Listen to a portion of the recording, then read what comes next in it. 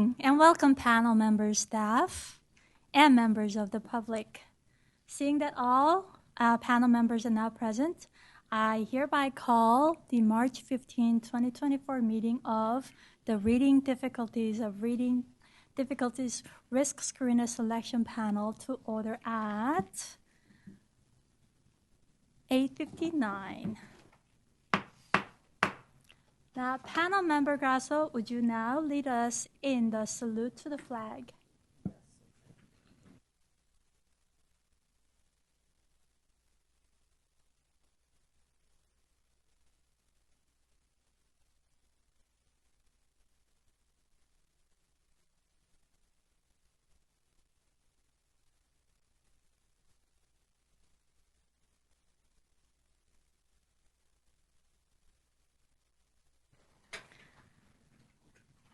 Thank you, Member Grasso.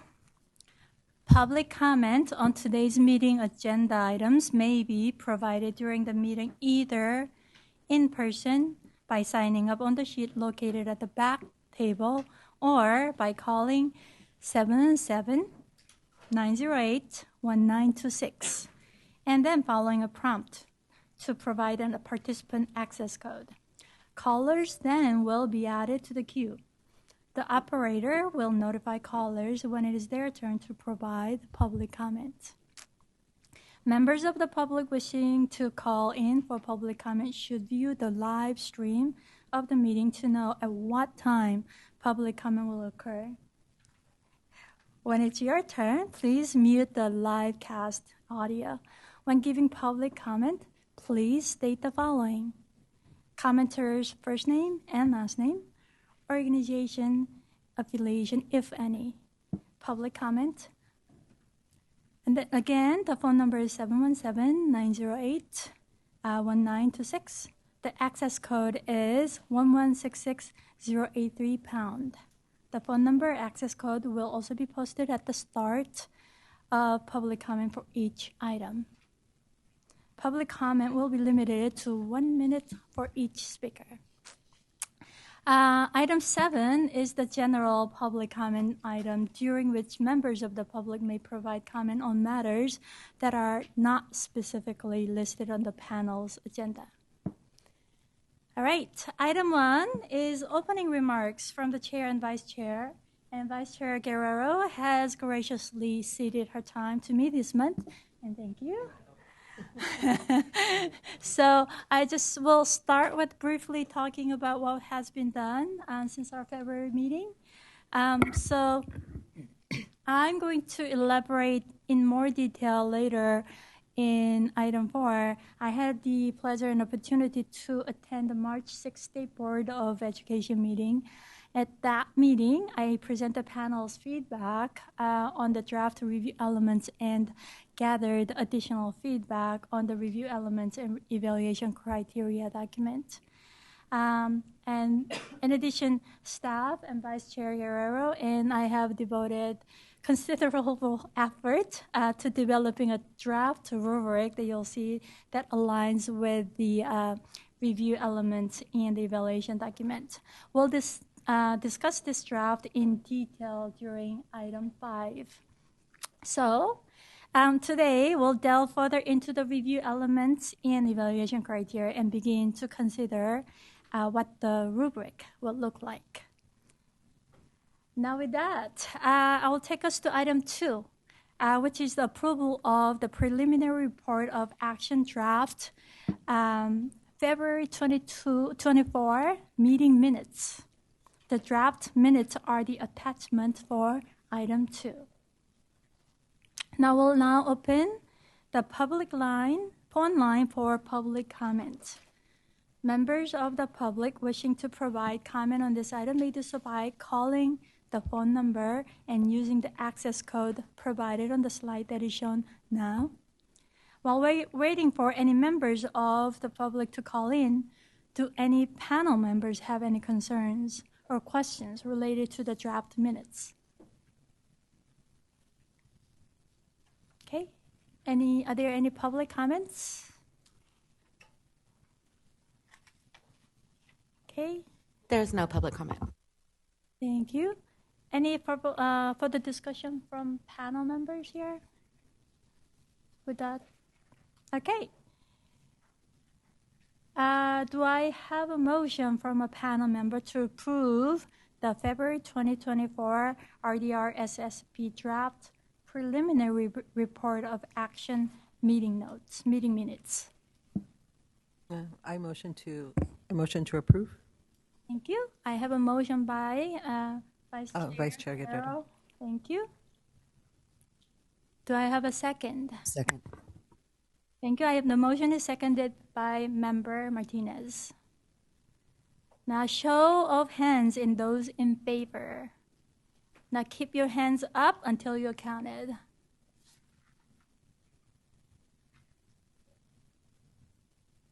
Thank you. All those opposed? None. Any abstentions? Now, motion carries. All right. Item 3. Item 3 is review of the statute and panel process. Now, this is an information-only item and will be presented by Chief Deputy Executive Director of the State Board of Education, Jessica Holmes. Ms. Holmes, whenever you're ready, feel free to begin your presentation.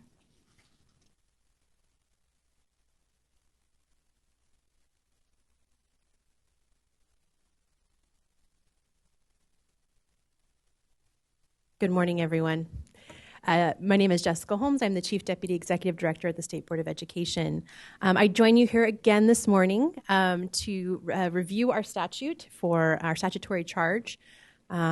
Specifically, there were some questions that came up last time that I wanted to make sure that we had provided some clarity on in relation to what the statute directs us to do. In addition, wanted to go over our current workload review, our review process, our current timeline for our workload. So I'll be addressing both of those items in this presentation.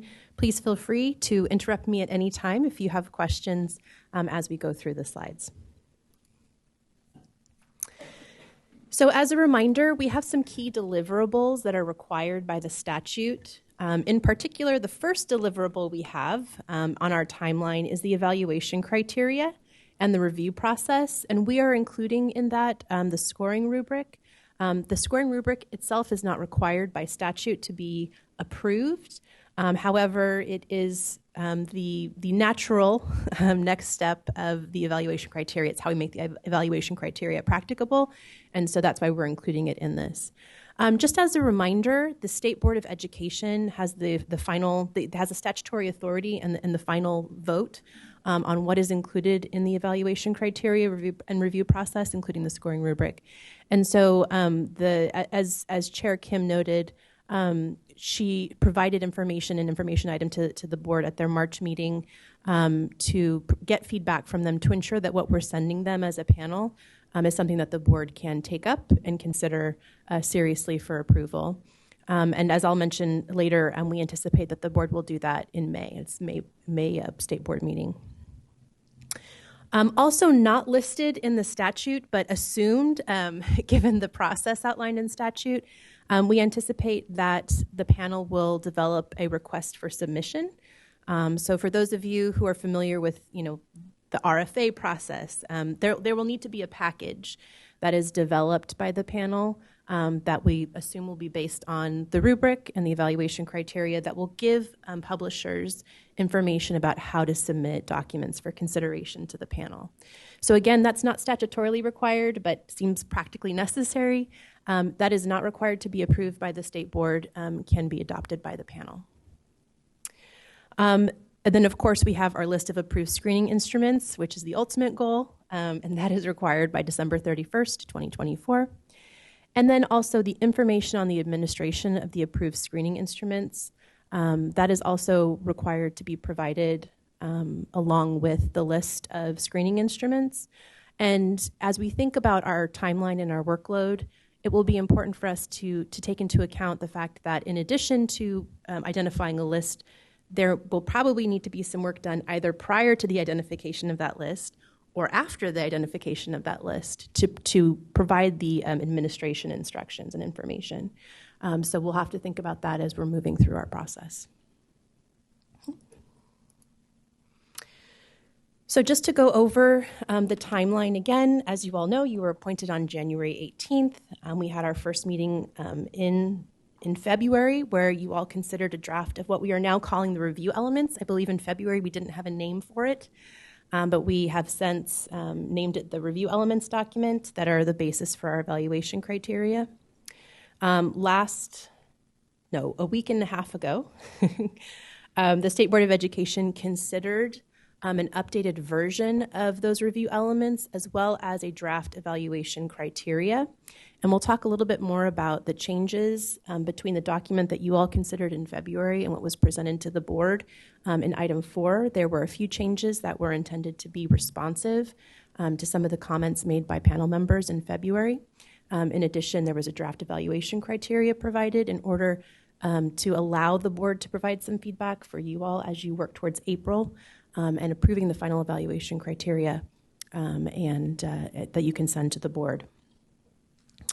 We anticipate today that we will be working on the review elements and evaluation criteria as well as the rubric. We'll specify this multiple times throughout this process. There's certainly the ability for the board today to take action, the panel today to take action on the evaluation criteria. You can act to approve, you can act to make changes to it.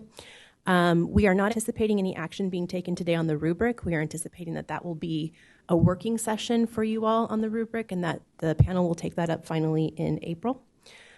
So more to come, more instructions on that as we move through the day. And then we are anticipating that in our April meeting, we will adopt the final evaluation criteria if in fact you do not do so today, as well as the review process and the rubric. And that's going to be a critical date for this panel because in order to make the May State Board meeting, the panel will have to take action in April.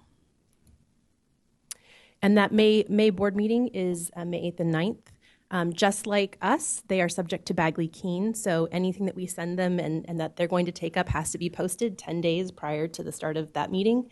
So we have a tight timeline for the panel, but we're very confident that you can meet that challenge. And then we are anticipating the development and the release of the request for submission in late spring and early summer. This will have to take place necessarily after the May board meeting because we will be getting feedback from the board.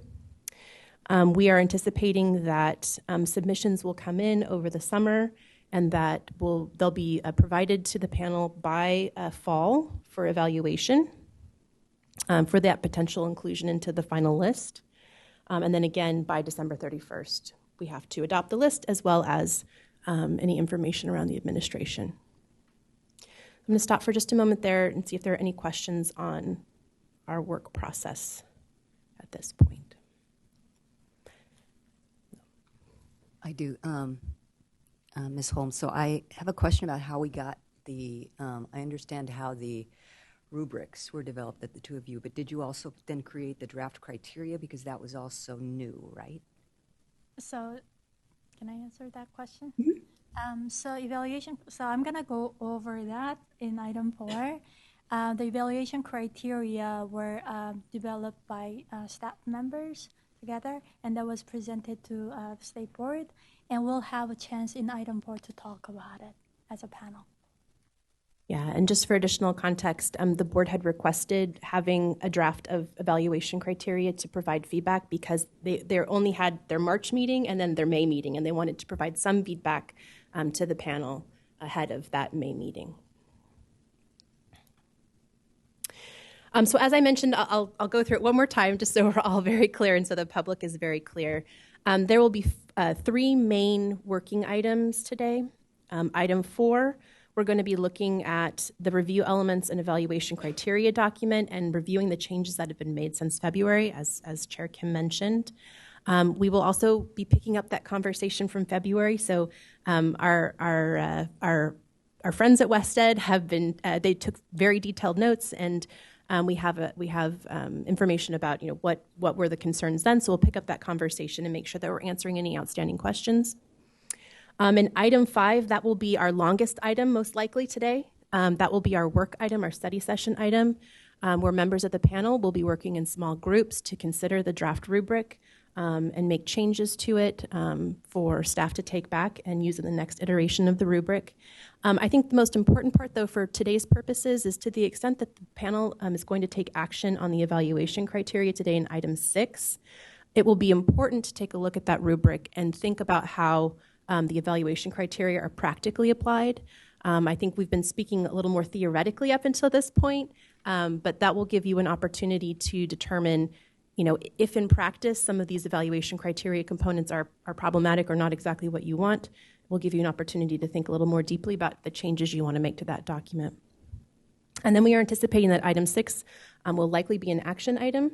That will be the final opportunity to come back to that document that we saw in item 4, the review elements and evaluation criteria, and adopt final changes to that document or approve that document for use by the board or consideration by the board in May. But if we don't get to that today, or there are lots of changes that the panel wants to make, we do have another bite at that apple in April. All right. Any other questions about timeline before I hop into the statutory charge? Okay. So I wanted to review a couple of things from my presentation in February on statutory charge. I wanted to review a couple of pieces of the statute that seemed pertinent to the discussion that we had back in February. If I miss anything in these slides that you would like me to cover or you have questions about, you can certainly ask those questions. I will do my best to answer them. So one of the questions that came up in February were, what are the screening instruments supposed to measure? And I'm going to answer this question based on what the statute says, but not based on any sort of special knowledge that I have about screening instruments. So please bear with my ignorance there. So Education Code Section 53008G2 says that assessments administered pursuant to this section shall not be considered an evaluation or diagnostic tool to establish eligibility for special education and related services. So this is very clear in the language that the instruments that we are considering are screening instruments, not diagnostic tools. And I think that's a really important clarification, both for the panel and for the public, to make sure that we are grounding ourselves in through the discussion today, that these are really screening instruments, not diagnostic tools. It's also really important to consider the context in which the results from the screening instruments will be used. So the statute is very clear in subdivision L that the results are used as part of a broader process that further evaluates pupil needs and progress, identifies supports for classroom instruction, enables targeted individual intervention as needed, and allows for further diagnosis if concerns do not resolve. So it's very clear in the statute what the results are supposed to be used for, and that is going to be really important in terms of when you look at a screener, what is it telling you, and is that aligned with what the statute requires?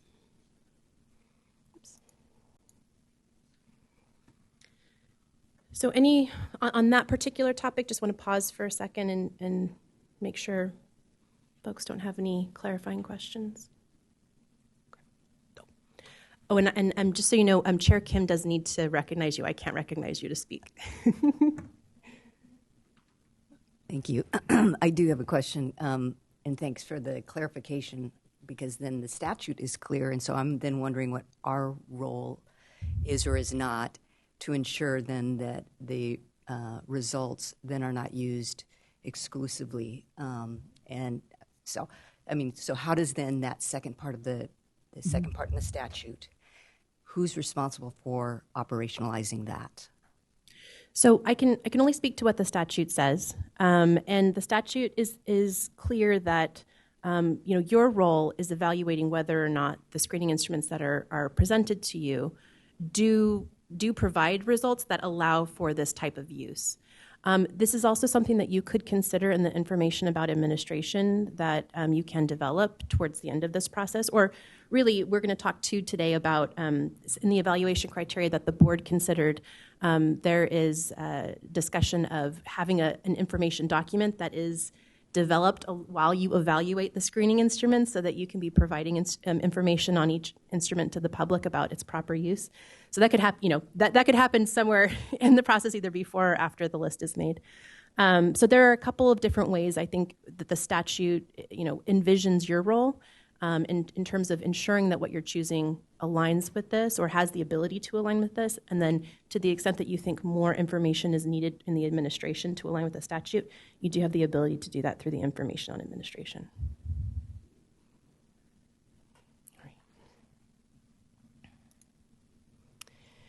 Another issue that came up in February was the question around how to handle a scenario where screeners are not available in all languages needed. I think even someone like me who has limited knowledge in this space can probably guess that there won't be screeners available in all of the languages that our students speak. There are literally dozens and dozens of languages spoken in our state at any given moment, which is a wonderful thing. But the statute does provide some guidance on this topic. So, and it actually references it multiple times. I have one reference here, but it's actually referenced several times in the statute.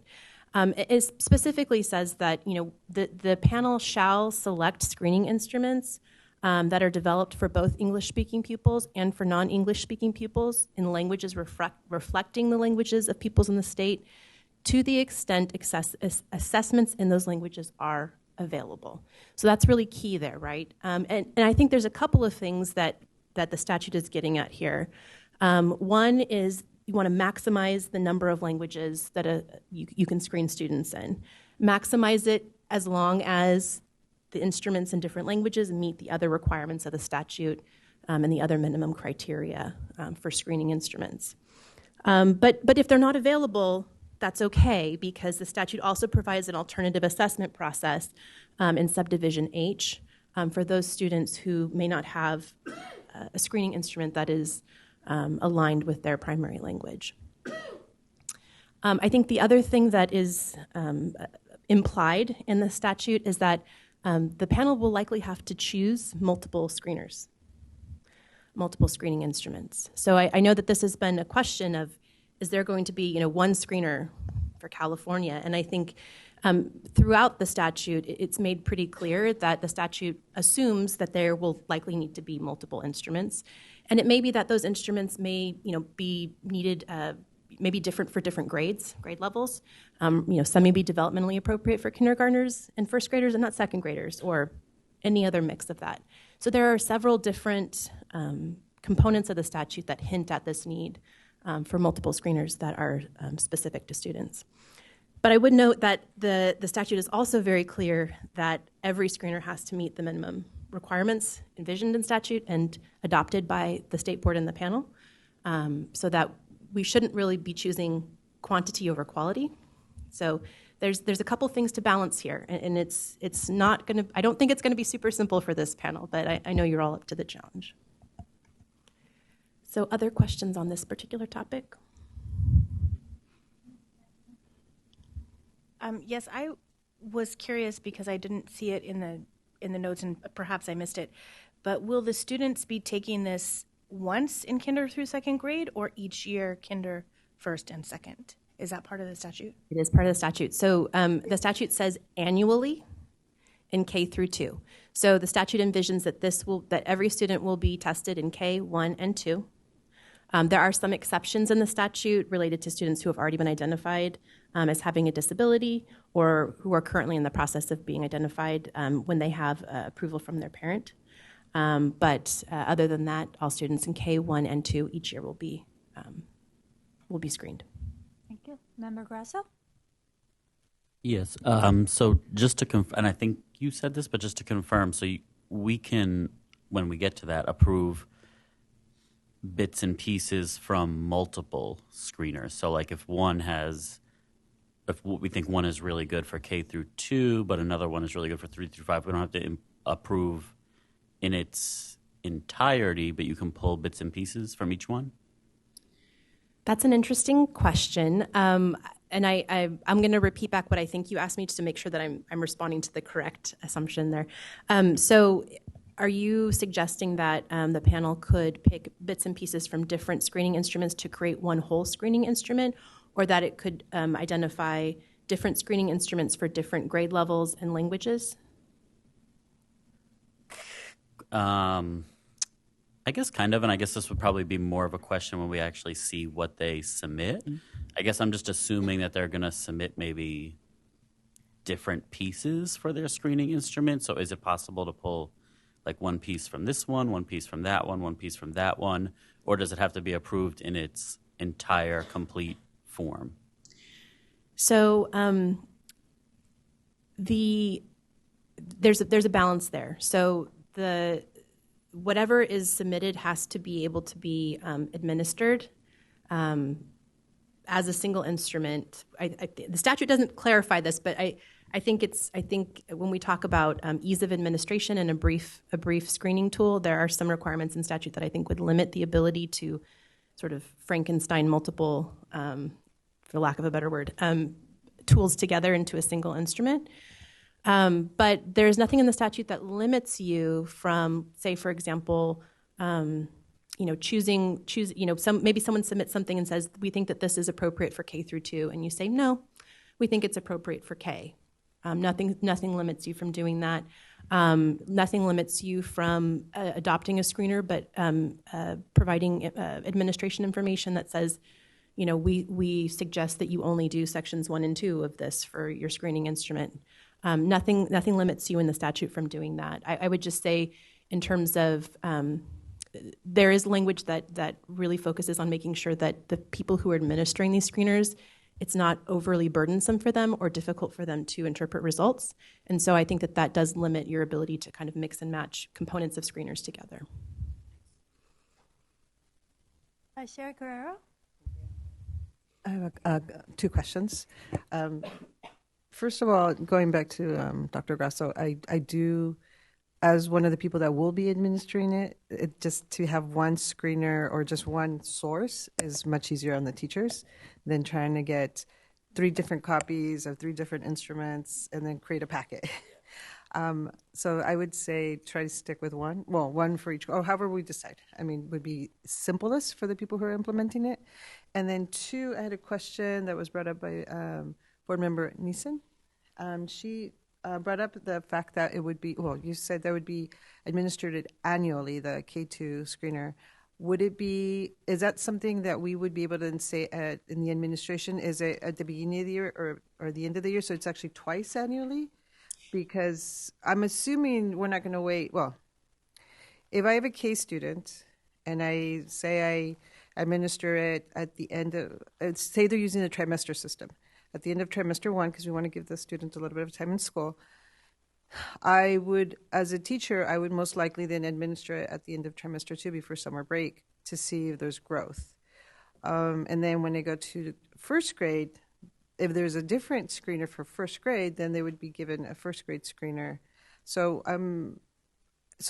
is it safe to assume there would be administered twice a year annually? So the statute, so the mandate, and there's sort of a difference here between what's the legal mandate and then what's best practice. So the legal mandate is 1 screening per year. That does not mean that an LEA could not have a screener administered multiple times to show progress or to look at progress. But the legal requirement is once annually each year, K1 and 2. Sorry, go ahead. So, sorry, I'll just finish mine. Sorry, keep interrupting you. Because, and again, I know this is a conversation we can have when we talk about the administration, because if you are, say we have 3 different screeners, 1 for K, 1 for first, 1 for second, and they're all slightly different. That data, it's not really comparable. I mean, it can be, but not really across because you have 3 different instruments. So then how do you gather data to see if there's really growth or areas of need, or if the student keeps having the same challenges across all 3 years when you have different instruments? So a legal mandate once a year, but as a teacher perspective, you need pre and post to really measure that from that given year, because it's hard to measure data across the years when it's not the same instrument. So is that something that would be, so I guess the question is that something that we can recommend when we do the administration component? Absolutely. So nothing in the statute limits you from considering, do we want to make sure that there is something that we're putting on this list that is a continuous K through 2, right?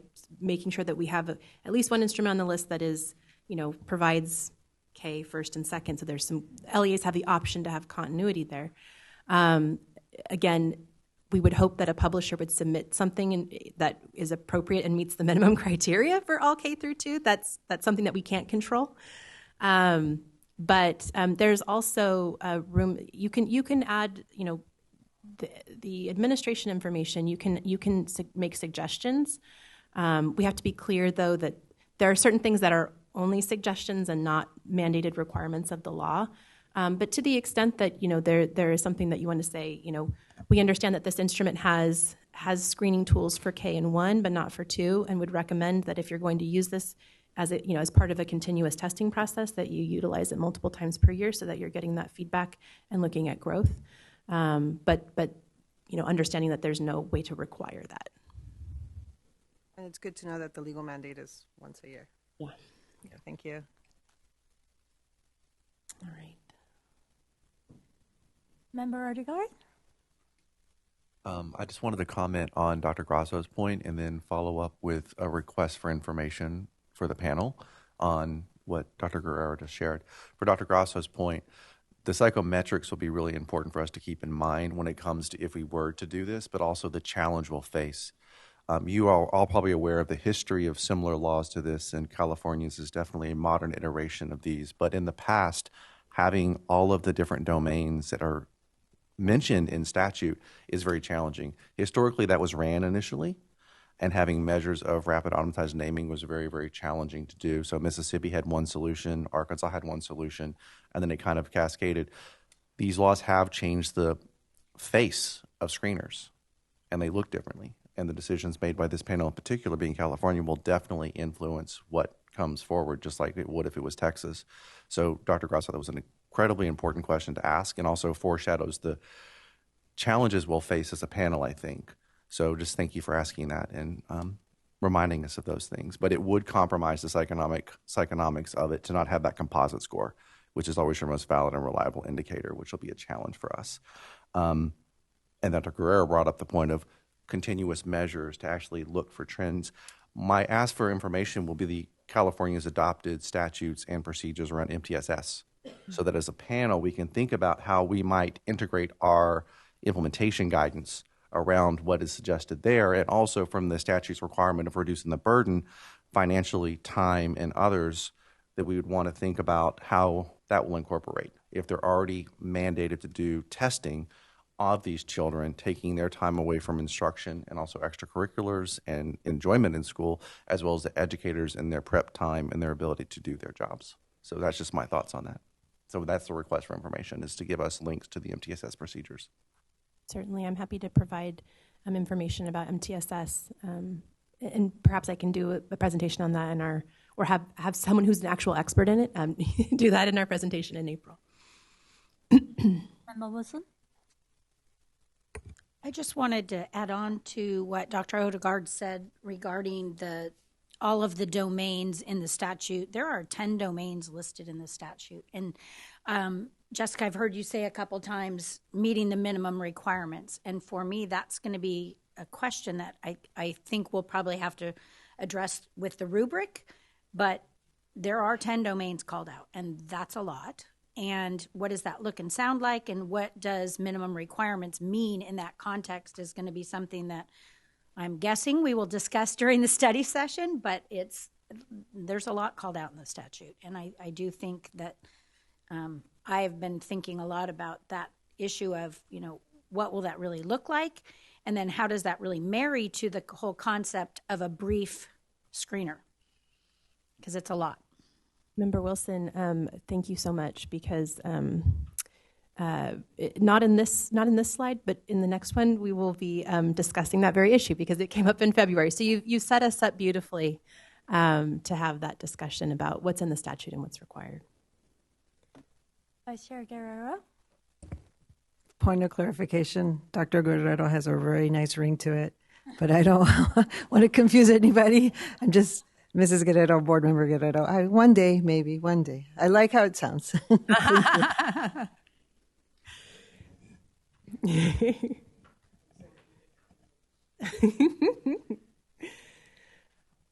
So related to the question of screeners in multiple languages, there were also some concerns about screeners being directly translated from English to other languages.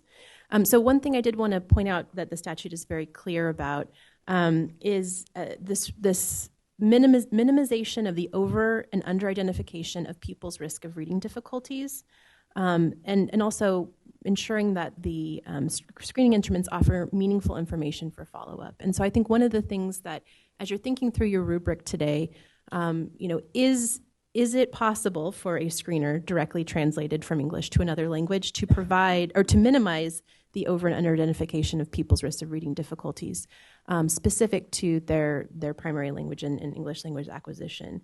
So that will be something I think it's not spoken about directly in the statute, but something that I think that it's a lens through which the panel can look at that question. The other thing that I wanted to point out in subdivision G1 is there is in the list of the factors for the evaluation criteria, this is that list of 10 different things. There's also there's 5 paragraphs actually in that list. And one of them talks about requiring evidence that the tool is normed and validated using a contemporary multicultural, multilanguage sample of pupils with outcome data for pupils whose home language is a language other than English, as well as those who are native English speakers. So the panel would, the assumption here is that the panel would, based on this language, require publishers to provide that information to ensure that there is data that backs up the fact that the tools in the language that they're provided are normed and validated using pupils who speak multiple languages. And the last thing I wanted to discuss on this, and that will kind of take us into our next topic, is there are quite a few references to different criteria, and there is kind of a sense throughout the language that you get of quality versus quantity. As I mentioned this before, that what we're looking for here is something very specific.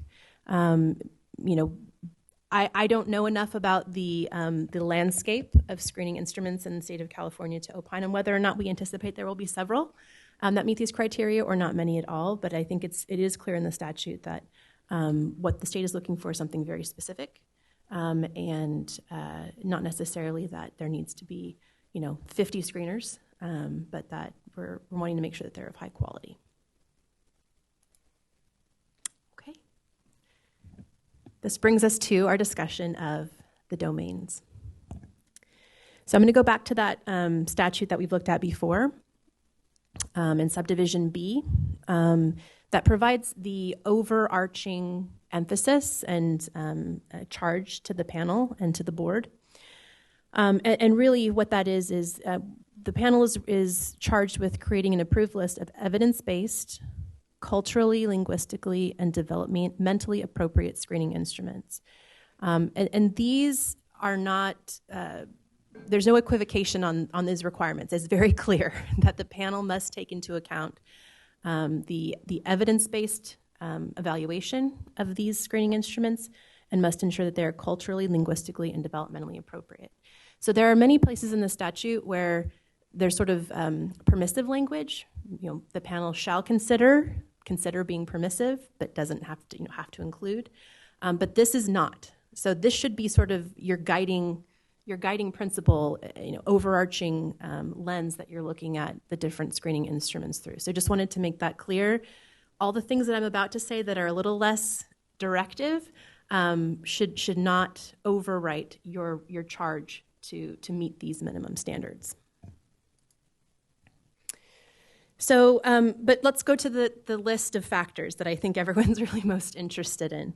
And they're called factors in the statute. I think we've been referring to them as domains. So in G1, it does say that the state board, and recall that the state board is the final entity to approve the evaluation criteria, which is why they're listed here. It does require the board to consider the extent to which a screening instrument addresses the following factors. So that's the really important language here that's underlined and bolded. Consider the extent to which a screening instrument addresses the following factors. So it does require that that the following factors be considered, but it does provide quite a bit of discretion to the panel and then to the board, really, but the board is looking for your guidance through the panel. The extent to which a screening instrument addresses these following factors. And I'm going to list the factors out so you can see them. There's a lot. I couldn't fit them all in this one slide. But that's really the important information or the important language there. So the 5 factors that are listed are, I'm not going to go through and read them all. They're all listed here. I know that we have received public comment specific to these, so it's probably top of mind for many of you. So again, all of these factors have to be considered, but it's at your discretion the extent to which they are weighted and evaluated. And I don't want to spend too much time on these. I know you guys are familiar with this language, but just for members of the public, these are the other 2 of the 5. And to your earlier comment, Member Odegaard, there's the reference to the multi-tiered systems of support, so we can definitely talk more about that. So before I move off this, I know this is a topic of interest for the panel. So are there any other clarifying questions that folks have on this statute?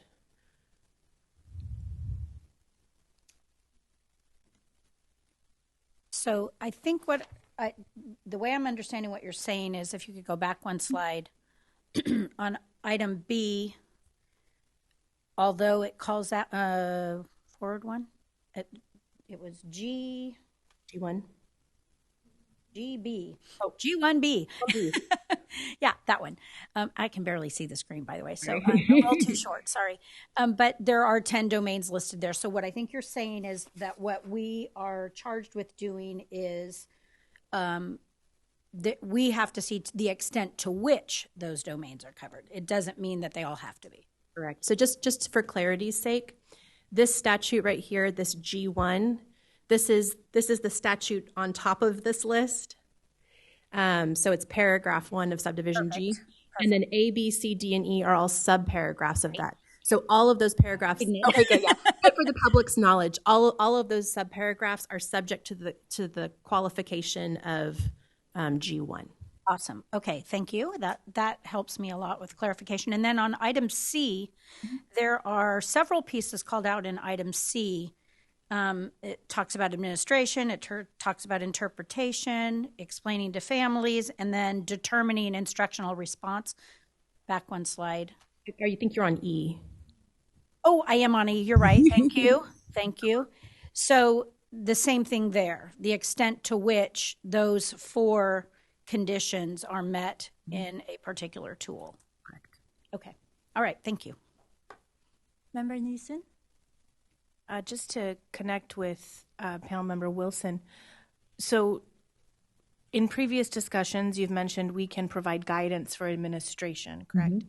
So that could be somehow aligned to what may or may not be included within the assessments once we do the evaluation. So, for example, if it doesn't include a full oral language assessment, maybe that's something we would address in our administration instructions. Is that what I'm understanding? Yes. So sorry, I'm going to see if I can find.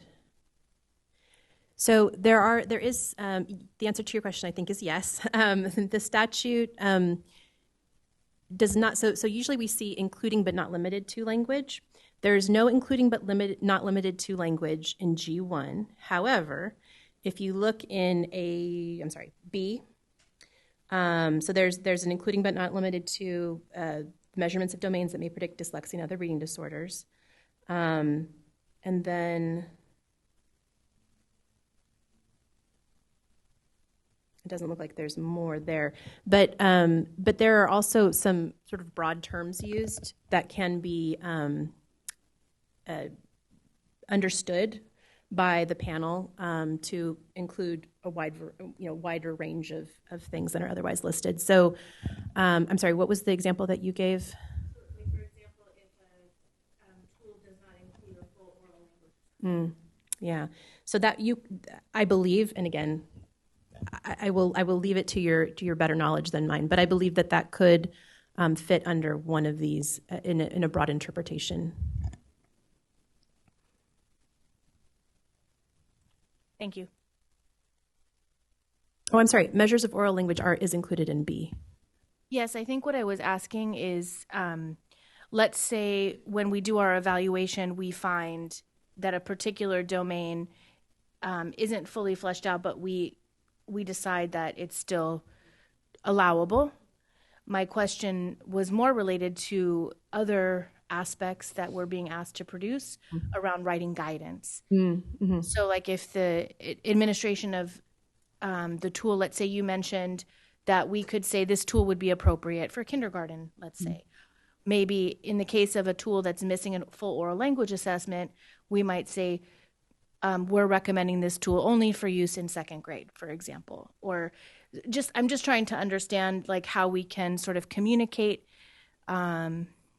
what we feel would be the best use of that tool if it doesn't fully meet all 10 domains of that criteria, and like how we would acknowledge that and provide that guidance. I wasn't sure if that was included in this part of the statutory charge or if it was another place where it would live.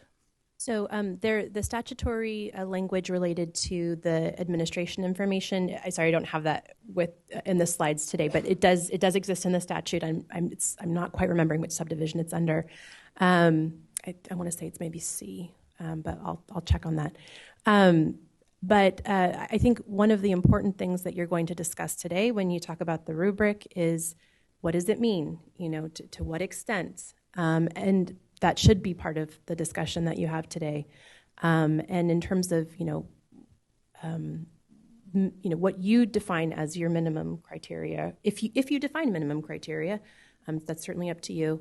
That will, thinking through how that's going to work, I think is going to be part of the work that you do today. Thank you. All right. So another topic that came up in February was the concerns around defining versus evaluating. What do we define, and what do we use our expertise, our personal expertise to interpret? So I thought this might be helpful. The statute itself only includes 5 definitions, and these are all of them in subdivision O. And some of them I think are very instructive. Some of them, perhaps you all already know the definition of local educational agency, so maybe that's not quite so helpful and useful. But I thought a couple of these definitions in particular were very instructive, including the definition of reading difficulties. How is the statute defining that? And the statute defines it pretty broadly. It means a barrier that impacts the pupil's ability to learn to read or improve reading abilities, including dyslexia. So that, I think, is really important for the public to understand as well.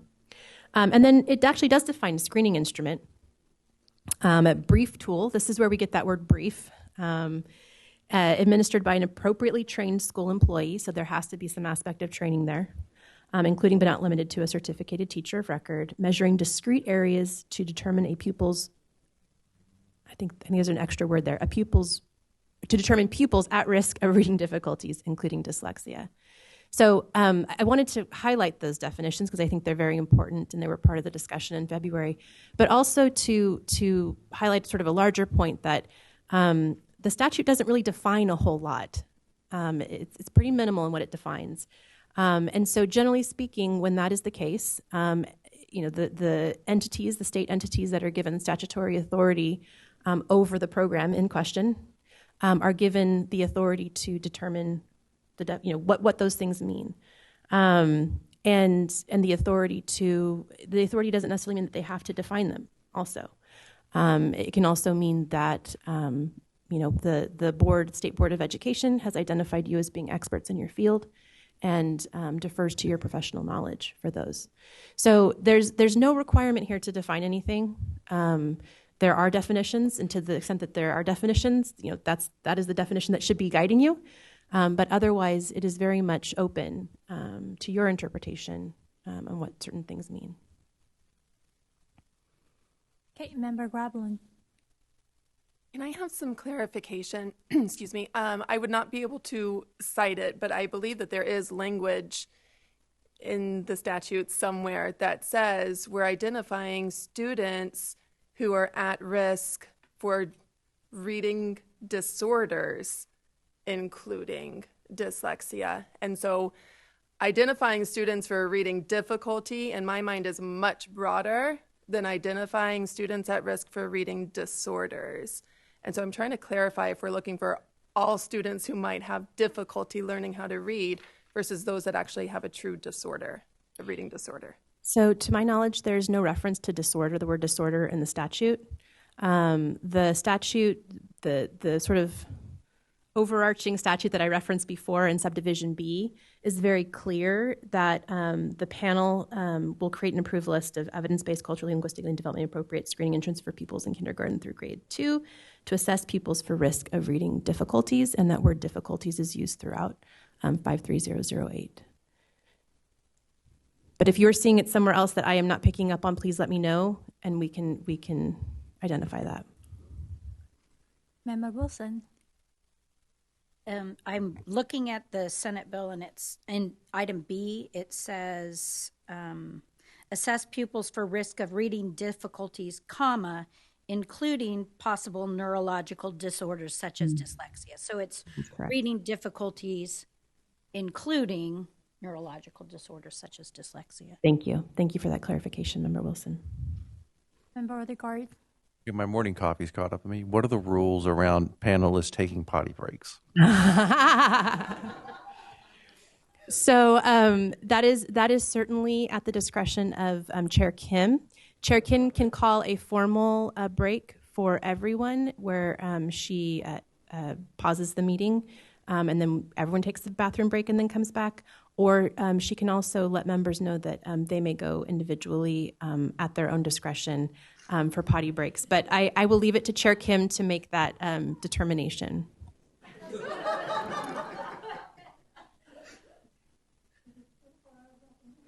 Yes. Yeah. Thank you. And in that case, because Chair Kim has said that anyone who needs to go can go. Thank you. Member Gravelin. Okay, so it's not in a statute, but in our items, right, that we're looking at, it does say measurement of domains that may predict dyslexia and other reading disorders. And what item is that in? This is B from I'm looking at item 4, the proposed review elements and evaluation criteria. Okay. So there's a conflict in the document between statute and what is provided there. So that may be something that we want to flag. And again, I can't make that decision for you, certainly, but it may be something that the panel decides that they want to make an amendment to better align the document with the statute. Thank you. Thank you. Member Newsom? Just in response to Member Gravelin, the understanding as I've been reading the statute and what we've been discussing, and maybe this is just my understanding, is that we're supposed to use this as a predictive sort of assessment for future issues, right? So we wouldn't necessarily be doing any diagnostics, and so this wouldn't be the identification of a disorder. And actually, when I was reading through the statute, there's a part that says students could be exempted from these assessments if they do have an already identified disorder. So maybe I'm misunderstanding your comment, but to me this reads as if we're giving this to all students to help us identify those risks to then take next steps. Okay, Gravelin? Yeah, I certainly don't think that we're considering these screening tools as diagnostic. Part of my role is looking at, okay, we have the student who has a reading difficulty. We know that we're struggling in school, and I'm charged with giving a full assessment to determine, is that a difficulty for any number of reasons versus an actual disorder? And so my clarification for this language revolves around that, because we can have a reading difficulty for any number of factors, right? Because of language differences, because of attention difficulties, right? That's not a reading disorder.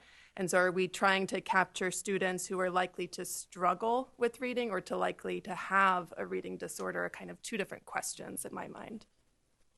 Thank you for clarification. Additional comment by Member Neeson? Yes, and I'm looking at it as we're screening all students, and for students that we potentially don't even recognize that they have a difficulty yet, because if we're looking at entering kindergartners and annual screening, we're trying to catch students that are falling through the cracks to prevent like over-identification for special education. So just thinking along the same lines, I would appreciate more clarity around this as well. Thank you. We will have a chance to talk about making, I guess, changes in item 4, and then we can actually vote in item 6. So thank you for recognizing those inconsistencies, and we'll also think about those, consider these pieces in our discussion.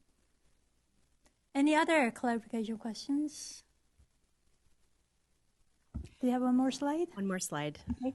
Thank you, Chair Kim. So the last component of the conversation in February that I wanted to bring up that has some relation to the statute, there was a conversation around the competencies of the adult administering the screening instruments. So there's a couple of clues in the statute related to this, or it's addressed a couple of times. So coming back to that definition of screening instrument, as I mentioned before, there is a reference to the tool being administered by an appropriately trained school employee, including but not limited to a certificated teacher of record.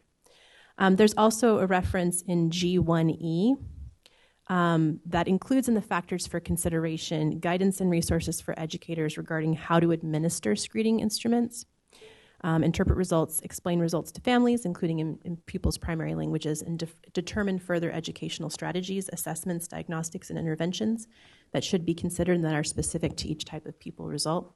So there is certainly, I think, an expectation in the statute, inherent in the statute, related to training for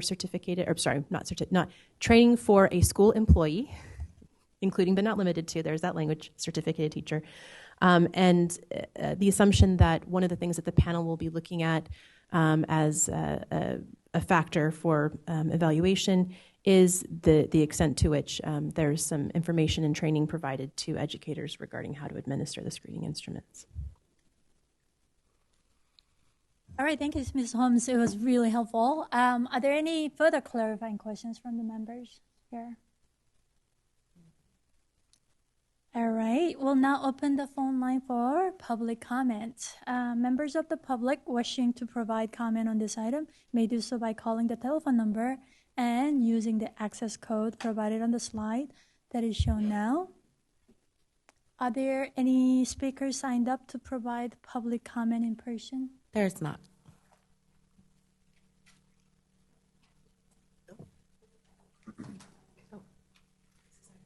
No. This is item 3.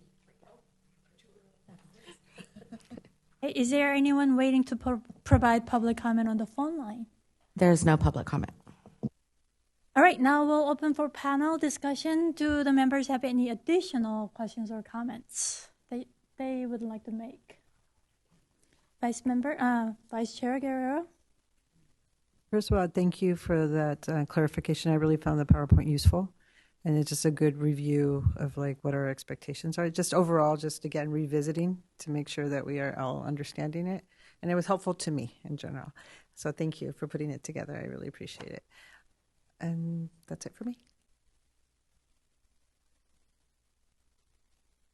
All right, now this concludes this information item.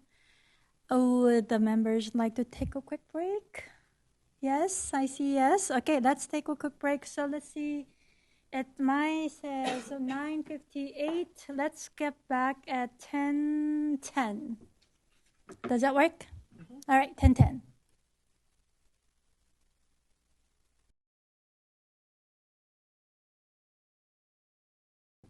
Welcome back, everybody. And seeing that we have all panel members present, I'm calling the meeting back to order at, hold on, what time is it? 10:12 a.m. Okay. So we're going to continue with the next item that we're going to be discussing is item 4. And it's going to be discussing the proposed review elements and evaluation criteria. And so I just want to clarify that this is an information item, and we're not anticipating to take action on item 4. Okay, as Ms. Holmes noted earlier, item 4 will provide the panel with an opportunity to review and discuss the review elements and evaluation criteria document that was considered by the State Board of Education at its March meeting, where Dr. Kim presented. And item 5, which will follow that, is also is intended to provide panel members with the opportunity to review the draft rubric, and that was developed using the review elements and evaluation criteria. Again, this is all drafts, so we do have a say in this. So to get a sense of their potential practical application, so that's something that we'll be looking at, is how practical they are, how good they are, what we want to do with it. We anticipate that the panel will take action on the review elements and evaluation criteria on item 6. That's when we'll have to make some decisions. And this item will be discussing comments provided by the panel at the February meeting, subsequent changes made to the review elements document, including the addition of evaluation criteria and feedback received from the State Board of Education. Chair Kim will be presenting on these topics, and then Jennifer Sofol, from West Ed will facilitate a conversation using guiding questions for panel consideration. So, Chair Kim, I will now turn it over to you so you can begin your presentation. Thank you, Vice Chair Guerrero. Can you hear me? Okay, great. So this is item 4, review update on SB board meeting revisions to the review elements and development of the evaluation criteria. So I'll be talking about summary of panel comment from the February meeting and update on the State Board of Education March meeting and changes made to the review elements and now addition of the potential evaluation criteria. So panel feedback from February meeting, this is just a summary to remind ourselves the main points, not all details. There were several feedback on section 1, which was the description of assessment battery. So subsection A was about construct and rationale. There were some points raised about definition of reading difficulties and acceptable theoretical frameworks, what we mean by theoretical frameworks and what are acceptable. And then a point about appropriate assessments for multilingual learners and development for languages, development of instruments for languages other than English. Subsection 1B is descriptions of tasks. For this, some comments were made about assessment feature. That includes whether assessments are computer-mediated or not and its implications for developmental appropriateness, as well as whether tasks are adaptive or not. And again, its relevance for psychometrics and developmental appropriateness. Another point was for students whose home language is other than English, including English learners or those who speak language varieties such as African American English versus General English. And this definitely point is linked to the validity section that we'll be talking about in section 2. Section 1C is about interpretation and appropriate use of students' performance. And here, a couple of points were made. One was about reporting information at the composite score level versus subtask level. And then the next one was operationalization of language proficiency, because there will be variation about how language proficiency is defined and operationalized. Now, feedback on section 2 psychometrics included definition of exceptionality status, and again, language proficiency, how that's defined and operationalized. And also it was emphasized the importance of recognizing work for subgroups, especially multilingual learners. Feedback on section 3. Section 3 was at the time called additional information. It may be referred to as administration or communications later, this particular title may be rephrased. On this section, information on guidance for implementation, such as professional learning or professional development for the educators, or information on platforms, how they will be able to integrate it with existing district data systems, etc. That point was raised. Again, comment on English proficiency, how that's determined, was raised. Overall, comments here on this section was about the fact that there should be detailed and comprehensive practical guidelines for different stakeholders, including specific needs of systems and potential barriers of implementation. Now, based on the panel feedback, some revisions has been made before in the review elements document that's shared with the State Board of Education. And I know the fonts here are small, and I apologize for that. The reason why we actually wanted to show the entire section so that you can see exactly what changes have been made. So underlined parts are the ones that have been added, and those crossed out has been removed. So in the introduction part, compared to the previous initial draft that you saw in the February meeting, within this context, the following information was the original wording, but now it has been revised to the following review elements are expected, because we are calling this document as review element document. For section 1, description of battery part, subsection A, construct and rationale.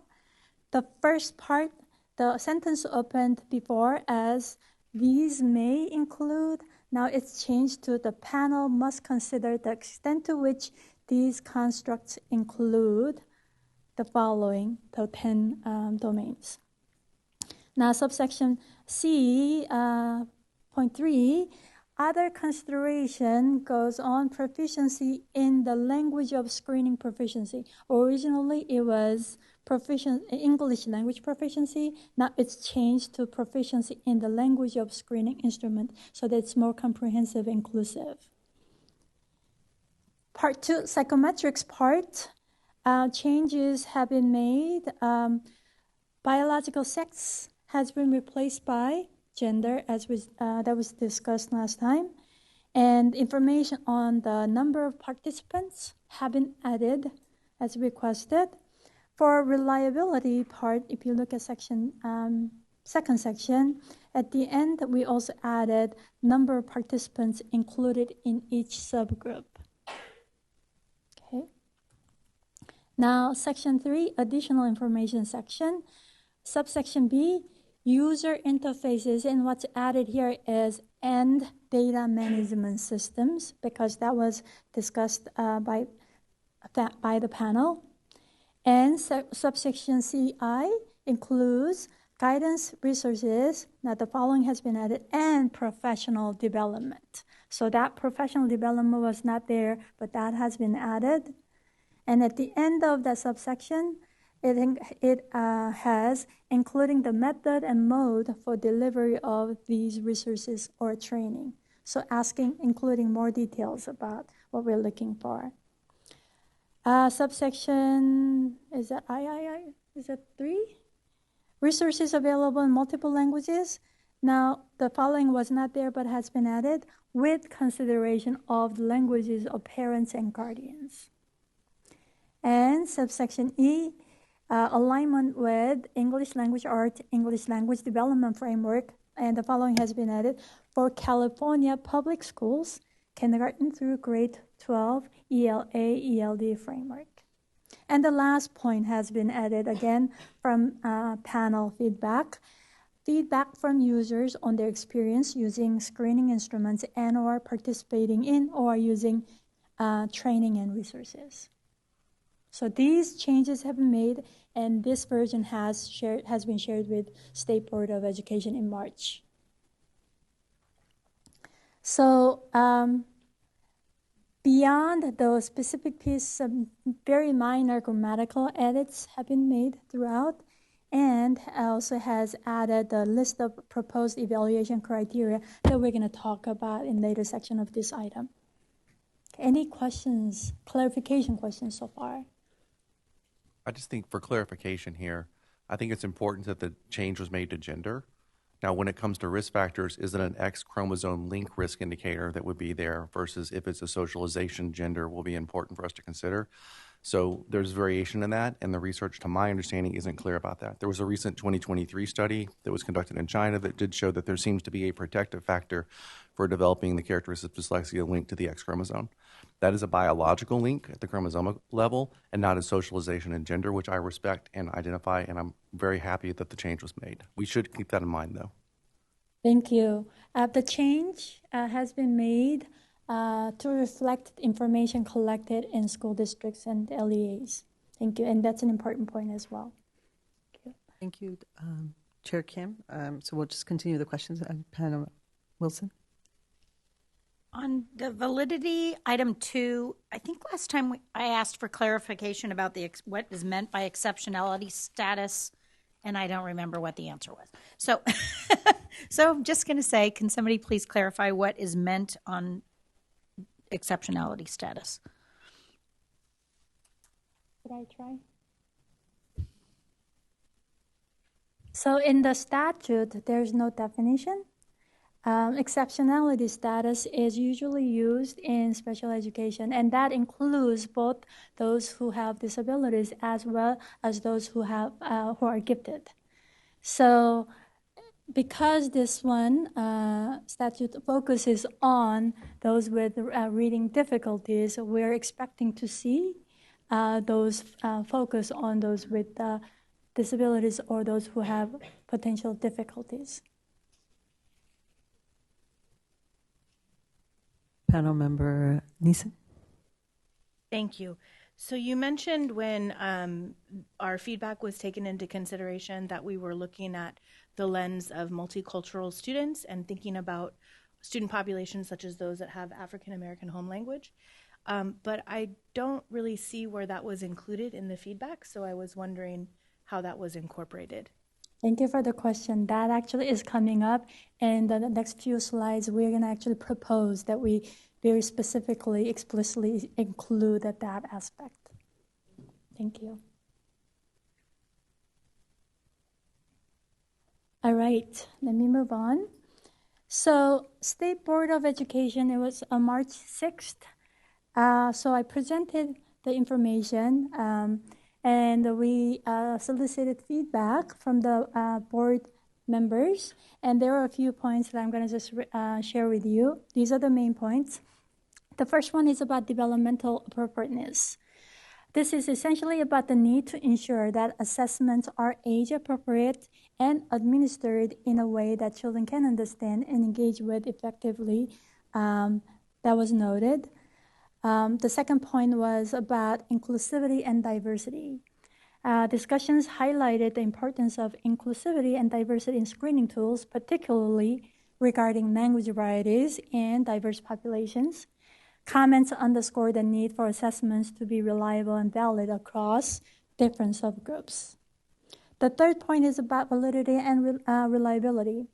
And this discussion evolved around ensuring that assessments collect validity evidence and are reliable across diverse populations, acknowledging the impact of various socioeconomic status ranges on the validity of assessments.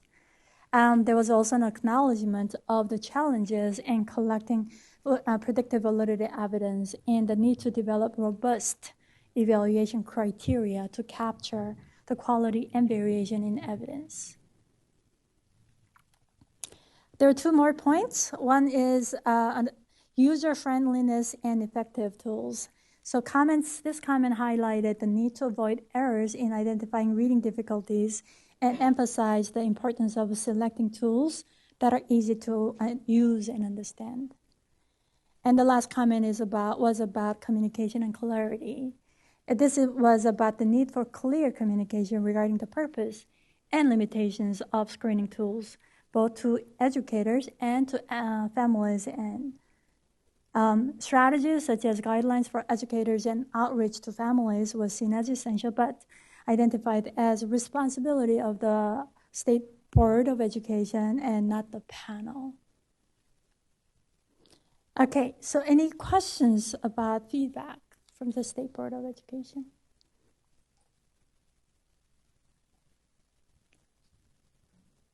Panel member Neeson. So the line that says strategies such as guidelines for educators and outreach to families identified as responsibility of the SBE and not the panel. Can you clarify how that might relate to our work ahead?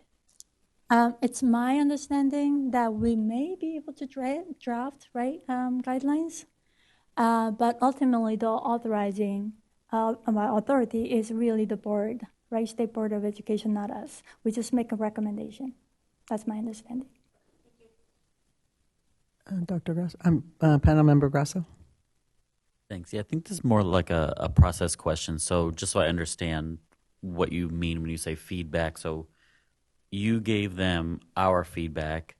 They are giving us this feedback, and then we do what do we do with this once we receive it? Got it. Thank you for the question. So I summarized the panel's feedback from the February meeting, and then presented that what was presented was the slightly revised review elements document. And the State Board of Education members have looked at that version and provided what's with the feedback. A lot of it was just recognition of the importance of different elements, right? The pieces here, importance of communication, importance of, considering the multilingual learners and the subgroups and validity and et cetera, right? So those are very much in line with our discussion. So if there's it just highlights some of the key points, and we'll take that into consideration in our discussion and revision. Panel member Odegaard. On the one for the top point there about the importance to not, wherever it says not to over-identify, that's going to be difficult for us, I think, in the current climate and landscape what we find ourselves in. This is now an emerging area of research. There was a tool published in my journal, Annals of Dyslexia, from the Florida Center for Reading Research that allows for an online tool so you can plug in the psychometrics and get information at various points. The other trend that's emerging in the research is context matters. In a school that isn't implementing quality, generally effective instruction, there's going to be real needs here. And the recommendations in the past have been often to use local norms. And when you set your local norms over lower expectations, that means that you might place children in certain areas in your state with an expectation that they shouldn't do that well relative to other parts of your state. So in the past with MTSS, the best practice was these local norms, but I think we've had enough time now, a decade or more, to use these to realize they come with consequences, with saying that some kids who are overrepresented in some neighborhoods and zip codes, we're actually lowering the bar for. And I don't know what that means for you in your state, but I know in Tennessee what that means is that certain communities in Nashville are being marginalized, certain communities in Memphis are being marginalized, and certain people in Appalachia are being marginalized.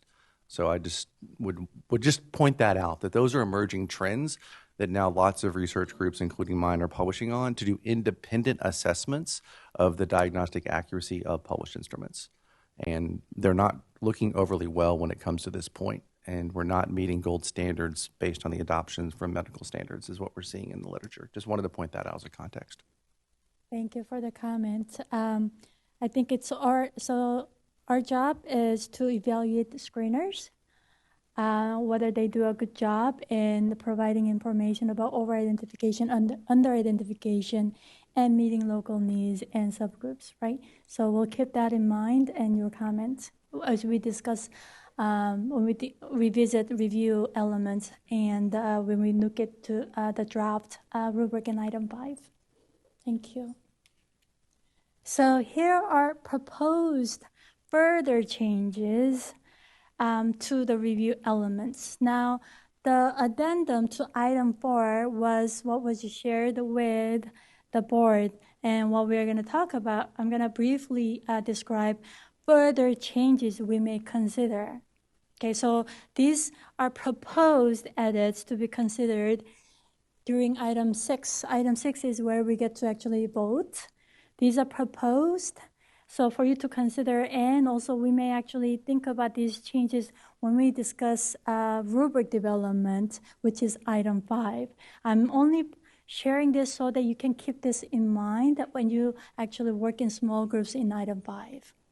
Does that make sense? Just to give you a heads up about what we have in mind. Okay? So considering the, February panel meeting, as well as considering the feedback from March board meeting.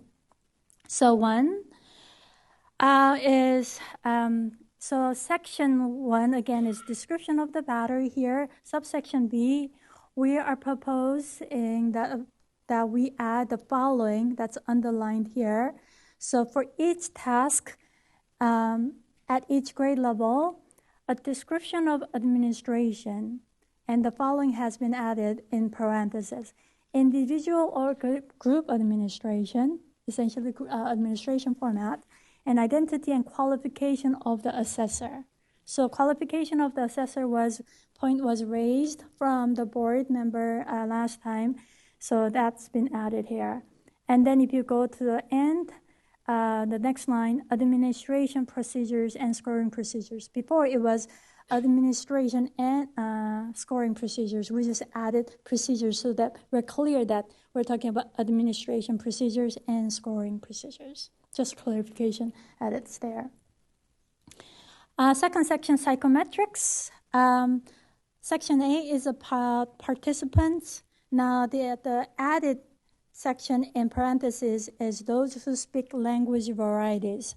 This is again to reflect the board feedback as well as the panel feedback about adding specificity for those who speak language varieties. And if you look at section B, reliability part here, we also added something, the language and language backgrounds. And within parentheses, it has, for example, those who speak language varieties and those with disabilities. That includes those who have speech impairment or hearing impairment. So report reliability estimates for subgroups, including these subgroups. And let's see. Oh, and there is no particular text altered for the purposes of the rubric. Some verbiage was moved out of the criterion validity element and moved to sufficient language element, and you will see that. Okay, so those are proposed changes. And again, think about this, keep this in mind as you review in item 5. And then we'll have discussion on this one at the end of this item, or we can also have this further discussion on this in item 6. Now, proposed evaluation criteria, this was shared with the State Board of Education, and we did not have this in February meeting, but then this was requested to the State Board of Education, and that was developed, and this was shared. So there was 7 bullet points. The first one was, so evaluation criteria is really translation of the review elements, right? How that's going to be evaluated. This is what the specification.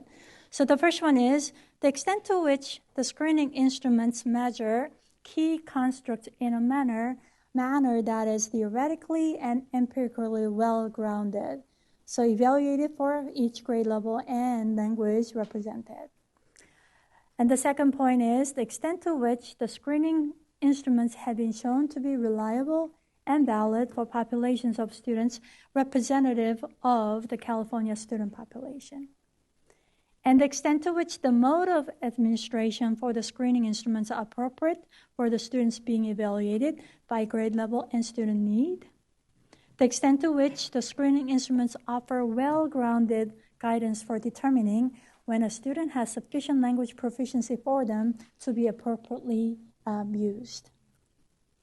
The extent to which screening instruments offer useful guidance for administration and data interpretation and reporting. the extent to which the screening instruments offer educators and families useful guidance for next steps based on students' performances. And lastly, the extent to which the screening instruments align with the California guidance in the ELA-ELD framework and the California dyslexia guidelines. So these were the 7 points that were presented to the State Board of Education. Are there any clarification questions?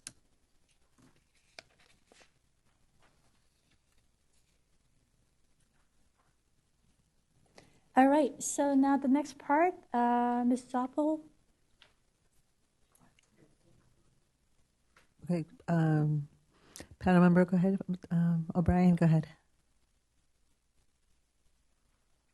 Yes, it's regarding bullet number 4, the extent to which the instrument offer guidance for determining when a student has sufficient language proficiency.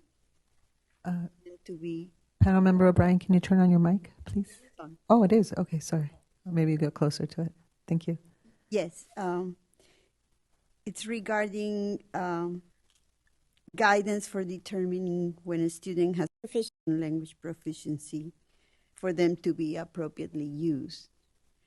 So there's going to be a threshold. If the student doesn't have the proficiency, then are they still going to be given the screening?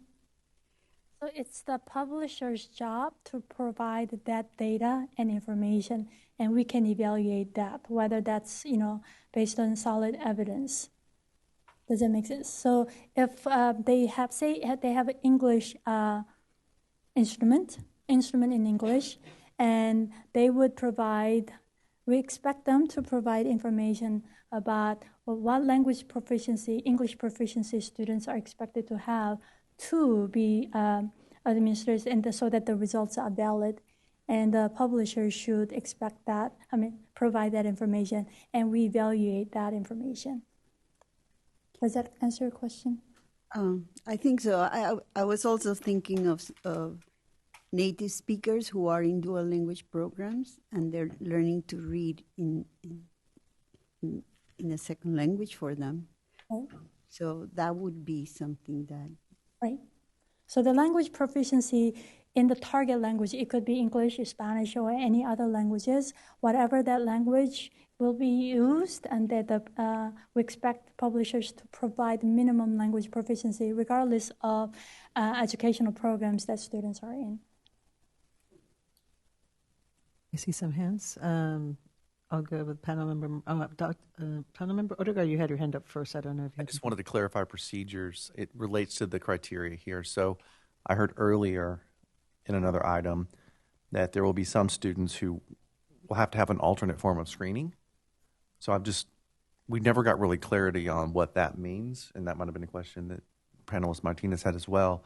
But it doesn't germane here. I think I would like more information about what that alternative path might be and what our role is in that, because if we have a lot of publishers who won't meet this criteria, what would happen to those children is my question. And I don't know that fits here, but I just want to clarify because it seems that directly relates.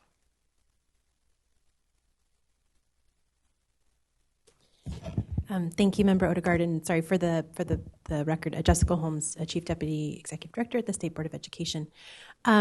So there is a statutory provision in 53008. I don't have a slide with it right now, but I can provide that to you all. That specifies the protocols for students who, for whom there is not an appropriate screener for the language that they primarily speak. Just generally describing it, there's required to be a review of other information that the educators have on the student, including information about other assessments that the student has taken, other background information like the level of education the student has previously received.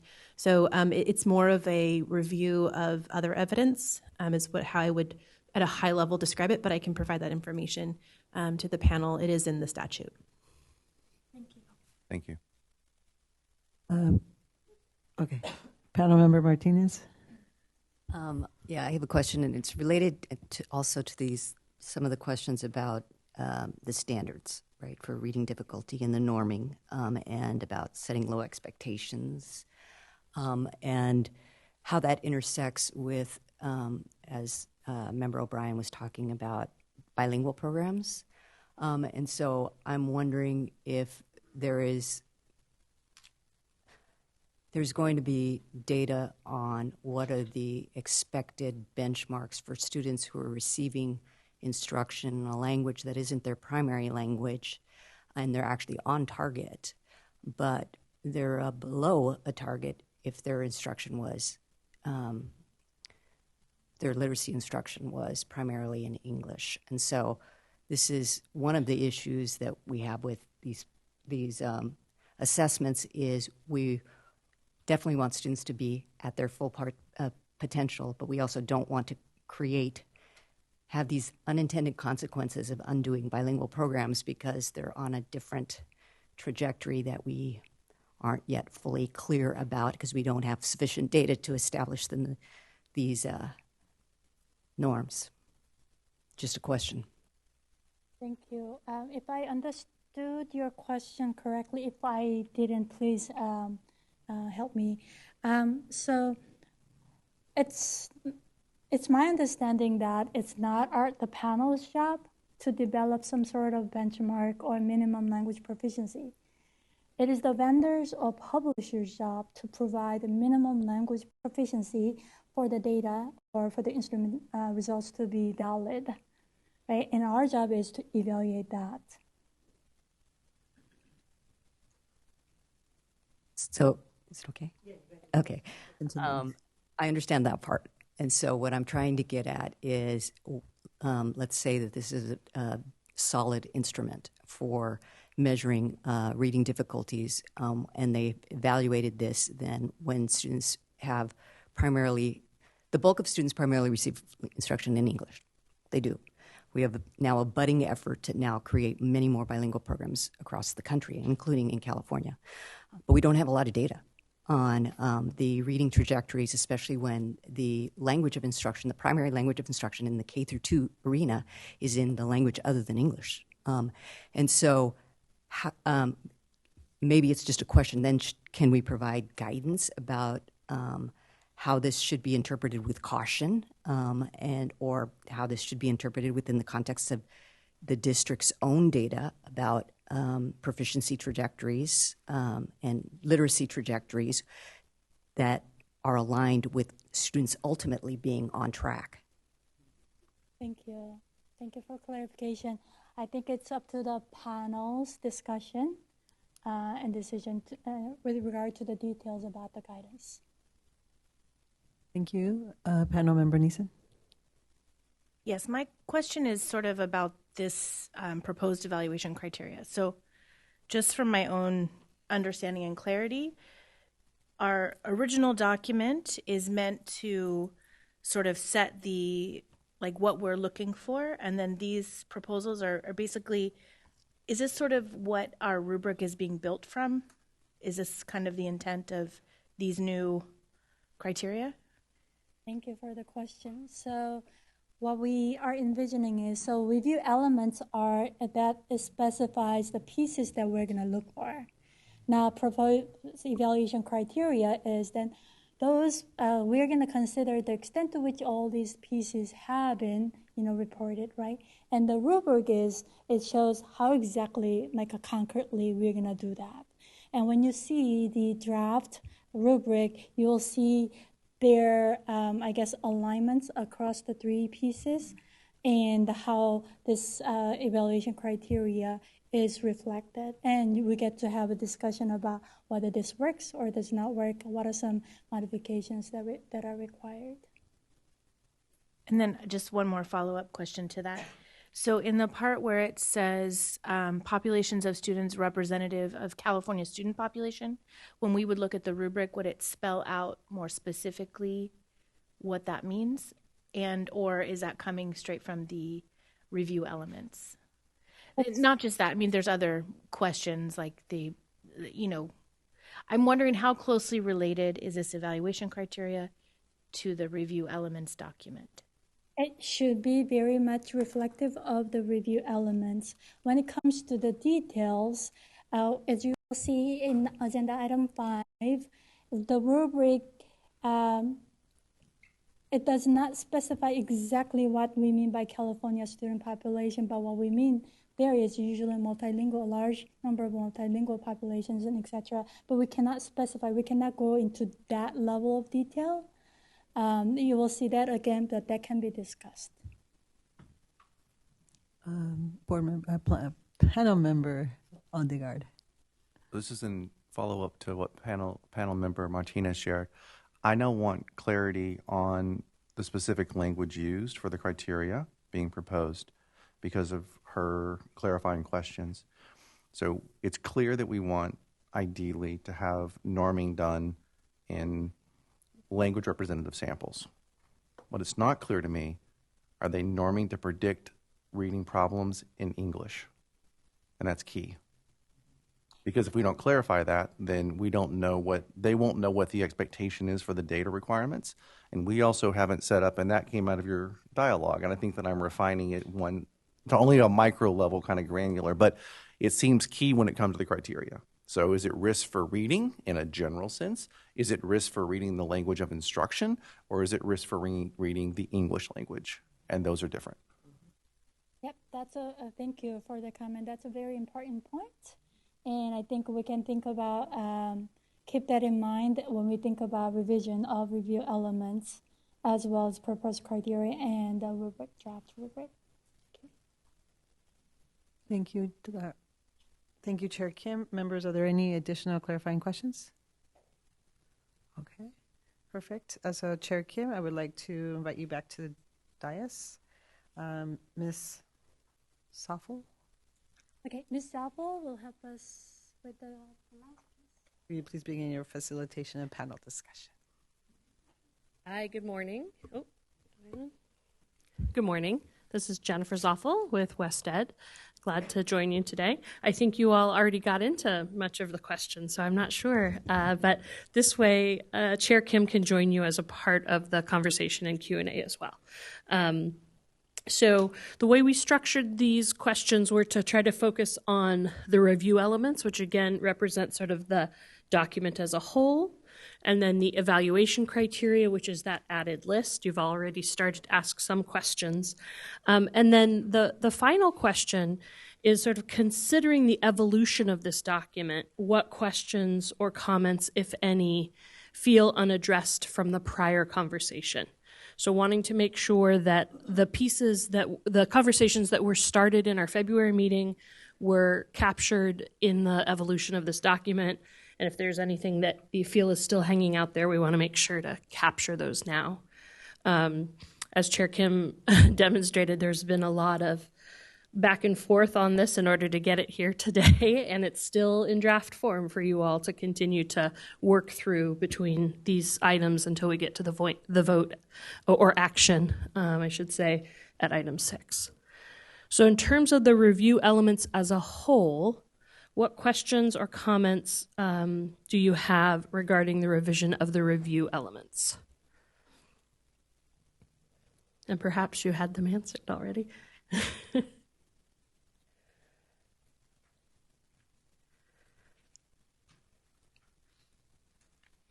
Yes, Panelist Martinez. I would just, I want to thank the responsiveness, actually, of both the chair and vice chair. And it appears to be, I think, this CD staff who created it, because I feel heard, which feels great. Very glad to hear that. Thank you. Yes, Panelist Odegaard.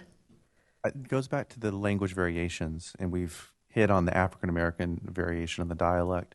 What's not clear to me is there's two different approaches that are currently being taken, which is one, we're stressing the norming in those populations versus scoring standards that might represent their home language that Dr. Julie Washington down at UCI really focuses on her NIH-funded research on. And I just wonder what discussion there might be or consideration of language variations. We all speak variations. None of us here in this room speak a singular kind of English one as well. So That'll be a consideration, and I don't know that the field is there as far as the products that are available on the market. But that's a critical point, kind of the point I made earlier, which is there's norming in those populations, and then there's actually various approaches done to address and see their language and give it credit and value. And we don't have a way of doing that, I don't think, on the market. Thank you. Chair Kim. So just in response to that, I agree that my reading of the field that norming has not been done. There's no data. And I think what we can ask for and what we can look for in our evaluation is whether the publishers have paid attention to scoring and taken into consideration of this information for example, qualification of assessor, as well as the scoring procedures. Yes, panelist Gravelin.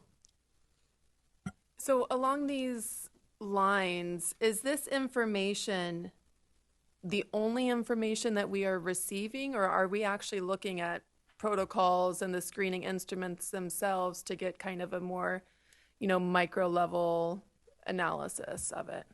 So I think that's part of the challenge here, right, is that we have to create something that is broad enough and not limiting ourselves, that when we go through the process of receiving those materials, or I should say when the panel receives and reviews those materials, you're not limiting yourselves to what the possibilities might be that you see. That said, we have to get the review elements approved through the board by May, right, before the RFA goes out and before items come back in. So there is a tension there, right, that you're not yet looking at the materials and needing to identify what it is that you want how you want to react to them. Chair Kim, is there anything you would add to that? I want to recognize Member Wilson. Go ahead. Okay, yeah, I really appreciate the revisions to the that have been made. They cleared up a lot of things for me. One of the questions I have that actually might come up during the rubric conversation, so I'm going to say it now, but I don't know that we'll have an answer. But when I look at the evaluation criteria on the back, or the back of the document I'm looking at, those bullets, the first bullet is around whether the screening instruments are theoretically and empirically well-grounded.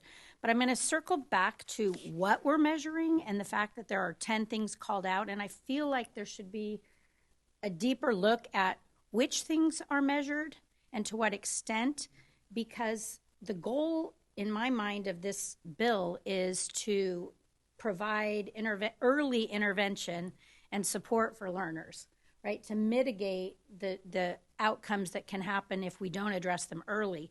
And so what we measure matters, and there are things that we have instructional responses to that really, to me, are like non-negotiable. I want to make sure they're in a screener. So I feel like for me, in the evaluation criteria, the first bullet really should be around which measures and to what extent. So that, and like I said, that may be a part of the discussion of the rubric, but that's important. Yeah, it absolutely is a part of the discussion, and also there is opportunity, just to be completely clear, to revise the criteria as well. That's a part of sort of bringing it forward here for you to think about in item 4, but by item 6, if you have additional recommendations for changes, we'll be able to move forward at that point. Yes, panelist Martinez. I guess similar to this conversation we were having too about the norming issue and about there not being a lot of data, what has been added in the elements about the qualifications of the assessor is key to this too, and we can also look for what guidance they have about the qualifications of the assessor and interpretation based upon both their background as well as their training, and so that is something, and I don't know that I didn't see the qualifications piece captured in the criteria. In the criteria, it is in the rubric. So I don't know if you want that through line. That's just a heads up. And then the other is about in the criteria, one piece I didn't see reflected, which seemed to be a thread in our comments, is And should I save this for when we talk about, I guess it's a question, should I save this for when we talk about what would be our suggestions for amending this, or flag it now? Feel free to propose it now, and then we can have further discussion at a later point. Okay. So it is about, let's see, 1, 2, 3, 4, the fifth bulleted item under the criteria, the extent to which the screening instruments offer useful guidance for administration, data interpretation, and reporting.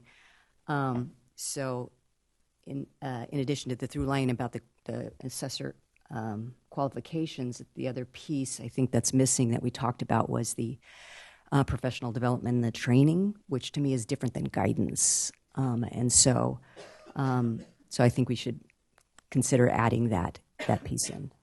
Thank you. Thank you. Yes, Vice Chair Guerrero.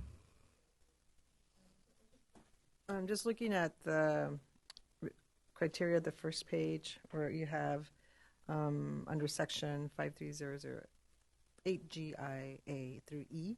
On A, two things. I want to comment on A and B.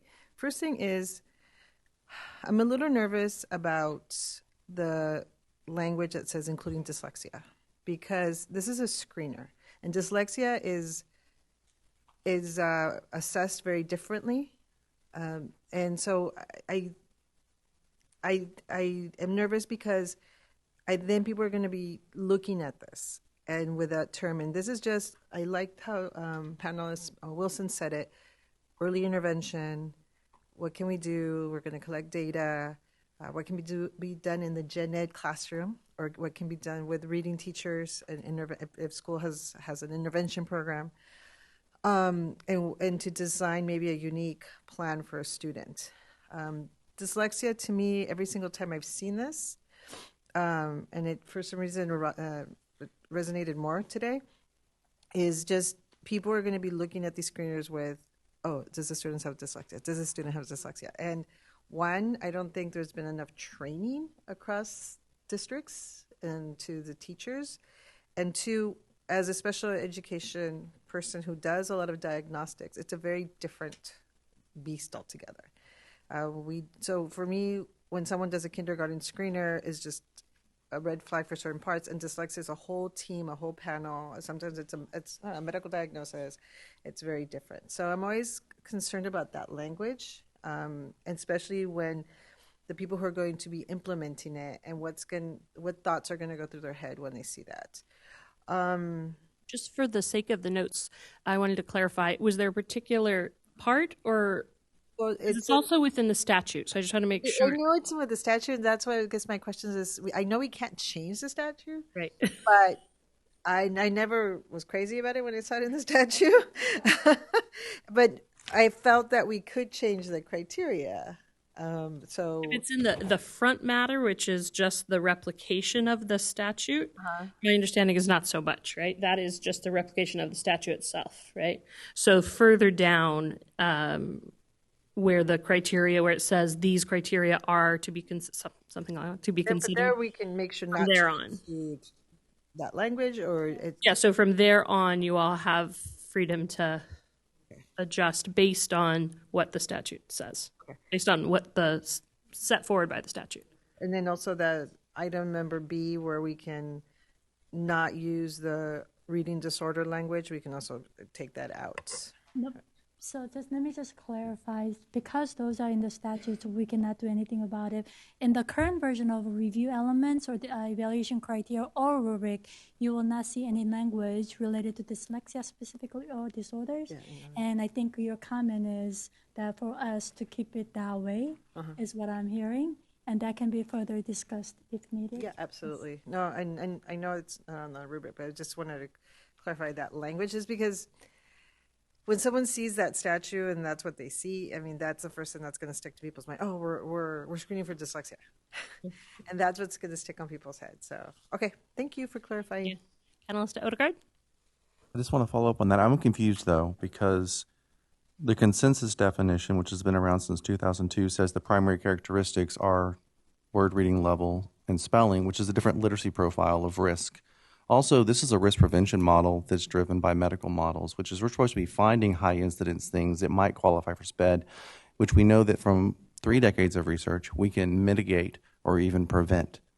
So the spirit of this law, which is in statute now, is that we are supposed to be finding a high incidence condition, which impacts a lot of individuals across the state, which has been underrepresented from the published research, and then in the spirit of prevention, prevent those from occurring in the first place, while also in the statute minimizing the detrimental impact that might happen to certain marginalized communities, such as language variations and multilingual learners, so they don't feel like they are somehow broken or other than because they're being labeled with a disability. Or am I following what you're saying there, panelist Guerrero? Yes. So basically, it kind of goes in line with what you and panelist Martinez have been saying, is that I work in an area where there is always the risk of being marginalized and not taking into consideration their primary language, and then also assessing them in English. And then everything is determined by their language proficiency. And we're also just getting a lot of newcomers who are at grade level in their home language, and they were at grade level in their country, but then they come here and then they start to get 1s on their report cards because all the assessment is done on primary language. But yes, it is kind of what you said. I followed it as much as I could, because we have to just keep in mind that we have to keep in mind the population. We have to keep in mind that we might have to assess in both languages to make sure to give it credit. And we have to assess more than once to be true. And also just what happens is when kids are not ready to speak, it already sets up a red flag. And then those kids will be told, we can't assess them, so therefore they're zeros. And so then that kind of starts a chain for that student, whether or not they're nonverbal or even not ready to selective mutes, any of that stuff. So that can already starts a red flag. And then so my fear here is that everybody's going to assume that every challenge that they have is dyslexia. And that is not what I want this screen to be. This is just intervention. Thank And you. RDRSSP. I'd just like to remind us that as a protected class under federal law and state statute, individuals with disability should not have their needs marginalized, and we should acknowledge intersection and intersectionality, such that we should also not perpetuate exclusionary language, who has put up in my published research and Julie Washington's barriers to being identified and protected under a protected class for people who come from different communities, which is not what you're trying to do. But that's why I'm going this back and forth here, is to make sure that all of our communities who have fought so long for federal recognition and protection are working together in unison and not trying to further marginalize ourselves in conflict as a member of the neurodivergent community. True. If I understood correctly, and correct me if I didn't, if a student, this is not to exclude anybody. It's just I don't want it to be an over-identification. For example, an over-identification of auditory processing in English language learners. I mean, that's there's data. It's also not meant to be an under-identification. Obviously, when there's this data and you're seeing a student who scored poorly in kinder, and you scored poorly in first grade, then you can say there needs to be additional help with the student. Let's now look at this. So then you can move this student to maybe go to a student study team, and now we can start thinking about is there any other thing going on to kind of help the student. But it's not meant, my comments, I guess it's not meant to be over and under. It's just I fear that there will be over-identification.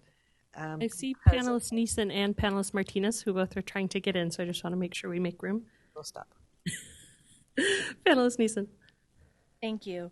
I just want to go back to the purpose of the screener, right? It's supposed to cast a wide net and help us identify potential risk for students. And then the school and the district would be responsible for that diagnostic piece, right? So to me, I'm trying to frame the thinking around that lens, and maybe, going deeper into those things or considerations we should take when looking at the criteria, when we're developing the rubric. But I'm just trying to frame the purpose for myself around this idea of casting a wide net, catching kids from falling through the cracks who've been overlooked in the past because they haven't had those early screening tools, right, for risk of reading difficulty. Then I wanted to just add in, I want to echo panel member Wilson in the fact that, you know, the domains should be mentioned as part of the evaluation criteria. And I also wonder how we can include in this proposed evaluation criteria the addition of family background. And, you know, we are asking that the tool collect other information such as if they've had exposure to school previously and what, like through parent and family surveys, those kinds of things. So I'm wondering how that could be included in that evaluation criteria. So I think I have that right? When we're talking about looking at previous exposure to previous background in education, home language, those kinds of things, how is that reflected in the proposed? It's in the rubric. So we can discuss that in when we have a discussion of item 5, rubric. Thank you. Thank you. Member Martinez? I wanted to also, I guess, clarify too that I understand the purpose of this. I think the challenge is we're creating universal screening, right? And universal then means there are repercussions because anytime you universalize anything, you can't do the precision that is needed for differentiation across populations. And so we have to consider the ramifications of that. And I guess I want to acknowledge that everyone here is coming with the best of intentions and representing then the various populations that we, in some cases, have personal connection with and in all cases have professional connections with. And for multilingual learners and for bilingual ed, assessment has a specific history. It's English assessment, right? And it's not just the assessment, it's what's come after the assessment, too. It is then if you double down on English, right, and then you undo the bilingual. So this is what we're trying to navigate is how do we not just under, but how do you appropriately respond, period. Thank you. I just want to do a process check for this side of the room if there's anyone waiting. Yes, panelist O'Brien. I just wanted to say really quick that this has been a long concern for me about the over and under. And why I shared those is that in multiple published peer-reviewed research articles, I've identified that in marginalized communities of African American and Hispanic who are English proficient, we don't see them getting the same protections under state or federal law. So they're actually being unovernight. I did not do that in California, so I think that would be a great thing for your state to invest in and to look at that. I did that in landscape analysis with other states. I'll also say that historically, once we had the ability with state laws to start tracking the identification of dyslexia, we found a gross negligence, and that the modal identification, which means the most common number of kids identified in high school campuses in Texas, was 0. And in 1985, they had the first dyslexia law. So as a member of the neurodivergent community, our data in the English domain has not been good for our community. So I'm coming to you with and sharing my concerns from my community, which is we are not being protected under federal and state law. And as a member of our community and an established research scientist, I've actually proven that with data that has gone through peer review. I also know that there's a history of marginalization for our Native Americans, for our other members of this community, and the English language in trying to be more American has been masqueraded by being able to speak the English language. So I also know that there's a cultural ramification, and I respect that tremendously as a member who understands how important language is to access and how important it is to recognize and honor where we came from. So, panelist Guerrero, I wanted to thank you for that. I just wanted to share that our community has very similar concerns about representation, and we have evidence, and we have reason to believe that our needs have not been met. So that's going to be one of the challenges I think we face. But I'm here to be part of a constructive conversation and an ally. Thank you. So we have panelist O'Brien and then panelist Wilson.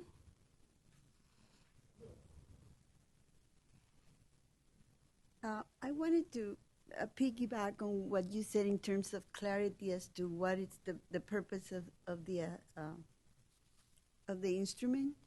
Is it English? Is it to determine difficulties in whatever language the child is learning to read? Because on additional information, see II. It just talks about additional guidance about English proficiency level used to determine assessment in languages other than English. So I feel like I'm a broken record, but if a child is being taught in a different language, Korean, Spanish, because they're in a dual language program or a transitional language program, then should we have an item to consider what is the proficiency level we're looking at? So it's something that can be discussed within the rubric conversation, but I think it goes back to the point we saw with item 3 around definition versus evaluation, right? And whether the panel, as opposed to the panel defining certain levels like proficiency, using the expertise and the depth of understanding of individual panel members when applying the rubric or applying these evaluation criteria, because we need to give you enough flexibility that you can tap into that knowledge when you have a potential screener in front of you to determine whether you believe this is going to be successful or not, as opposed to defining a specific number. I don't know if that covers well enough what Jess said in item 3 about defining versus evaluating, but I think it goes specifically to that point of proficiency. Panelist Wilson. And then Vice Chair Guerrero, do you have? Yeah. Okay. So I'm going to circle back to the back page that is the bulleted list of evaluation criteria, which I think will inform the rubric. And I'm wondering if one of the things that I'm hearing is that there's concern about what's going to be the LEA or instructional response to the screening results. And so I'm suggesting that on item 5 that instructional response or next steps or something like that gets added, because and it's throughout the statute, looking for guidance from the publishers or vendors around how do you administer, how do you interpret, how do you report, but also how do you respond to the data. And I think that is a part that I'm hearing a lot of concern about, is like what people are going to do with this data. And so I think adding something around instructional response or next steps, or I'm not coming up with good language sitting up here talking, but there's a lot of language in the statute itself about what happens as a result of this screener. So I think that would be a key point in that evaluation criteria. Vice Chair Guerrero. And I agree with Panelist Wilson, because actually that's where I wrote in my notes, is that a lot of the stuff that, like, for example, Panelist O'Brien said, is our guidance to them, because to me, the way I see it is if you're in a dual language program, you get assessed in both. And if there's a problem in both languages, then that child has a reading difficulty. If there is a problem in only one language, then it's a language issue. And so I think that's where, when we gave our guidance, we say that because, especially for bilingual programs, because they're growing in California, and there's different languages. There's Chinese, there's Korean, there's different types of bilingual programs. But I think, I like what you just said, Panelist Wilson, is that we're going to have to, just as we are debating and talking about this criteria and the rubric, we'll probably have a lot of lengthy, robust conversations on the guidance, because I think that's also where we will be able to give a lot of our input to the LEAs about that. So thank you for voicing my idea. Thank you. Chair Kim? Did you? No. Are there any additional comments? I wanted to see any additional feedback on this particular item 4. I see Panelist Martinez. I guess just one point of clarification about the recommendation, because what I heard Member Wilson saying is that we'll look for guidance from the publisher, and that's what I'm not expecting, actually, is that we provide the guidance, because a lot of these instruments were not created with bilingual programs in mind. Right. Thinking about that. Yes. Okay. Panelist Wilson? And just to clarify, I do think the statute does ask for the publishers to provide some guidance. So I'm actually talking about guidance from the publisher, and so it's a both and, not an either or. And I think there is space on the rubric that to consider those as well. Any further questions or comments from the panel before we move to public comment on this item?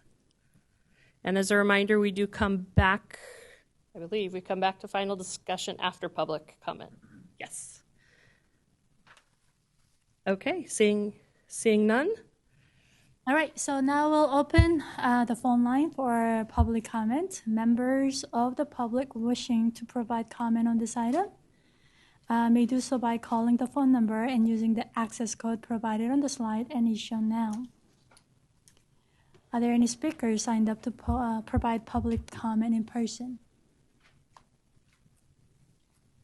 Yes, there are. Okay, thank you. We encourage you to state your name and affiliation for the record. Cassie Rokoltz, Director, State Programs, Edmentum. Good morning.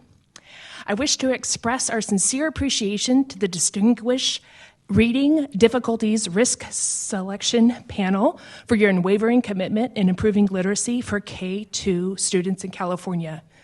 We suggest that the panel consider providing additional clarity on the screener elements and expectations for evaluation, further defining components such as culturally and linguistically appropriate elements would ensure expectations can be met accordingly.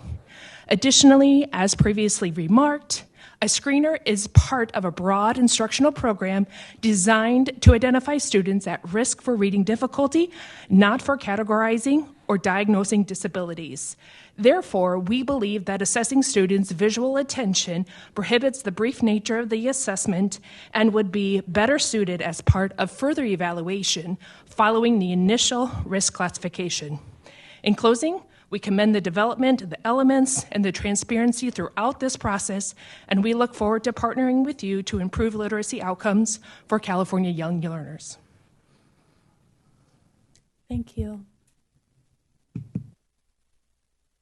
Is there any other speakers?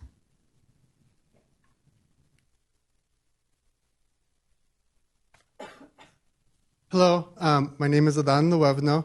I am a school psychologist with 19 years of experience. I work in San Francisco Unified School District at a bilingual school. And I'm also bilingual in Spanish. My education is actually in bilingual school psychology, where I graduated from the University of Arizona. I really appreciate the conversations around the complexity of screening and assessments. This is the job that I do every day, is determining if a student is eligible under IDEA for a reading disorder, which can include dyslexia. Those assessments that I do, which are often bilingual, are extremely time-consuming, they are difficult, and they are complex. So I appreciate the emphasis on reading difficulties, because we can never use one point of data to assess dyslexia. Right? So the inclusion of dyslexia as a term of a possible screening, I feel it is appropriate. Our national organization, the National Association of School Psychologists, does agree. And so I'm also here representing the California Federation of Teachers. I'm the secretary of the EC through PK through 12 Division Thank you, Council. that's time. Oh, I'm so sorry. Thank you. Thank you for the comment. Do we have another speaker?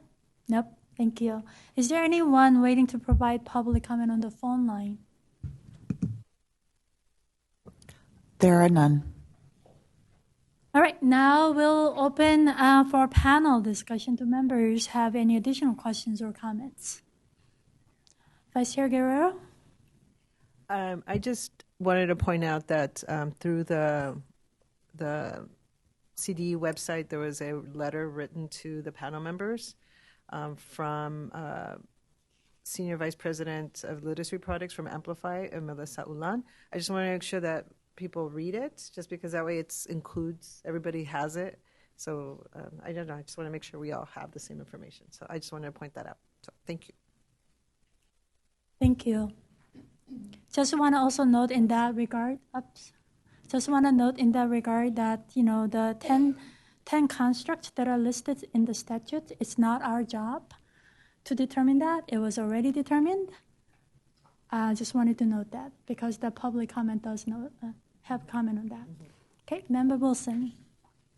That's actually what I was going to comment on. And so that's one of the reasons that I appreciate the clarification that we are using the rubric to determine the extent to which the constructs are included, because visual attention was brought up by the public comment and also in the letter that we received, and that may be one of the measures that is less common in some of the tools that we are asked to evaluate. So I appreciate that change in the language so that we're looking at the extent to which those measures are included.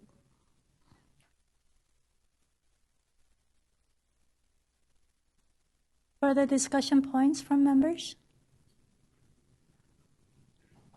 Member Wilson?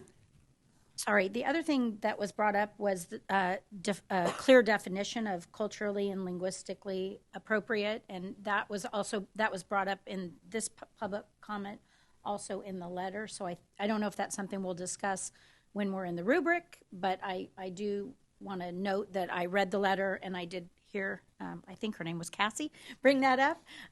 So that perhaps is something we can address in the rubric.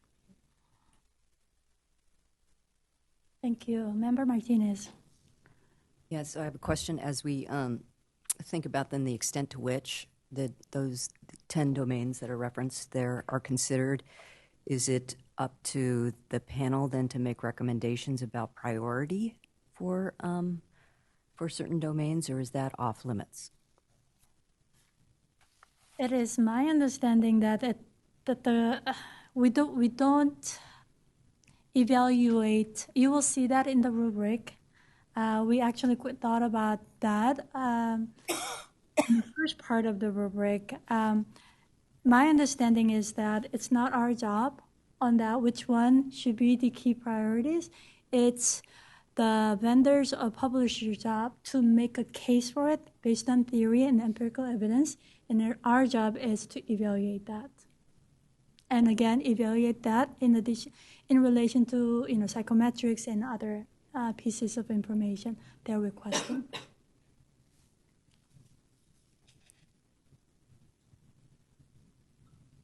Okay. Now, I see it's 11:25. This is a kind of time we're thinking about whether we should take a lunch break or should move on with the next item. The next item, we expect it to take a bit of time, right? Yeah, so with item 5, we could start with the introduction of the rubric and sort of go through the details of it. And then that could be a potential pause point, or we could continue on into the study session. After the study session, we have a whole group conversation. So there are a few different pause points where we could check in to see what our energy level is if folks are wanting some nourishment. So it's at your discretion, Chair. Okay, thank you. So I want to just have a pulse. Like, is there anyone who want to take a lunch break right now? That would be beneficial. Or you want to have a discussion further and then take a break? I like the idea of doing the overview of the rubric and then pausing, because that seems like it would be a natural. Yes, that sounds like a good continuation of the ideas that we've been sharing. So let's proceed with that. Now, item 5. Item 5 is the discussion of the draft scoring rubric. This item is an information item and will include a presentation with background on the rubric by Matt Brunetti from West Ed, as well as 2 study sessions and guided discussions for panel members on the rubric, facilitated by Jennifer Joffel from West Ed. Now, I'd like to mention that our discussion on the rubric may have implications for the review criteria elements and evaluation criteria document. So once we discuss the draft rubric, we may decide to go back and revise the review elements and evaluation criteria document accordingly. Now, Mr. Burnett, feel free to begin your presentation. Thank you, Chair Kim. Can you all hear me okay? Yeah, okay. Good morning, everyone. My name is Matt Bernetti, and I am from WestEd. I'm going to give you an introduction to the rubric.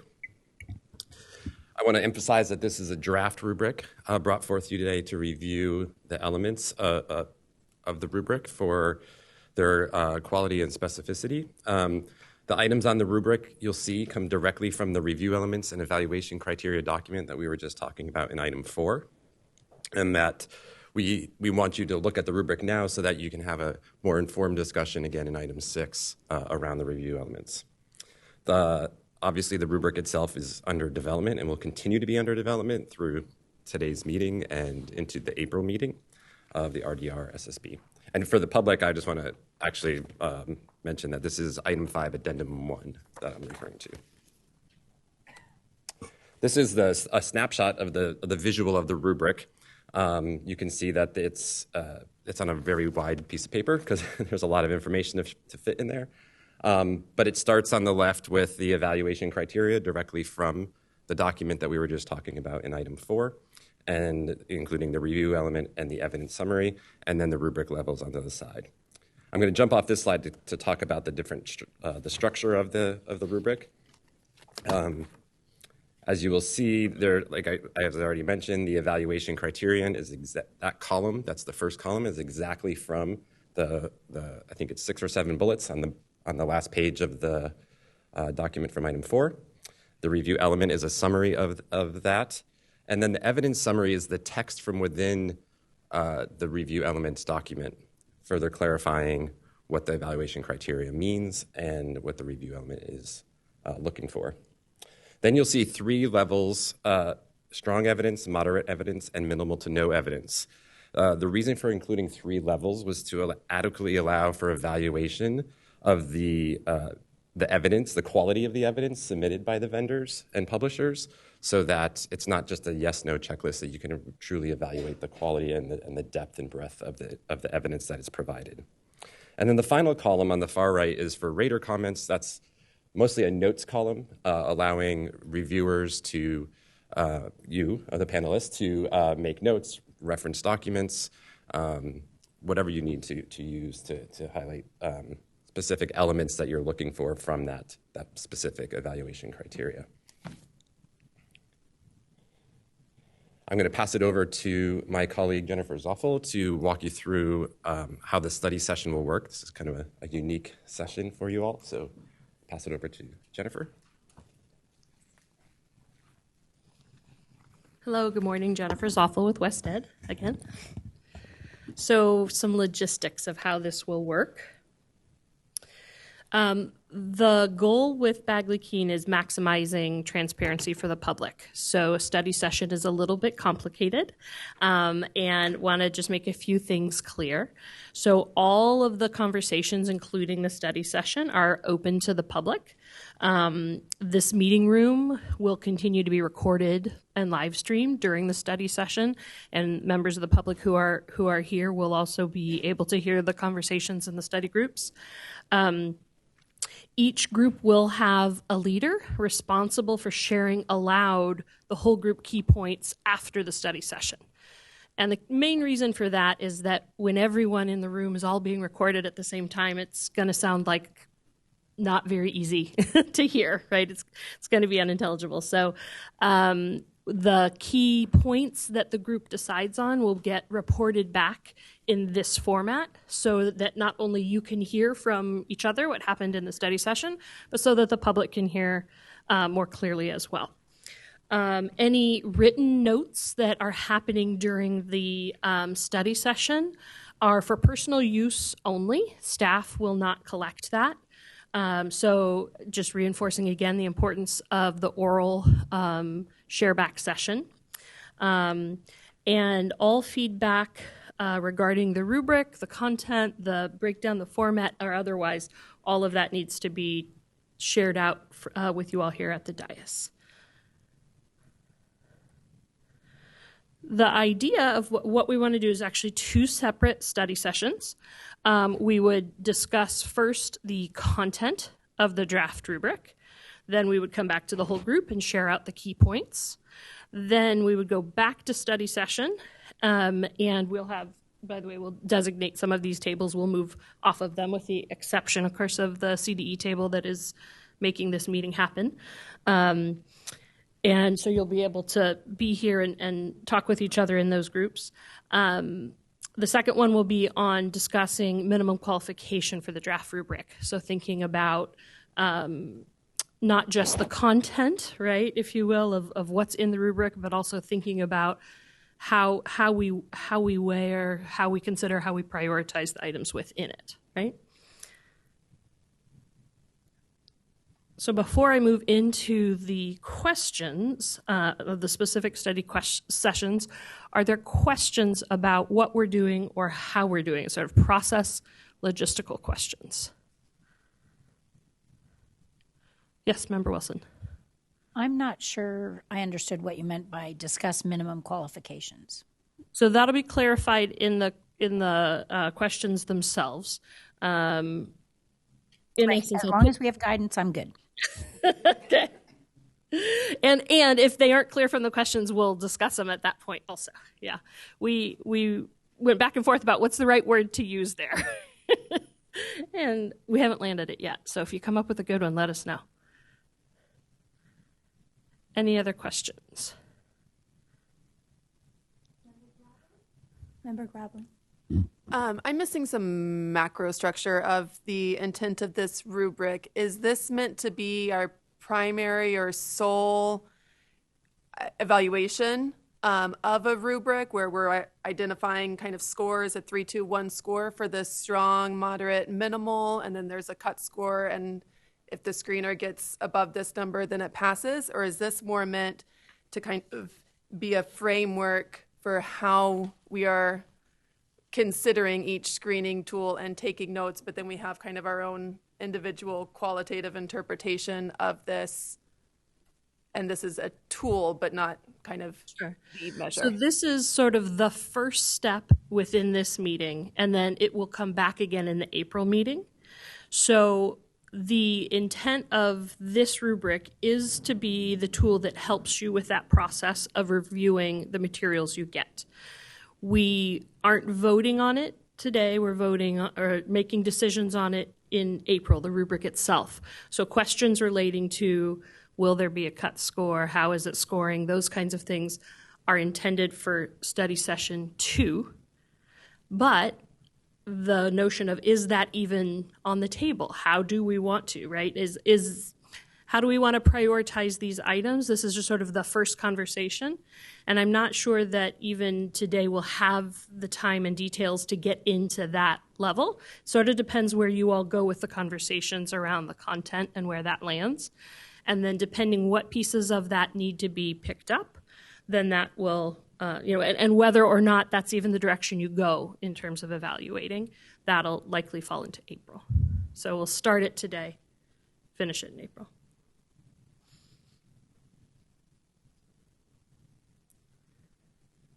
Seeing as we have a moment, are there any overarching questions on the rubric itself before we go into the detailed groups? And if there are, I'll invite my colleague Matt to join me back up here. I do see one. So panelist Martinez, go ahead. I just had one overarching one, which is why one of the review criteria was not represented at all in the rubric. To my knowledge, it was the ELA, ELD framework dyslexia guidelines one. Yeah, I can partially answer that, and Chair Kim, feel free to add to that. For those of us who are familiar with that framework document, it's probably close to 1,000 pages, right? It's hard to call out a very specific thing. So I think as the draft rubric was being developed, obviously we wanted it to align to that, and it's very important that it does.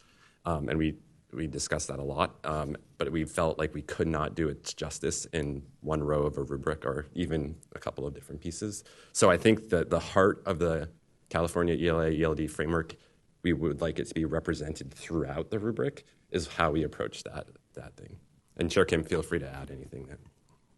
That's exactly right. So we initially included it and then realized that it's redundant and the scope-wise it's just too broad for us to have a checkpoint. So that's why.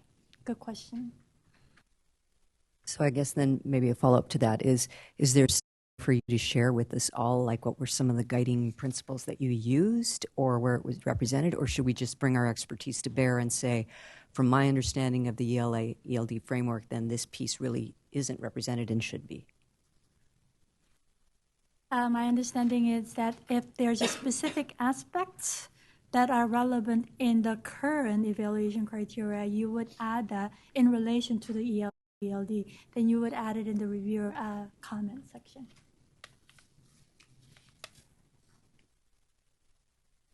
Panelist Grasso. Also, probably just a qualifying question. So I know before panelist Wilson was asking about those 10 domains. So I guess all I'm seeing on this rubric are the bullet points on the back page. Yeah, so the bullet points on the last page are, you'll see basically as panelist Martinez mentioned, word for word in the first column throughout the rubric, right? So that establishes sort of like each row of the rubric, so to speak. And then the remainder of the document, you know how it's hierarchical from item 4.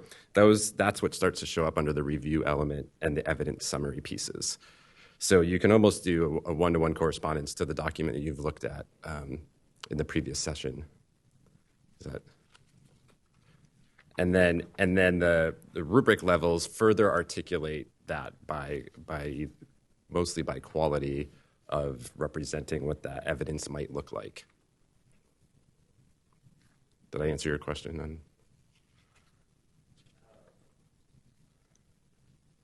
I think you did. I guess I'm just still, so all of the other pages of this, like all of these other requirements, are condensed into these 6 bullet points, which is then what we're looking at on this rubric. Correct. Yeah, I would call them aligned with rather than condensed to. All the pages, starting with one description of assessment battery, the main sections of the review elements and evaluation criteria document from item 4. Those main sections, a description of assessment battery, psychometrics, additional information, and the subparts underneath it all align to one of those evaluation criteria, and that's what you see in the rubric here. So those evidence summary statements will align to that evaluation. The applicable ones will align to those, and then that's what's represented in the rubric. Okay. I'm going to look through it more. Okay, yeah, sure. Yes, panelist Wilson. So that, Member Grasso, that's what I was trying to say is my suggestion, and I think we'll get to this when we're in the small groups about the rubric, would be on the very back page of this, these criterion, would be to add a first bullet, which is the extent to which the screening instrument measures those 10 key constructs, so as its own row, and then it would be the first row of the rubric so that there's a way to evaluate, like, to what extent does this tool include those 10 constructs? So that's what I was thinking. They're not there, and it would be easier from a rubric perspective to actually have them listed in its own row. So we're looking for those. Yeah, may I comment on? Yeah, so page 1 of your rubric, to go specifically to your question, panelist Wilson, row 1 of the rubric, the extent to which the screening instrument measures key constructs, so on and so forth. As you move across, the 10 skills are mentioned underneath the evidence summary column, so they're there. And then the strong evidence pertaining to Chair Kim's comments in the previous session, I believe, around it's the publisher's responsibility to describe the framework and the content specifications around those and the rationale for including those and why they're important. So you're right, they're not all the 10 listed in the strong, moderate, and minimal, but they are listed under the evidence summary, and the strong, moderate, and middle will evaluate that. Is how we set it up for now. But you can obviously discuss and debate and make recommendations to change that if you wish.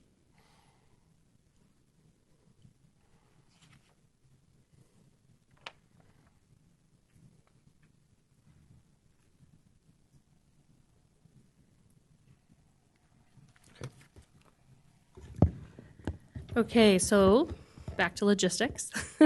I'm going to share with you the question so you understand what's coming forward.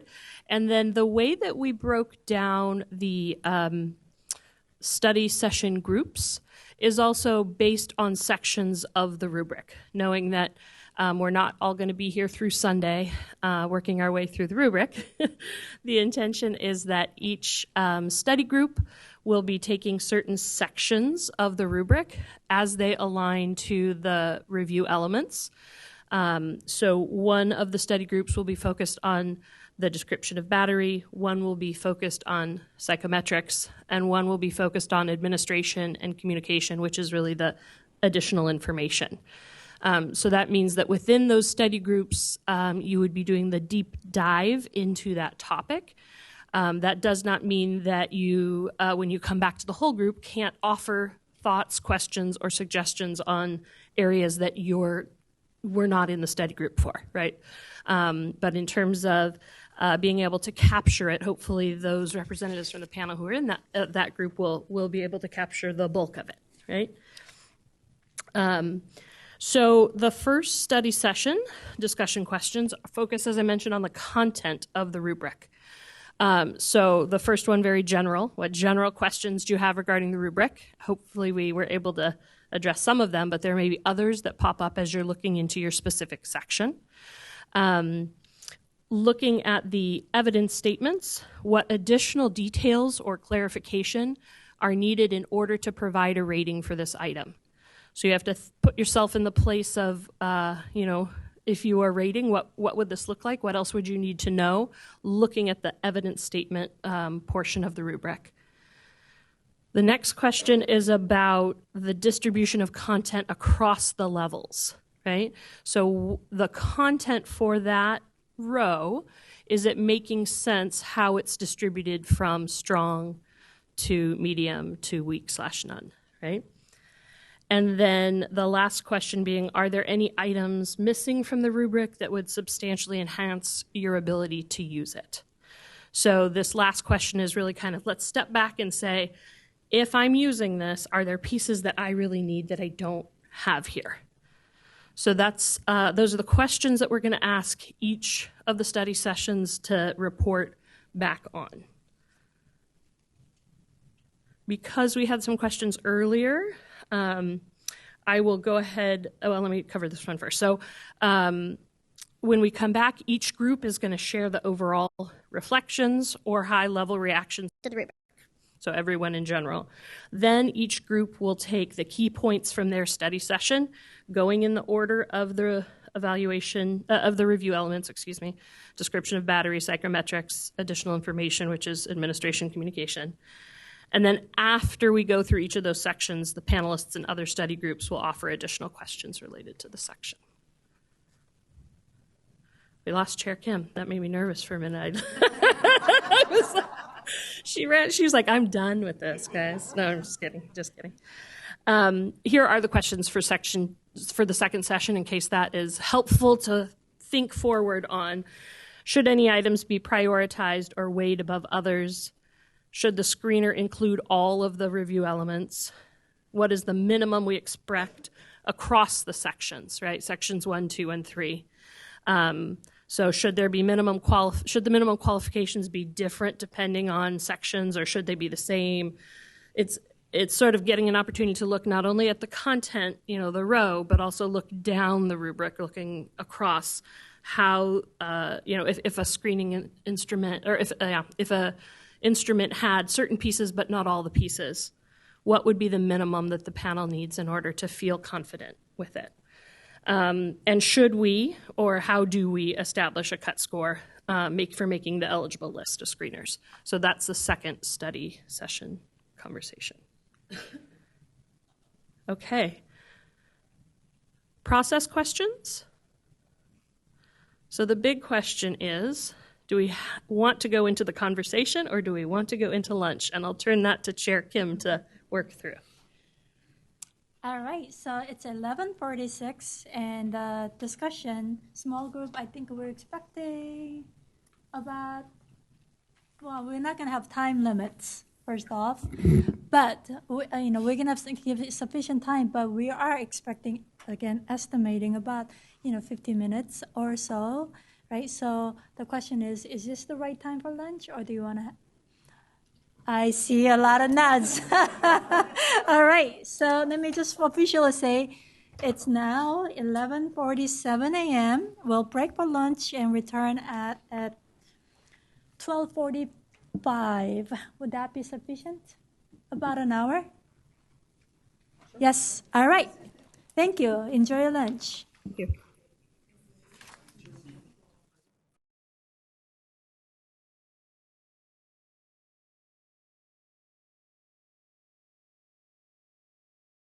Afternoon. Seeing that all panel members are now present, I call the meeting back to order at 12:58. Now, Ms. Zoffel, go ahead, help us through the process. Good afternoon, Jennifer Zoffel, West Ed.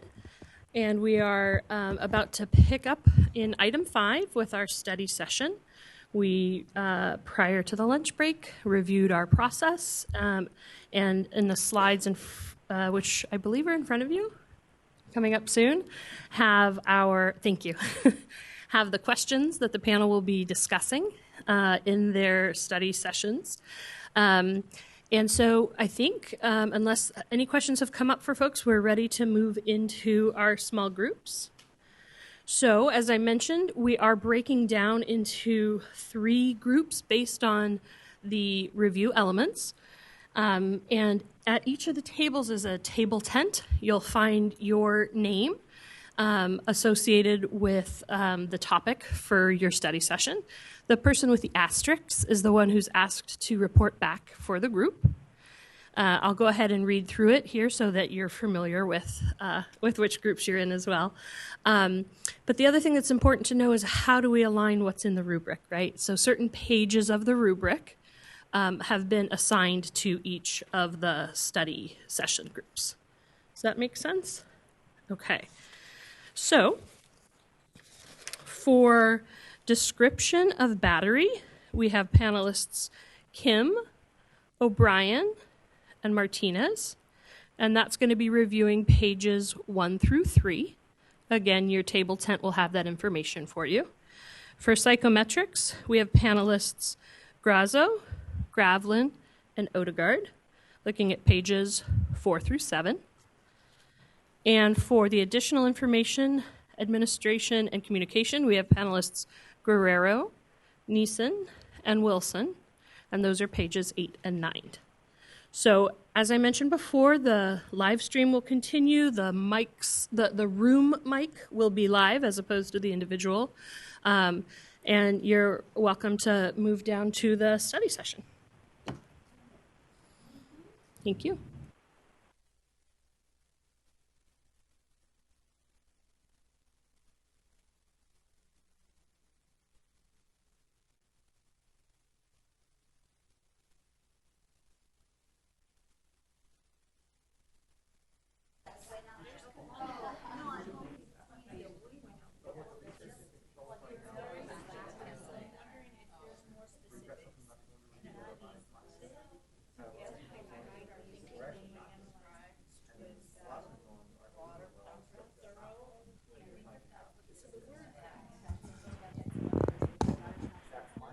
I just want to offer a reminder that we do have some guiding questions. I know everyone has been busy absorbing the rubric, but in addition to the rubric, that you visit the guiding questions.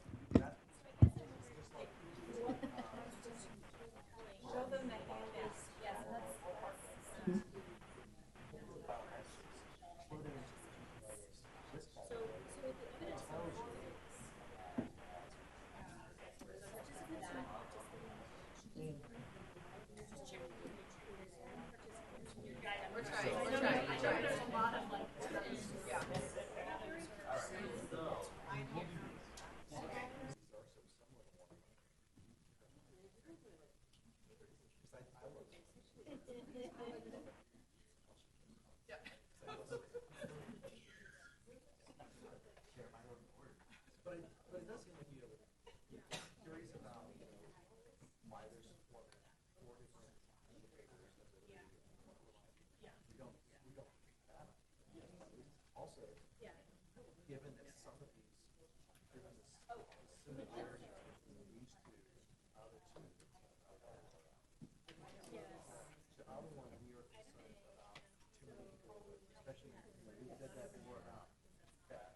those who are in the room, panelists, we want to invite you back up to the dais, please.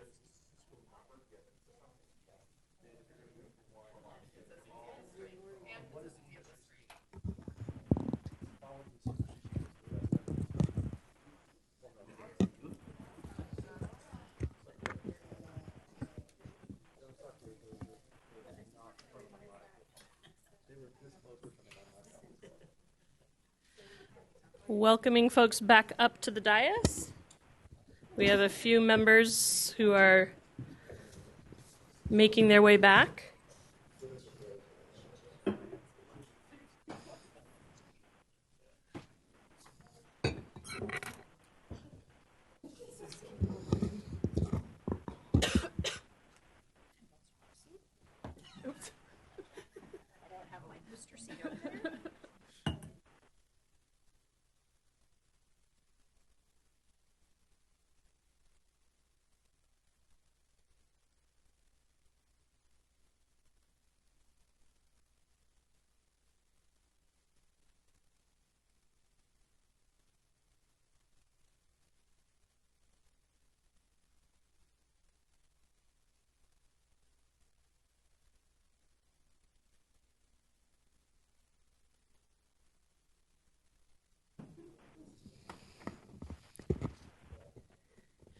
Okay, I've gotten the signal that we're going to go ahead and start explaining our process here.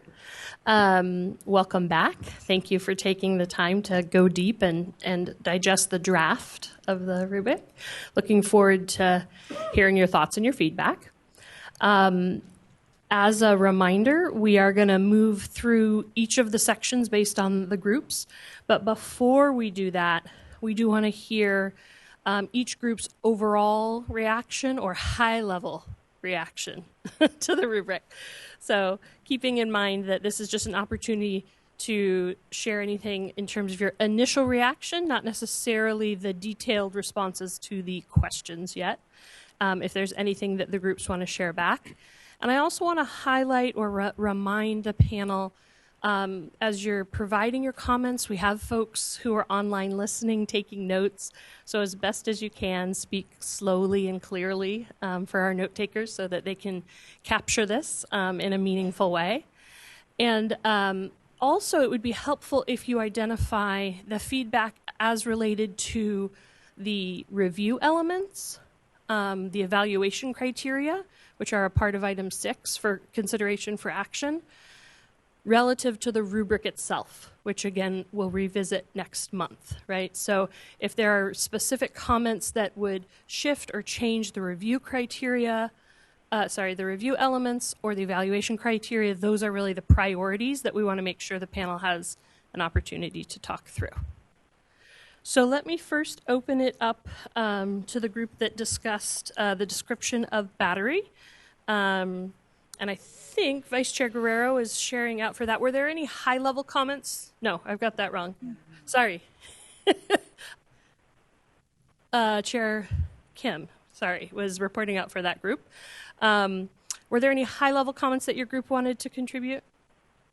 High-level comments, we thought that there was alignment between evidence summary, what's indicated in strong, moderate, and minimum, those aspects. And we do have very specific suggestions about the, modifications, but I think we'll do that later. Is that right? Yes. Okay, so I'll wait for that. But overall, we agree that, they were aligned, and it seems that a lot of work has been actually going into that, developing this. Thank you. And then for the group discussing psychometrics, the share out from panelist Grasso, any high-level comments from your group? Yeah, well, I would say actually most of our comments are going to be high level, so I'm going to save them. But I think our general takeaway was that a lot of the review elements were kind of unclear or convoluted, and we have some feedback on the specific ones that I'll get to when we do that. Okay, thank you. And for the additional information, administration, and communication, that one I believe is Vice Chair Guerrero to share out. Thank you. I think for us, it was just wrapping our head around the structure of the rubric and just trying to decide like how we felt about the structure, and then just slowly breaking it apart. And we have specific recommendations. Okay, thank you. So we'll go ahead and hop into those specific conversations now, having heard the general reactions. So we will start with the description of battery group. In terms of the specific questions, let me move this backwards one so that we have them in front of us. In terms of looking at the evidence statements, what additional details or clarifications are needed in order to provide a rating for this item? Chair Kim? What you mean by evidence statements? Are you referring to evidence summary section? Yes, the summary. Apologies, yes, Yeah. Evidence summaries. Okay, so we do, for that one, we only have one item that we make suggestion, and that's related to the way, actually, other specific suggestions that we have. So should I just mention the one that is relevant for the evidence summary? Yes, please. So that one is on page 4.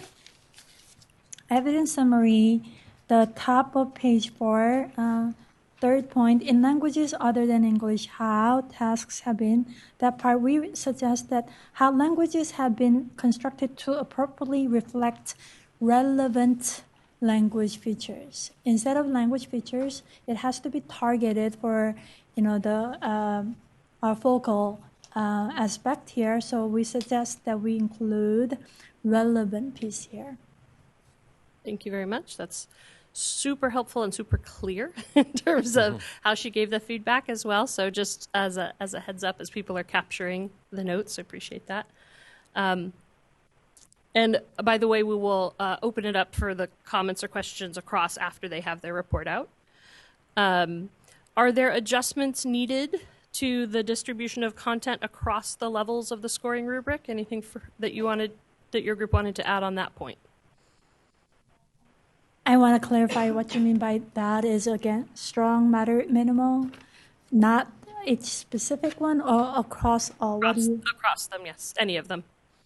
We do have some specific, very specific language adjustment. Is this the time? Yes, this would be the time. Okay. So then we are looking at page 1. We're looking at minimal, no evidence, the first part. Theoretical framework is unclear or lacks evidence to support inclusion of all constructs there. This part, between evidence, lacks evidence, and the two, I think we are suggesting to include the phrase, including the developmental appropriateness at each grade level, because that language is included in the strong and moderate evidence sections, but not in the minimal evidence section. That's for consistency. Yeah. And then we're looking at page 2. Actually, this is page 2. This relates to the evidence summary. Sorry, I forgot. I missed this one.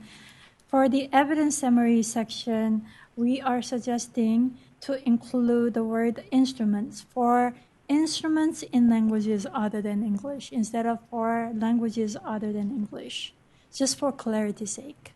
Thank you. And if we move on to page 3, now I'm going back to strong, moderate, and minimal evidence. For the moderate evidence, there are 1, 2, third one. It's not. It starts with the sentence starts with there is clear guidance. That part. we are suggesting to use language, there is some or partial guidance instead of clear guidance to differentiate strong, moderate, and minimal here. And because the language partial, unclear are used for moderate for other bullet points, but for this one, it stands out. Is that clear? Yes. Okay. And then the minimal evidence part, there, we suggest that there is, currently the version is there is unclear or unconvincing.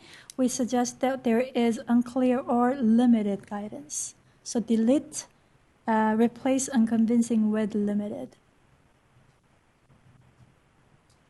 Another suggestion here that's missing completely, if you think about it in terms of items, under evidence summary, we feel that there's one missing piece that's about qualification of assessor.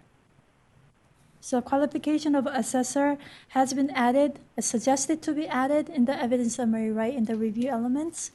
But then it's not included in the strong, moderate, and minimal.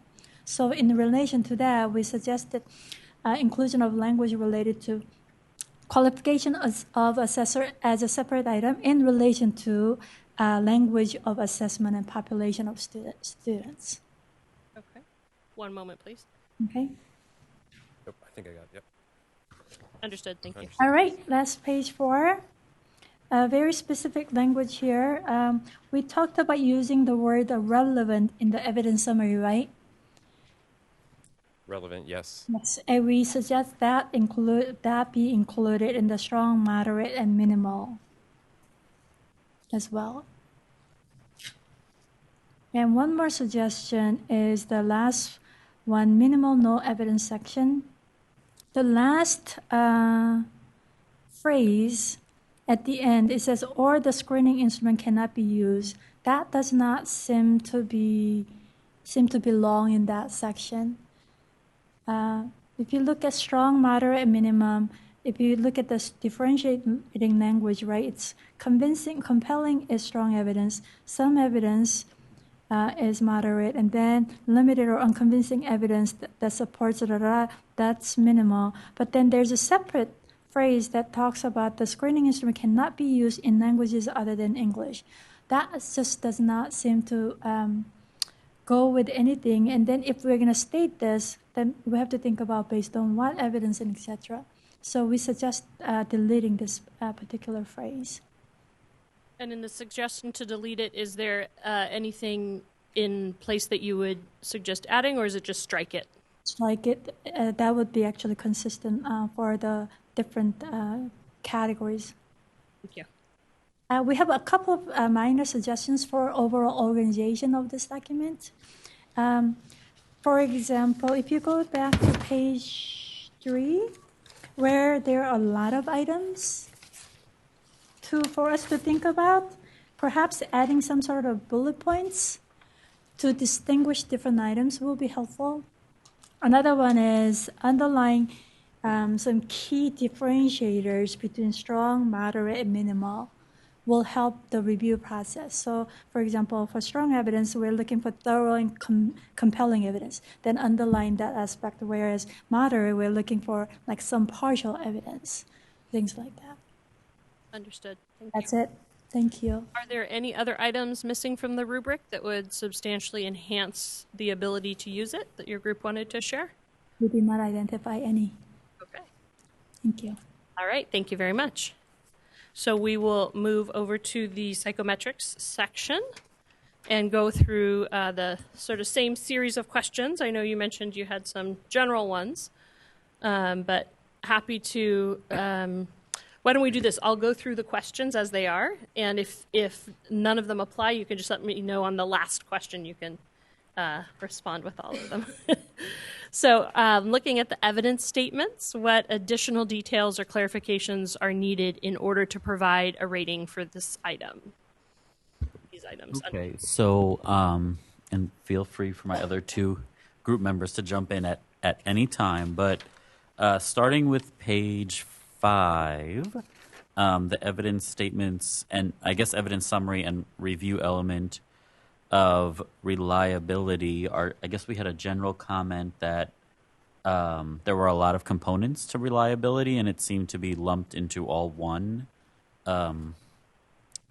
score on the rubric, whereas the evidence statements and review elements for validity were broken apart into 4 different scores on the rubric. So and I guess this would be like a later discussion with the panel to bring up that we're really counting validity 4 times and reliability only 1 time. And I guess we just wanted to discuss if that was what we wanted. I think that's for that question. I think that's it. I think the next questions we have more stuff though. Okay. So are there adjustments needed to the distribution of content across the levels of the scoring rubric? And that's the strong, moderate, minimal boxes? Okay. So starting on page 5 for the reliability, our comment was to bring up the statistical scores for reliability. Right now, the strong evidence is meet or exceed 0.70. Our suggestion was to bring strong evidence up to 0.80. The moderate would be meet or exceed 0.7. And then the minimal no evidence was to fall below 0.7.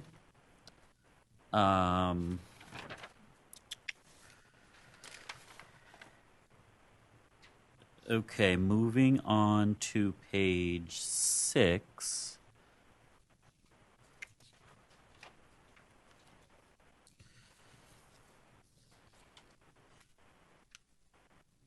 I'm going to save that for the next question, actually. Moving on to page 7, where we get to criterion validity. We thought that instead of for strong evidence, right now it says concurrent or predictive. We thought that for strong and for moderate, it should say concurrent and predictive correlations. We also, on that same subject of criterion validity, had questions about the top half of those boxes where we're talking about the total composite score and or the relevant subscores. I think we wanted to have further discussion with the panel if that should say and or if that should say just N for the total composite score, as well as the different subscores of the different categories that we're looking at. Moving, I guess still within those strong, moderate, minimal, one of our general comments for all of the categories we looked at for reliability and validity was that some of the categories require a statistical, or some of the categories have a statistical standard and some don't. So our comment was that if some of them have it, all of them that have a statistical standard should also have that, and it should be kind of consistent throughout. Okay. Okay. You picked me in a really tough category. We're grateful to you for sharing it all out. Okay. Then, are there any, the question about are there any missing items from the rubric that would substantially enhance your ability to use it? We felt that for the review elements, we really need to have clear definitions that are high standard definitions for all of the different components that we're looking at, because we felt that a lot of the evidence boxes were kind of convoluted. Like, for example, we felt that construct validity, what you have for strong, moderate, and minimal evidence for that, actually could have really fallen under content validity and vice versa. So we weren't sure about how we're actually defining all of these concepts, and especially for someone like me that's not really in the psychometric world, a lot of this can be really, we felt, confusing for pretty much anyone, any stakeholder that would be looking at it. And then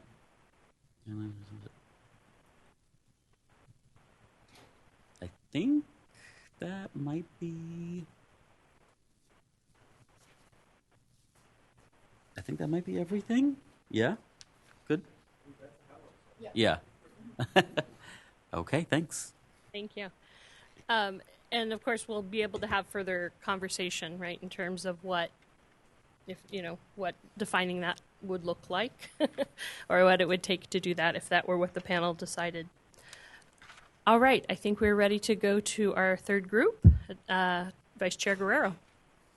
All right, and definitely would like members Wilson and Neeson to chime in if I need to be guided in the right path.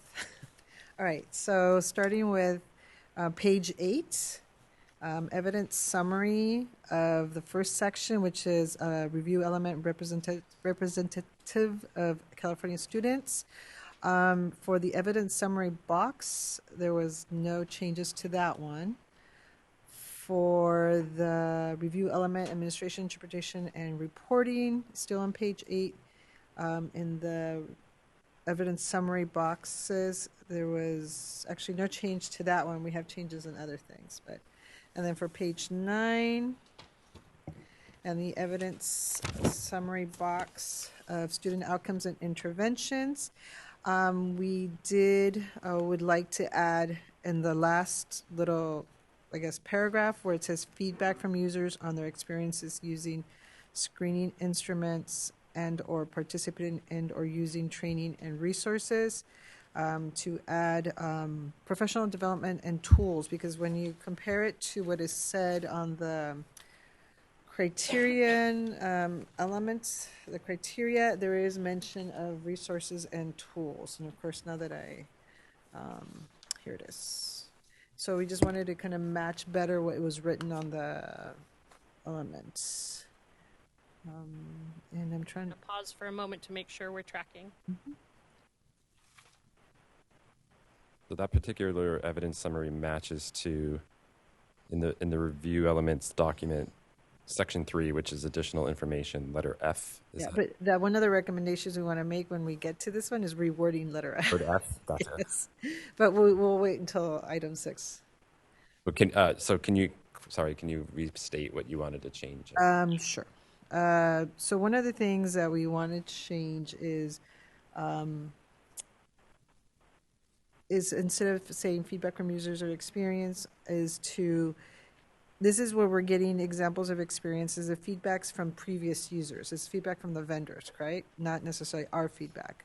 So what we were looking at is to, hold on, I have my word here. And it's to, not necessarily that we're not necessarily looking for feedback, but more testimonials about evidence statements.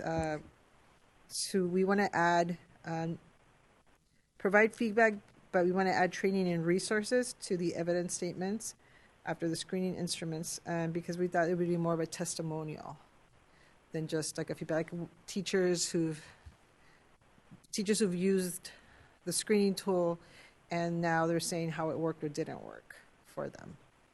So that's kind of how we want to change that letter F, that feedback, what it should look like. And just to be clear, it is absolutely fine to share the feedback on those evaluation criteria or review elements, and we're capturing them to roll it into item 6. So totally fair game if there's specifics like that you want to let us know now. Oh, well then I'll talk about item A. So for A, we need clarification on... Just so that everyone's tracking A on the review element. Under additional information.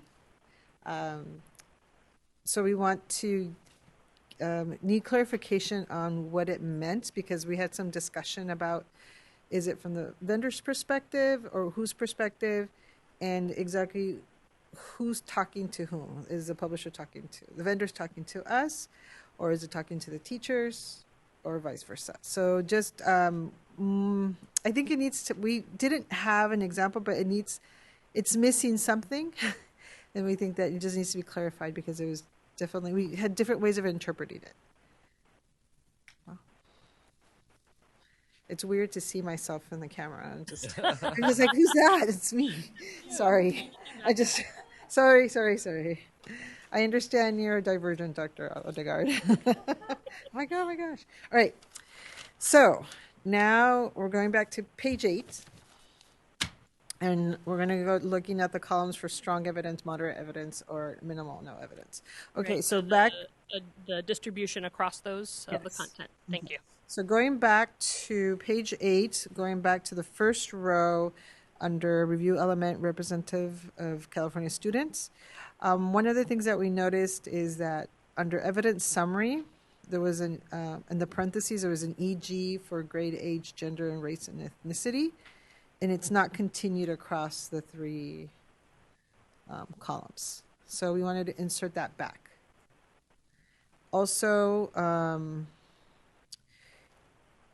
the wording is different. When you look at the end, evidence summary, it says geographic region, parentheses, including urbanicity. It changes to geographic location across the 3 columns. And so just for consistency's sake, if we could keep it either one or the other. Okay. The other thing on that section is that we did have a discussion about the significance of the word compelling, because how do you measure that? And but so you have across strong evidence says that you need compelling evidence, moderate evidence has some evidence, and minimal evidence has limited evidence. We are recommending that we remove the word some from moderate, just because it's that of all of them has more quantitative and the other 2 are not. And so if we just said evidence, then it's less confusing. That's a recommendation. So that's for that row.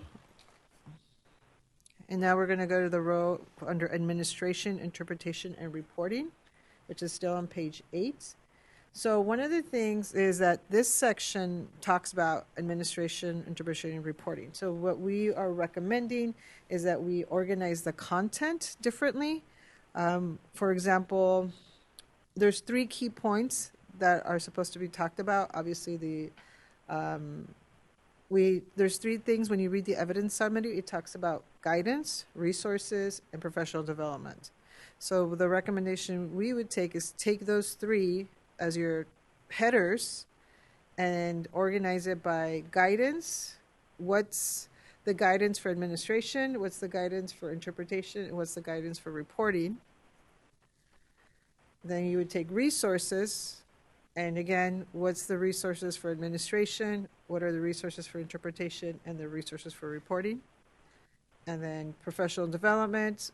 What's the professional development for administration of the screener, the interpretation of the screener, and the reporting? Because the way it's organized, it's kind of all meshed and it's not very clear.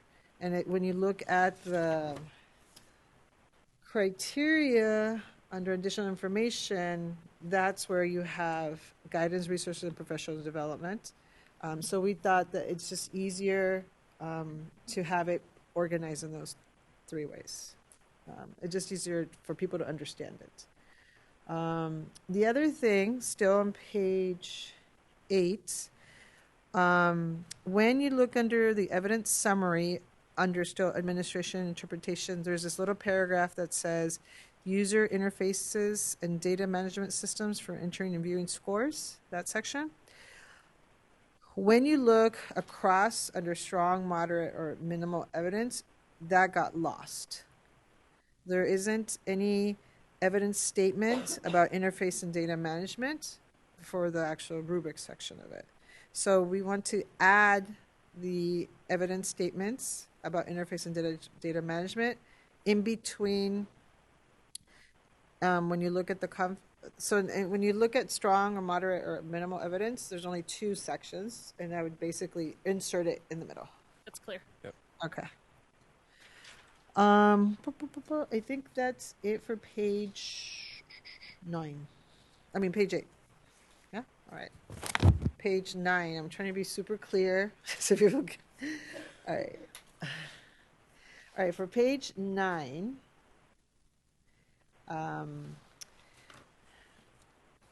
we need to add that this is about next steps.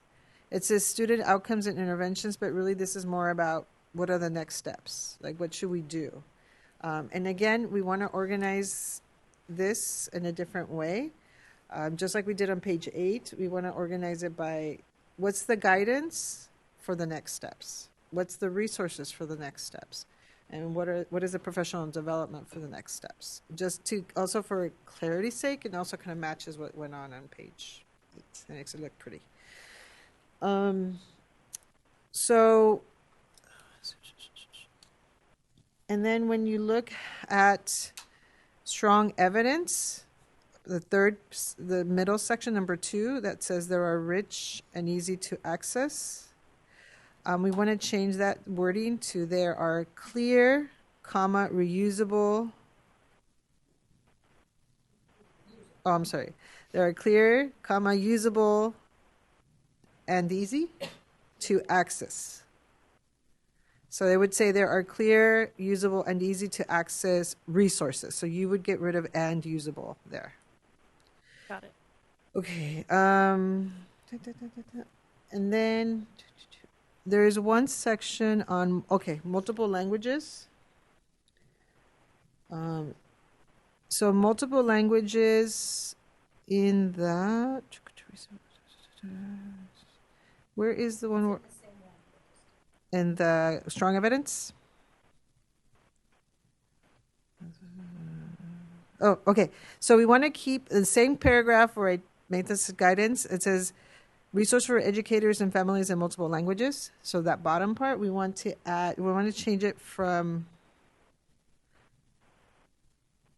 clear statement. We want to keep that, but we want to quantify. We want to see if we could give a quantifier on the, maybe including the top languages in California, because it's just a better number to work with than this really big number, because I know that there's data out there about what are the top languages in California, and maybe give an actual number. And so that way it's a little bit more, less vague. Okay. I think that's it. Right? Am I missing anything? Nope. Yes. I don't think you're missing anything. I think the last part of on page 9, that feedback from users, we actually just need to get clarification on that one, because we thought we remembered from the last meeting that that whole issue around feedback from users was not about new users giving feedback on how the platforms are using them, but it was more like testimonials from actual users. So the vendors would be providing us, this many people used the tool and they said blah, blah, blah. So that would mean that obviously all of the evidence statements would be changed, because to match that it's more like a testimonial than moving forward users. So that was the only other change that we thought about. Thank you. I think and that's it. Thank you. And just to be sure, the final question on items missing that would substantially enhance your ability to use it. So in other words, are there any other comments you wanted to add? I think not. I think we shared everything that we had. Okay. Thank you to all the panelists for engaging in that study session. I know that this is a lot to digest and process, and so we appreciate all of your efforts. This is an opportunity now for you to ask each other questions if you were not in a group and you heard something that someone said in another group, or if you heard something that maybe differed from what your group had talked about. This is an opportunity to have a facilitated conversation. So in the same way that folks, sort of indicate that you're ready to speak, happy to facilitate that with Chair Kim's permission. Chair Kim, it's okay if I go ahead and facilitate? Thank you. Okay. Panelist Grasso. Yeah, thank you. Just a question for Chair Kim's group about the assessor criteria. I thought I heard, and I just want to clarify, I guess, you were suggesting to put in this rubric the assessor criteria. I just wasn't sure how we would, I guess I understood this is a rubric that we're going to use to evaluate the screening samples. Would the assessor criteria go in this rubric? Is that what you were suggesting also? Thank you for the question. So what we are suggesting is that to include in the evidence summary, which will be review elements section, as well as in the evaluation rubric here, about whether publishers or vendors specify qualification of assessor in relation to population and in relation to language. So then we will evaluate whether they do or not.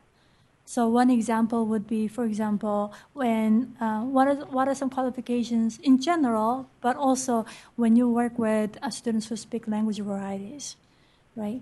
So that will be included in the review elements, and therefore in the evidence summary, as well as in the language for the strong, moderate, and then minimum evidence.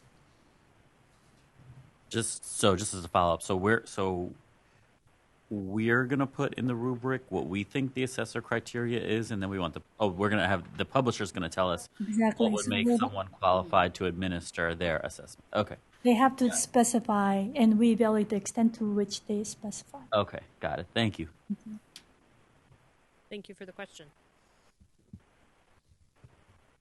I have a question regarding the psychometrics reliability and validity aspect that you made, like a high-level comment, and I do appreciate, and I'm trying to think about, I would love for us to think about different validity evidence and reliability evidence. So in my mind, there is a difference between criterion validity, not criterion, content validity, and then construct validity. But I can see why it's confusing. And so I was just, there's a reason why they're differentiated. So it's something that maybe we can think about. And I agree that, if we include some sort of definition, that will be certainly helpful. So that's one clarification. The other clarification question is then, I would love to hear your thoughts, your group's thoughts about, validity is specified into 4 categories, whereas reliability is just one big chunk, right? Did you have any suggestions about, for example, reliability? Did you see a need for kind of a breaking or segmenting the reliability aspects? Chair, panelist Graven? No? Did you want to respond? It looked like you did. She was facing me, so I felt compelled to. I mean, maybe I jumped the gun. Would anyone like to respond? I don't know that we fully dissected that answer. It was more a note of there are several components of reliability that's all chunked into one versus validity is fleshed out. So we were more so making a note of that, especially because those different aspects of reliability could come with different values. And so we didn't necessarily get to the point as a group to have a recommendation around that beyond just kind of noting it.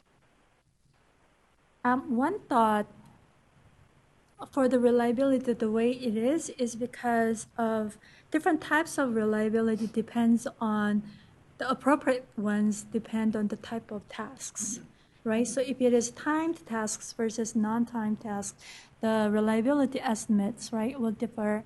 The type of reliability estimates that you report will be different, and also depending on the scoring approach, whether it requires, very straightforward, scoring versus not, that requires inter-rater reliability, right?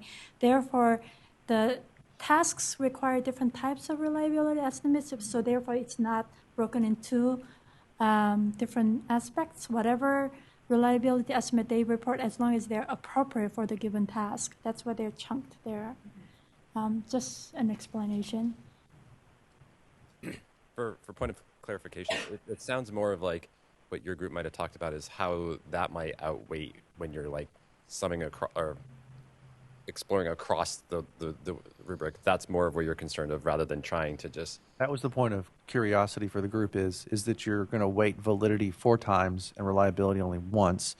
And we didn't feel like it was our decision to come in, like it's the panel decision. So that was it. But also, Dr. Kim, your explanation helps to explain the conversations we're having.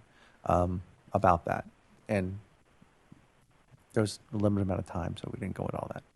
But that's exactly the answer.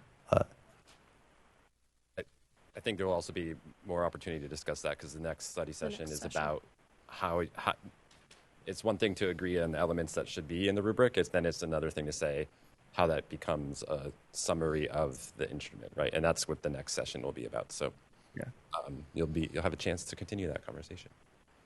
And if I could just provide one other point of clarification, some of the measures of validity will come with a point estimate, and we noticed that there was inconsistency. Some, for example, classification accuracy has specificity and sensitivity measures that come off of a signal detection analysis, but above that, there's the criterion validity, which will come off of a point correlation. But correlation values range from 0 to 1, and it wasn't given about what the gold standard within the psychometrics kind of a setting, what that would be. So we were curious why we have a point estimate provided for some, but for the reliability, and then for the classification accuracy, but not for criterion validity, which also would come with a point estimate. Go ahead, Chair Kim. So thank you for the question. We did give some thoughts for that particular point value for criterion validity. The reason why we did not specify it depends on the nature of outcomes as well as whether it's concurrent or predictive. And if it is predictive, it depends on how predictive the period is, right? By nature, if it is longitudinal, if it is 6 months longitudinal, 1 month or 3 year longitudinal, by definition, correlation will be weaker. So for us putting a specific number, it seemed difficult. So as long as they provide solid rationale and evidence, that was the kind of a thought behind it. But to follow up again, if you were to go to gold standards, I don't know that literature as much as I know that there are gold standards that come out of medicine and educational testing for what the specificity and they should be. But wouldn't there be? You could argue that there would be, but that was only our point. The other point of clarification that we really wanted to get at was concurrent measures something different than predictive, and typically we expect them to be able to do both and not an or. So we were confused about that as well because, again, we want these to be very strongly supported measures. So it seemed like we were weakening the expectations to say that, oh, we measure it right now, but we wouldn't be able to know what they were doing later on, especially for a screener. Chair Kim? So the thought behind it, that's a really good point. So we were of two thoughts. One is recognizing that in the field, typically vendors or publishers don't collect longitudinal data. So say if we have, instrument that is strong and provide, concurrent evidence, etc., but does not provide predictive validity evidence, then just because of that, we're going to make a huge talking point, penalize. So I guess the thought is whether if we include it, then we have to really go by that piece here, or it would then strongly encourage the publisher to go in that direction. But then when we make a decision, it has implications for us. What if the instruments or publishers don't have that information? So the one point of clarification, industry standards are for diagnostic accuracy to point something in the future. So I'm confused why publishers would be able to do that and not be able to do a logistic regression or some type of a multiple regression or a multi-level model that would do that. That logic doesn't hold when we think about what the diagnostic accuracy has to do. So if you're predicting something in the future, let's say you're predicting a state reading outcome, that's predictive validity right there. You just measured it with a multiple regression, not the signal detection analysis. So I was confused why we're measuring screeners, which are supposed to predict risk or future things, but not holding the vendors to the accountable of showing that they're doing kind of all the work. That was the conversations we were having, because diagnostic accuracy isn't concurrent. You're predicting a future outcome. We want to prevent breast cancer in the future. We want to prevent heart attack in the future. Thank you. I mean, we can certainly discuss this and/or piece. I guess we can think about this a little bit more. We can go into the details either today or our next meeting. Yes, thank you.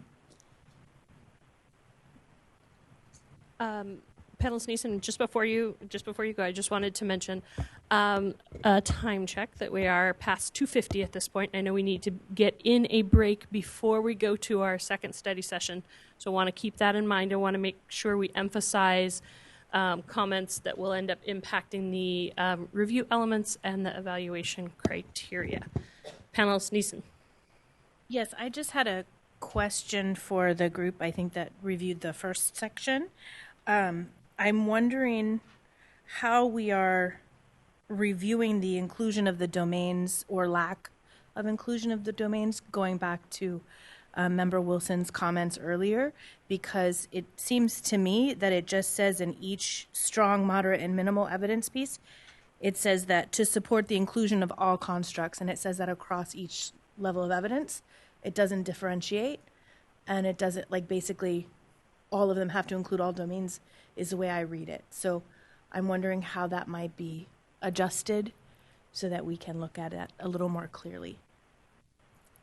I think, so sorry, just to so it currently says to support inclusion of all constructs / content measured by the instrument. That's not clarified. Like, you wanted to say,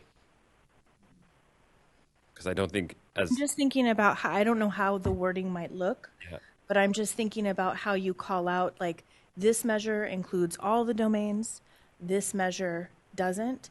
So I'm going to give this one a strong rating, but this one I'm going to give a moderate or minimal. So I don't know how we would differentiate that. I'm just bringing it up for something to consider as we continue to review the document. Panelist Wilson? Yeah, so to piggyback on that, the two evidence statements that I currently see are really about what was included by that particular tool. But it doesn't say anything about, how, like you said, how many measures. So maybe a third evidence statement or something around what is addressed by the tool, because that would help clarify it. Because there are so many things specifically called out in the legislation. A vendor that has strong evidence for a couple of measures that they included, I think could score high, even though they have a lot of measures that are not included.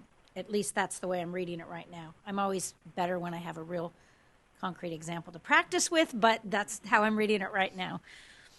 I think at this current stage, that was designed for that reason, in that way, to do that. So you could literally do that. You can say this instrument for 3 of these constructs or domains is very strong, but is limited in these other ones, and that's the sort of profile, the more of a qualifying thing. That was the way that these descriptors are written right now. Yeah, and I don't see then any way to give stronger points or whatever to a tool that is more comprehensive. That I think is what I'm thinking. And to the point of Member Guerrero, who said, people don't want to have to put packets together from multiple different tools. The way it's currently written, it could come out that way, where you have multiple tools. Anyway. So that's a great point, and the language, actually this part we spent quite some time thinking about the language here for that exact reason. So what we want to allow is flexibility because we expect variation, right, in the constructs that are included across vendors. Right? And we do not want any vendors to be automatically out of consideration just because they don't include whatever we think is the best. And we did not want to specify what are all of the 10, what are the key at what developmental point. We did want to specify that we want the vendors to make a point and the argument about it so that we can evaluate whatever has been included, they can make a case. Right, so, and they're not out of league automatically. So what we think about potentially is that, when we have selected instruments, when it goes down to LEAs, we will have information about that particular instrument and how that can be used and what's missing there. So that's kind of additional supplemental information that can be included. One way of handling it. And I really appreciate that because I mean, I do think that, you know, our state is used to having choices, right? So I think that's super important. I would like a place on the rubric, though, for myself personally, when I'm evaluating something, to be able to note which ones. So even if it's a row on this, so we at least know which ones are included on a particular tool. And I guess that could go in the notes section. So panelist Martinez and then panelist Grasso. Yeah, I hear you, and I guess I'm wondering too if it's a notes piece that just says, you know, priority will be given then to instruments then that are more comprehensive in nature. I don't know, but I do then wonder how you consider all of these collectively and help provide, you know, as clear of guidance as possible. I have a question about the next section, but I don't know if we want to go there or if we want to stay in this section. What do you mean by next section? The reliability and validity. Yes, go ahead. Okay. So I have a question for the group and actually for the panel as a whole about let me get there. Sorry, my brain is limited right now.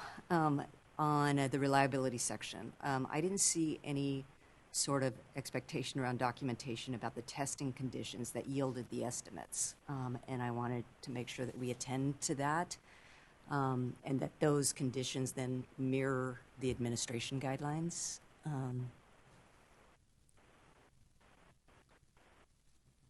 Thank you. Nope. Panelist Grasso? I just wanted to go back to panelist Wilson's point about those. And I just want to like triple or quadruple confirm that when we're saying consider the extent to which these constructs include the following, they don't need to have all of those things to score high. I just wanted to quadruple confirm that. Okay. Thank you. Thank you. Yes, panelist Neeson. Just one final comment on the piece about the domains. It kind of goes back to this idea that there's only one rating for that piece. And I'm wondering, moving forward, how the weighting will be when we look at this, because I feel like this section is highly important in terms of what we're looking at. Yes, content reliability absolutely is too, but there's like how many sections of the rubric is covering that piece. So just thinking that through, I want to know moving forward, what will that weighting look like when we move into the evaluation? A lovely transition to study session 2. Before we go there, any final questions across the content from groups?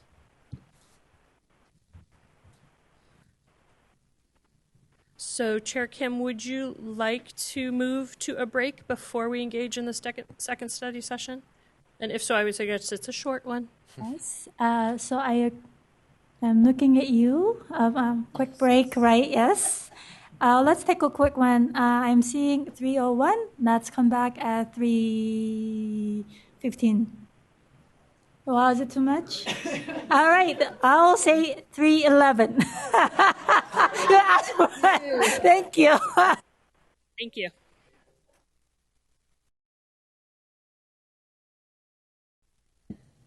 Seeing that all panel members are now present, I call the meeting back to order at 3:13. Ms. Chappell? Thank you. So we're going to move directly into our study session 2 discussion questions. And we reviewed these questions before. These are all geared around the idea of what is the minimum qualification for a screener based on the rubric. So again, the questions are, should any items be prioritized or weighted above others? Should the screener include all of the review elements? What is the minimum we expect across the sections, meaning description of battery, psychometrics, and administration communication? Thinking through whether those minimum qualifications should be different depending on the sections or if they should be the same. Should any sections be prioritized or weighted? And should we / how do we establish a cut score for making the list of eligible screeners. Many of these questions, I imagine, are things that we'll be able to start talking about and we'll need to come back in April. With that in mind, I'm going to suggest about 20 minutes for this next discussion. If the panel determines they need more time, we can take it, but we'll check in after 20 minutes. And as a reminder, this one is now no longer specific to a section, right? You're looking across the entire rubric, but you will go back to the same groups you sat with previously. Any questions? Great. All right, let's go ahead and get started. Thank you.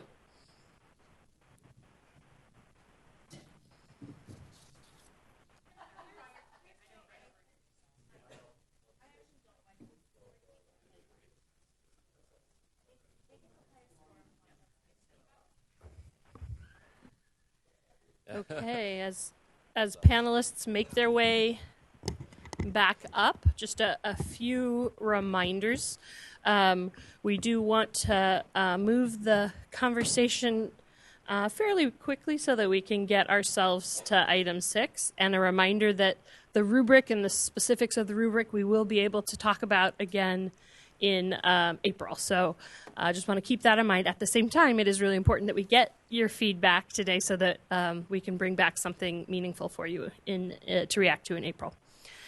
So for this session, we will sort of go question by question. And I would invite the respondent from each, the thing is shifting. There we go. The person reporting out for each group to share their comments one question at a time this time. So we'll start with the notion of should any items be prioritized or weighted above other items as the first question. And we'll go ahead and start with Chair Kim first. So in our discussion for that, we were talking about classification accuracy, specificity information, because that really is the primary goal of screening. But if members, O'Brien and Martinez, if you want to add more, feel free. Yeah, it was just a question I had. We want to elevate that, and especially because that bullet also calls out the different populations. So then we'd want to have information about the classification accuracy related to the different populations too. So it did seem to me that it was a priority element. So thank you. Yes, Panelist Wilson. I just missed which bullet they were talking about. Classification accuracy. Thank you. Okay, next group, Panelist Grasso. Yes, and I'm just answering question 1 right now. Correct. Yeah. So we had 3 that we thought might be prioritized. The constructs and content measured across all the 10 domains, and I think we've kept touching on that today. The one about the sufficient language proficiency guidelines, and then we thought all of the psychometric areas. Thank you. And Vice Chair Guerrero for your group. Okay, before I jump into it, we wanted to go back and add something to the overall. We thought it would be easier to manage if we could number the review elements and also number the rubric, so that way we could say, hey, we think this number should be this one or that way. So just because we forgot to mention it before. But the way we would weight it above others, we feel that key constructs should be more heavily weighted than all of them. Actually, the conversation we had is that they should be weighted more than the other sections combined. And then the number 2 would be guidance and next step. That would be the other one that has to do with the section on administration, interpretation, and scoring. And that would be weighted evenly. And that reliability, validity, also weighed evenly in mode. And language proficiency would be the next ones down the list, and also weighed the same. But key constructs and weighted more than anybody else. Thank you. So now opening it to the panel to see if there's any clarifying questions or comments based on what was shared out across the groups.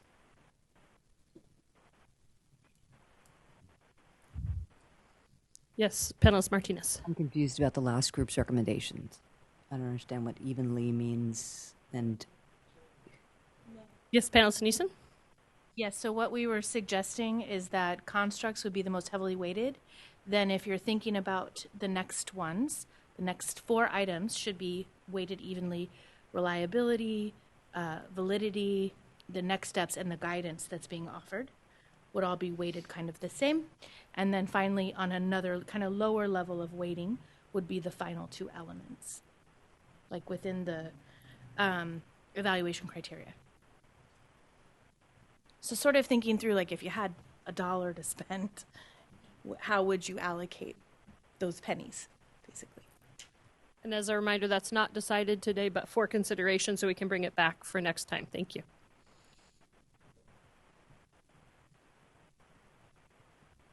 Okay, we'll go ahead and move to the second question. Should the screener include all of the review elements? This time we'll start with panelist Grasso's group, so that Chair Kim is not always first up. We'll rotate that. So panelist Grasso, for your group, the notion of should the screener include all the review elements? Yes. But that was a very simple answer. Very simple answer for that one. All right. And Vice Chair Guerrero? Yes, as well. And Chair Kim? Same. Any questions or clarifications on that one? All right. That's exciting on a Friday afternoon. Oh, I'm sorry. Yes, panelist O'Brien. Yes, I just wanted to ask if, our discussion about that specific item that might not be that we might not weight as heavily. Would this be the place to talk about that in terms of, let me find it. Yeah, for that. Yeah. Yes. So maybe I should have mentioned that in the first question. So one of the pieces that could be weighed a little less than the rest was specifically within the administration, interpretation, and reporting. That part. The second aspect is about user interfaces and data management systems for entering and viewing scores as relevant to that section. Could be weighed less than the others. That was our discussion. If I missed anything, feel free to add.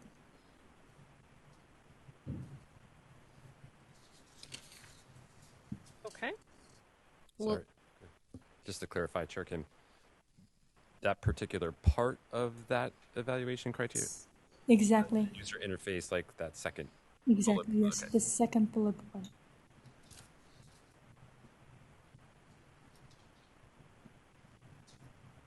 So the third question, which has the follow-ups, what is the minimum we expect across all of the sections?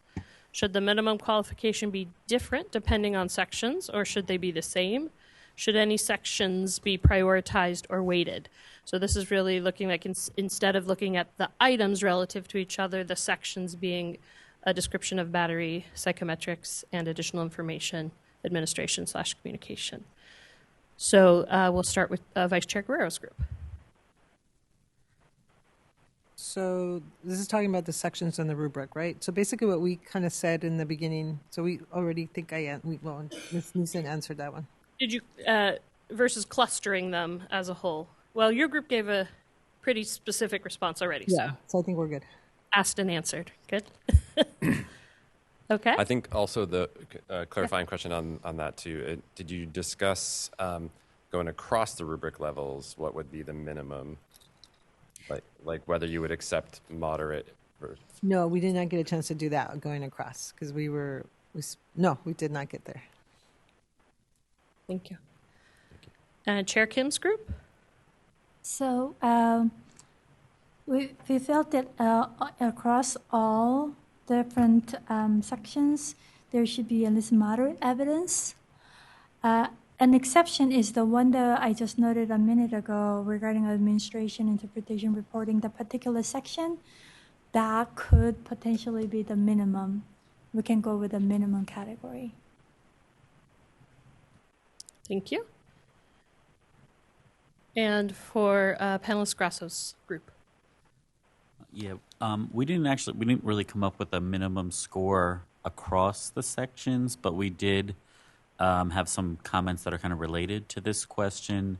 Some of our comments was that we suggested there should be some type of threshold for the psychometrics category, meaning if the total score is below something, then that would eliminate the item altogether.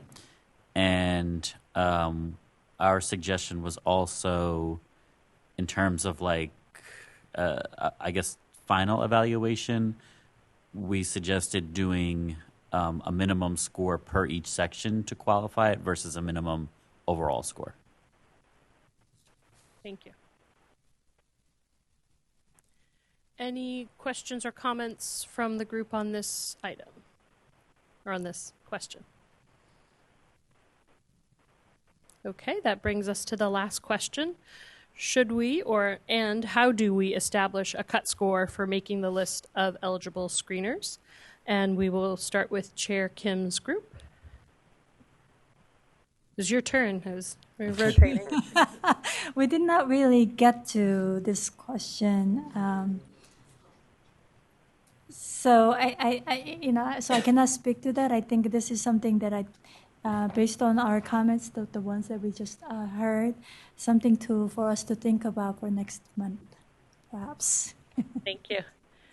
Panelist Grasso, did your group get to this? This is question 4, right? Yeah, we did. We kind of briefly said yes, there should be a minimum cut score, and then we also actually, I guess I kind of answered this in the last one, but this is where we kind of were discussing that we were suggesting maybe minimum scores per section instead of the overall score, but I think we already said that. Thank you. And Vice Chair Guerrero's group. We did not get to that section. Thank you. So we know what we need to pick up when we come back in April. Okay, appreciate that.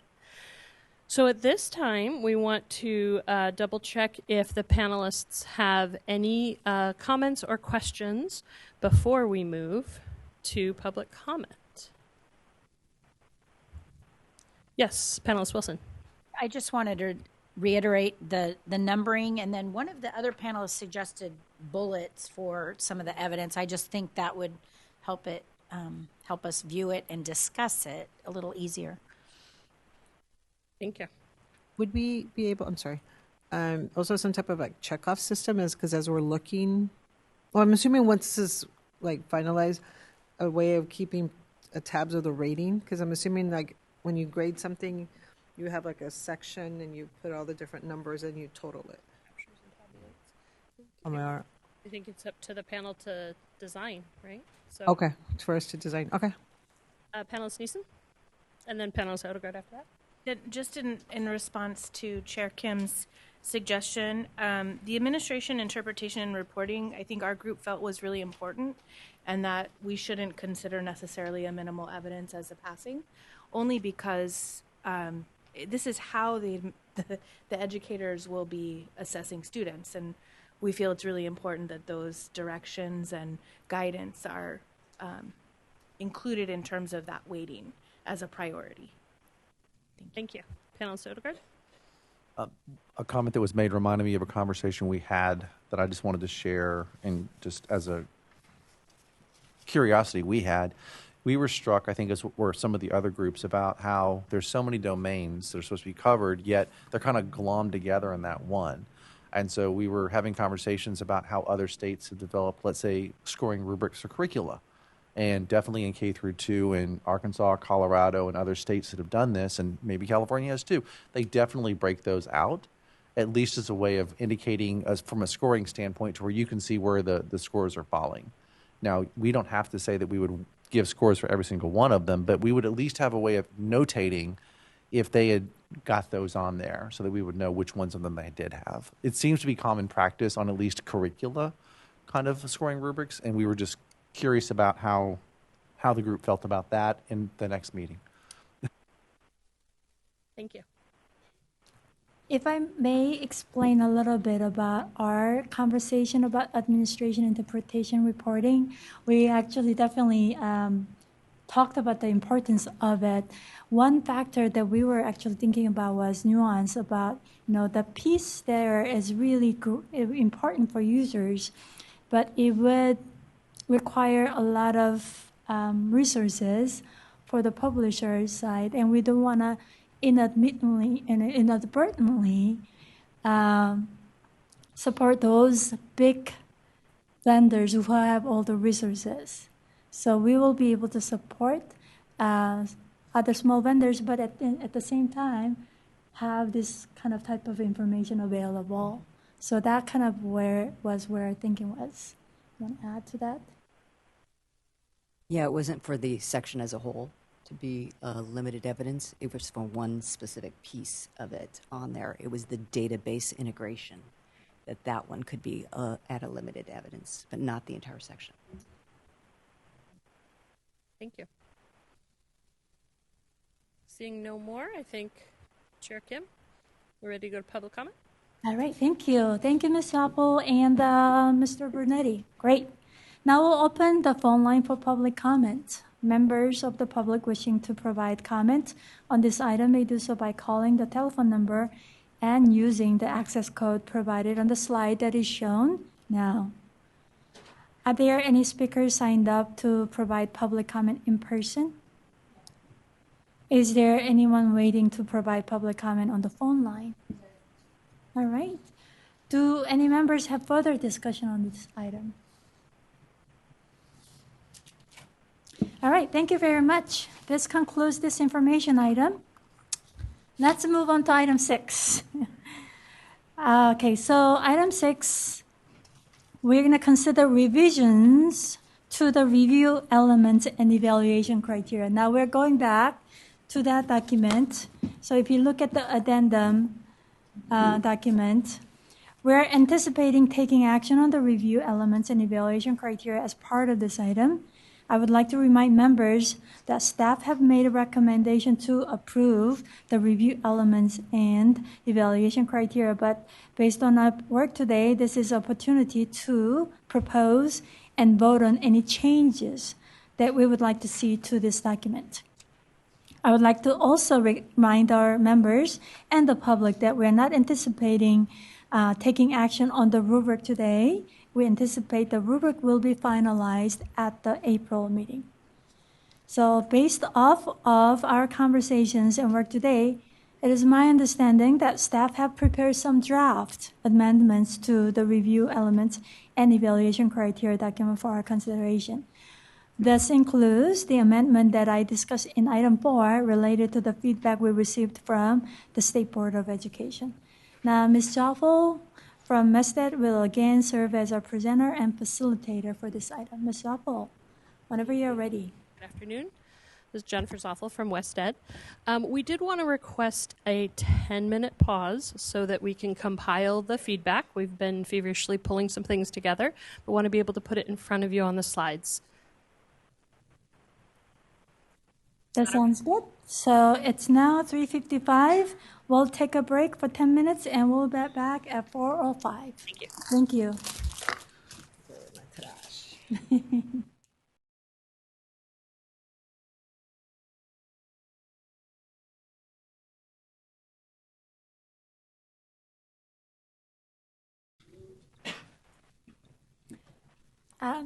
Now I see that all members are present. I call the meeting back to order at 4:06.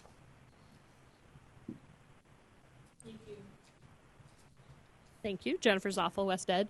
Appreciate a little bit of time to pull the recommendations together there. As you all know, coming into this meeting, the original recommendation from staff was to approve the review elements and evaluation criteria. But we understand, based on the conversations, that the panel would like to make some changes to the proposed review elements and evaluation criteria. So to that end, we are taking the original recommendation and adding that last line that says, comma, with the following changes. And so now we'll share with you the various changes that we've heard throughout, not only today, but the ones that we mentioned in item 4 as well. Wanted to just sort of walk you all through this and make sure that that we've captured the changes. And then, of course, there'll be opportunity for some panel feedback and public comment after that. Okay? So these first few slides are going to be edits based on the February panel feedback. These were things you saw in item 4 already. So we should probably be able to move through these ones fairly quickly, but wanted to put them in front of you.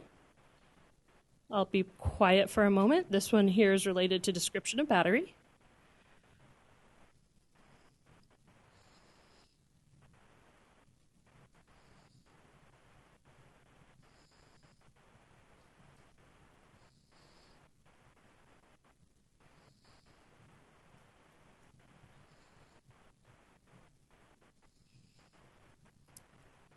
I will move us forward to the section on psychometrics.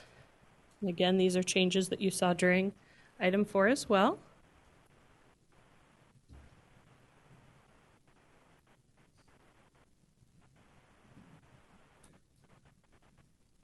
And the final section on additional information. And these were items that we saw during, pieces that we saw during item 4 as well.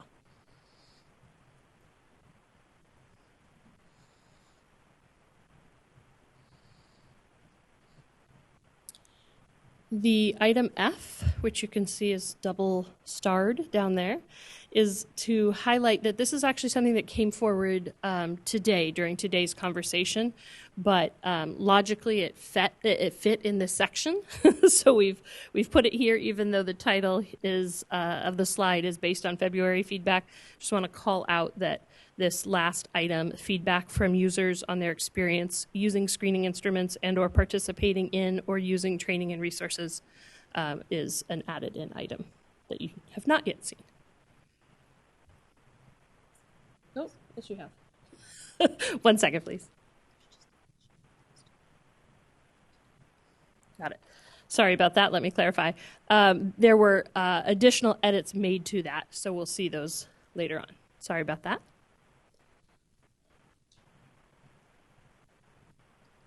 These are the edits that came from both post feedback of the March State Board of Education meeting, as well as the rubric development itself. And these were presented in item 4.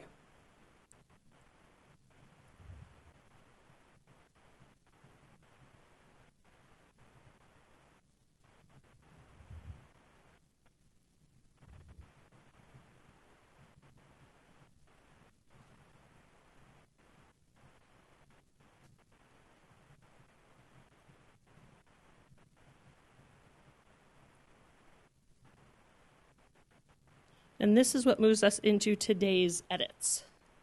So in terms of today's edits to the review elements, looking first at the description of battery. As best as we could, we captured these in sort of a track changes so that you can see the sections. You'll see there are some where we couldn't do that yet, but for the most part, we've captured them here. Let me pause to see if there's any comments or questions about this slide and the changes proposed.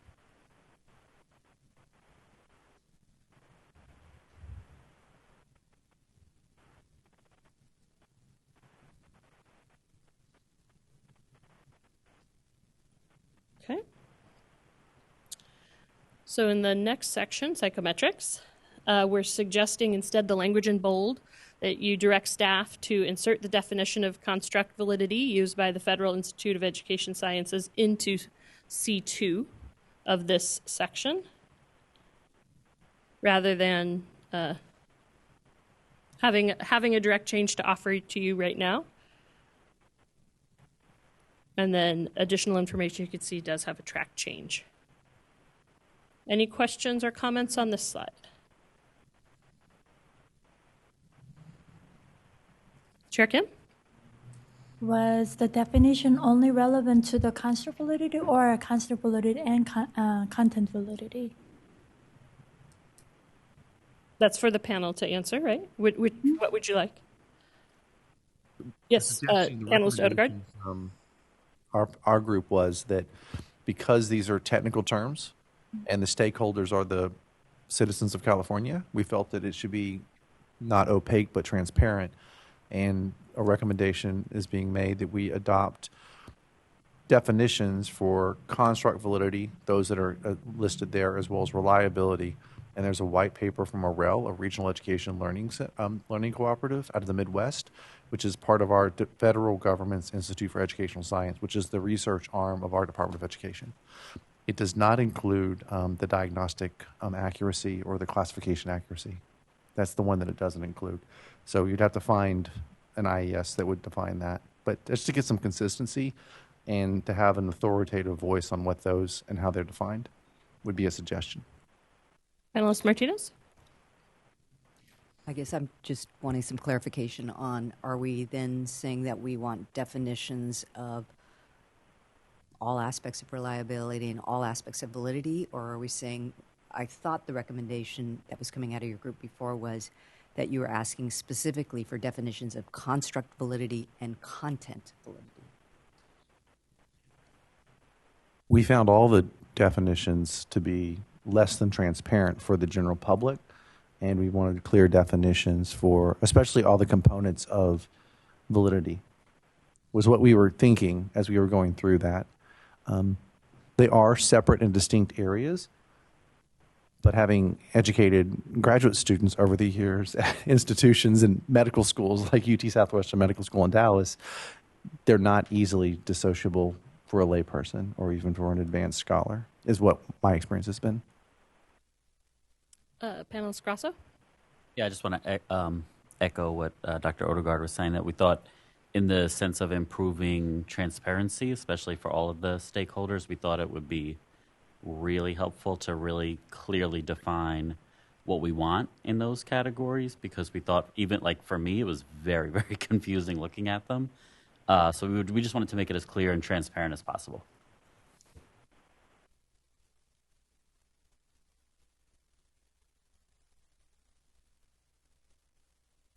So we're just double checking how we want to capture that in this. So if we were to rewrite this bold and italics, what might that say?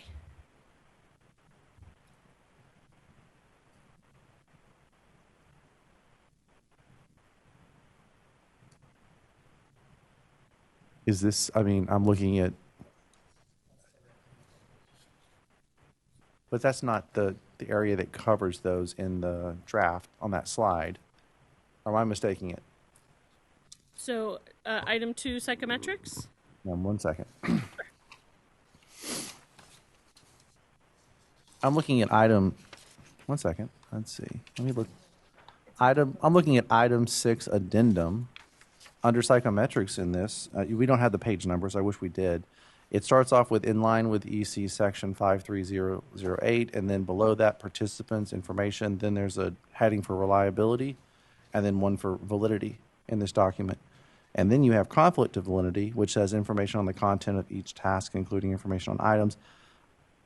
Construct validity, those are not real definitions per se, and IES has more clear. They're not long or overly long, but they're more kind of industry standard. But am I mistaken that that's not the page that I'm looking at? This is not. What's in front of you is just pulled out changes that we heard. So this is sort of a summarized list of changes that we heard from the panel in general. So this also includes a different section on this slide. Gotcha. So you said on the slide, I'm like, I was looking at the document. So then we have in front of us a document that has reliability, and then we have validity, and then we have content validity, but we don't have a definition of what content validity is, and then we have construct validity, but we don't have what that is, and then we have criterion validity, but we don't really have what that is. So could there be a definition added? Or we could do this in the rubric, and we could put footnotes underneath those sections, which we could then take up later, and then just provide clarity in the rubric's sake. So I'm not the panel. The panel makes the decision. We thought that clarity would be helpful. I don't even think we were thinking that we had modified this document. I think we were thinking that we could do footnotes in the rubric itself to be able to do that, since that's the scoring document, but give some clarity was what we were hoping. So I'm trying to throw a bone out here to try to make sure that we can move forward with this. And I'm not even proposing, so I could make I don't know if I want to make a motion coming, since I'm not in California and a citizen, but I'm just saying what we were saying, and I can refer it back to Grasso to do that. I know I'm an official, but I think the question goes to the panel, right? Is this something that you feel comfortable what's in the review elements as is without the definition? Or is there something that needs to be more clearly defined within the review elements, knowing that a decision is still coming on what makes it onto the rubric? Panel thoughts about that? Panelist Wilson and then Vice Chair Guerrero. For me, it would really just matter on, can we add it to the rubric if it's not in this document? So if it's not in this document, if it needs to be in this document to be in the rubric, then could that say direct staff to insert definitions of reliability, content validity, construct validity, and criterion validity, so that then it could then be transferred into the rubric also? So yes, right? The panel could choose either. Vice Chair Guerrero? I agree with what Member Wilson stated, because I had two thoughts. One, I do want the definitions, just so we're all on the same page. And two, I was just thinking it could be added on the review element box right underneath the words, but if not, then I direct you. I think it says direct staff. So I direct you, if everybody's, well, we can vote on it, or I can start a motion about adding the definitions on the review elements. Okay, thank you. Chair Kim?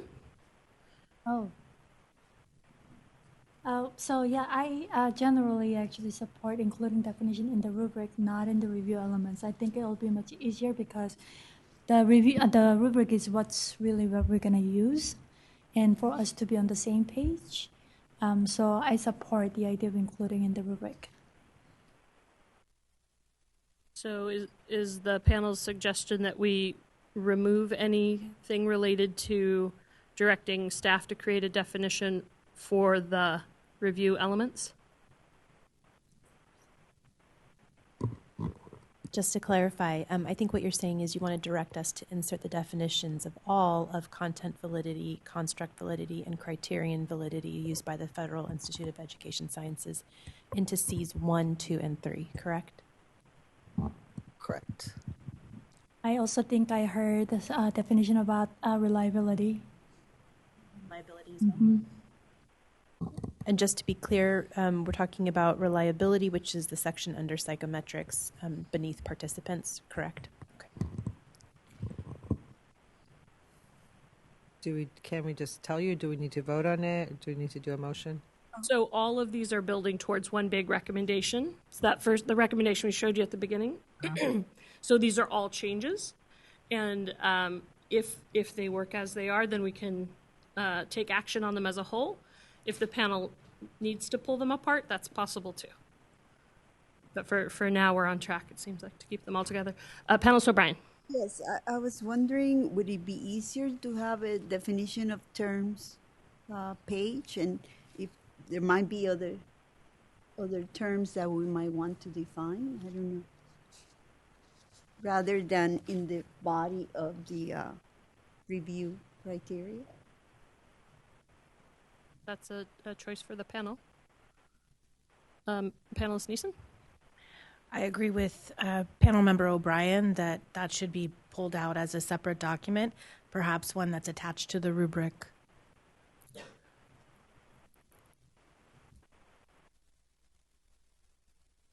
Panelist Odegaard? I was going to say that's great, because I think that I would also add, if we have more time, classification accuracy. I would have all 5 of the elements for psychometrics defined in that. And I think we've had public comment that's asked for some clarity around some operational definitions as well. And I like the idea, since we could have the agency to act on that through the rubric, from what I understand about our statutory requirements that have to be approved by the State Department of Education, then that would give us leeway about how we move forward. Thank you. So as Ms. Holmes is working on sort of a rewrite to capture that, I'm going to ask about number 3, the additional. Panelist Wilson. My comment is about item 3. Okay. So we're going to just move. Is yours on 2? Yes. Okay. Vice Chair Guerrero. Since we're talking about definitions, can you put like concurrent and what was the other type of like predictable and yeah, so us laymen can understand. Thank you. Thank you. So we will bring this statement back in just a moment. Could you repeat specifically which ones you want? It had to do with data results, right? Concurrent and predictive. I was trying to look for it on the page. It's under it's under Criterion validity. Yes. It's, where is it? Oh, yeah, concurrent or predictive correlations. Yes, what that means and what is that supposed to look like. Thanks. Thank you. So, Panelist Wilson, I think you wanted to mention something on additional information? Yeah, and sadly, it's not on the edits. We mentioned it, so our group discussed item A under additional information, and the fact that we weren't super clear on what it actually means in the evaluation criteria or the review elements, and I don't see it up there as a clarification. But we asked several people for clarification, so I'm just not sure what item A means. How it's different from CI, I guess. That was the conversation we had. I'm just pausing to see if we have it on a additional. No, is that one? I don't think we have that. I don't think we caught that one. So is there is there some direction from the panel in terms of how we might clarify this? Our question, our question is really which direction is this information going? It says how information about performance and relevant context factors is reported and analyzed for potential needs and next steps. Are those how the vendor, like how they decided to review the context factors when they were testing their tool? Or is it the next steps for after the scoring of the screener has already happened? So we're trying to figure out how A is different than CI.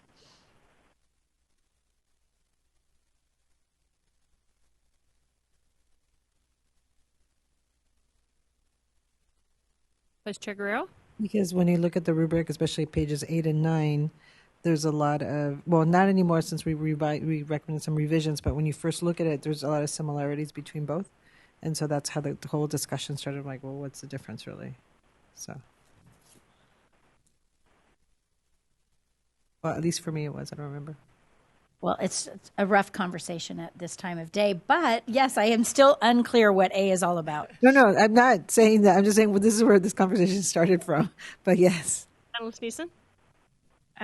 So I think we were told that it was from the publisher's perspective, and if that's the case, can that be more clearly highlighted in that review element? So, because it's, and clarify for me, please, if I'm incorrect, but the response we got when we asked this question was that on additional information A, how information about performance and relevant context factors is reported and analyzed for potential needs and next steps is really about how does the tool report, if I understand correctly, and maybe I don't, but that's where we need the clarity. So is this about how the publisher presents the information to the educator, or is it about how, like as Tammy mentioned, is it about connecting to this idea of determining further educational strategies? So that's where the confusion lies, because we're trying to understand how those two pieces either fit together or how they're differentiated.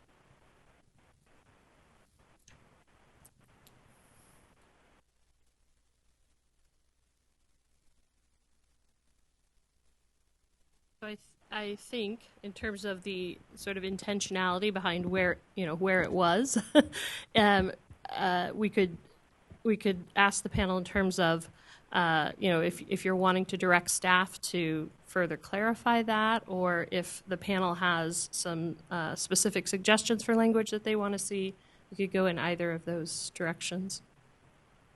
Panelist Wilson? I would suggest that we ask for the staff to just clarify what that actually means, because I don't have any suggestions to edit it because we were not super clear on what intent. What's the intent. So I think maybe some time to process and figure out what the intent is would be helpful. Thank you. Vice Chair Guerrero. I want to change the word suggestion to direct. So noted. Well, because it says direct on there. So suggestions means they don't have to really take it. Let me, yes, Panelist O'Brien. Yes. So when they say how information about performance and relevant context factors, the way I'm interpreting this is performance on the screener together with the context factors that were put in as information. Is that correct? So I don't know that we're going to clarify it today. It sounds to me like we need to step away and clarify it and bring it back.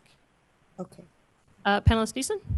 May I offer one thing? I'd like to see in this line item how either the publisher interprets this information or how the educator interprets. So using the language to differentiate between the end user versus the publisher. Understood. Thank you.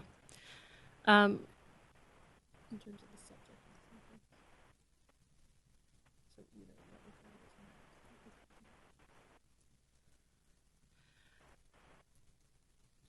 So as Ms. Holmes is adding in these edits, I just want to give a moment for her to get that written up. Are there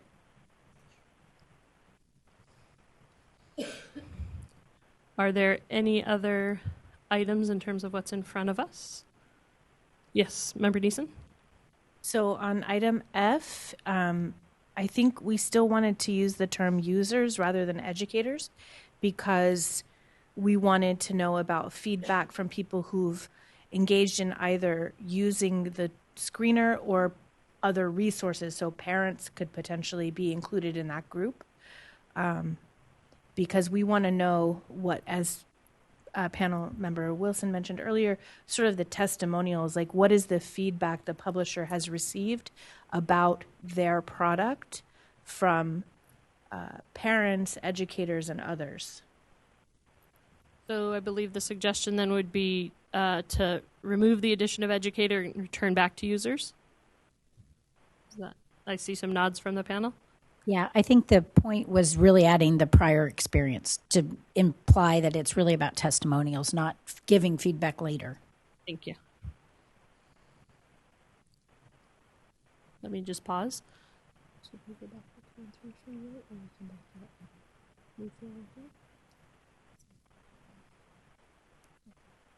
So that you can see the changes that she's uploaded all at one time, I'm going to move us forward and then we'll come back to these.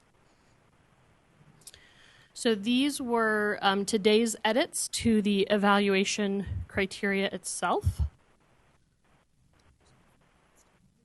Thank you. I've been looking at this so many times I had to remind myself. So at the panel's recommendation, we moved from bullets to numbers so that they're more easily identifiable when we're talking about them and when we see them lined up elsewhere. So you can see bullets 1, 2, 3, 4, 5, 6. And we wanted to, and you can also see in item 5, there is 5 and 6, there are a few changes as well. So we may want to take a moment to read those.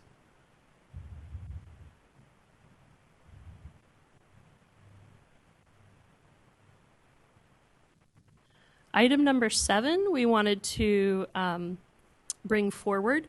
Item number 7 is not hitting the current rubric, so there was question about the fact that the alignment goes across the entire rubric, but does not necessarily have its own individualized item. And so therefore, does it belong within the evaluation criteria?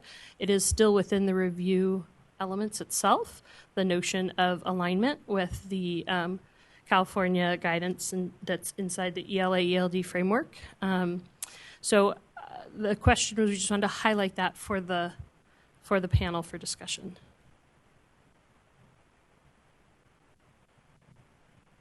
Yes, panelist Grasso.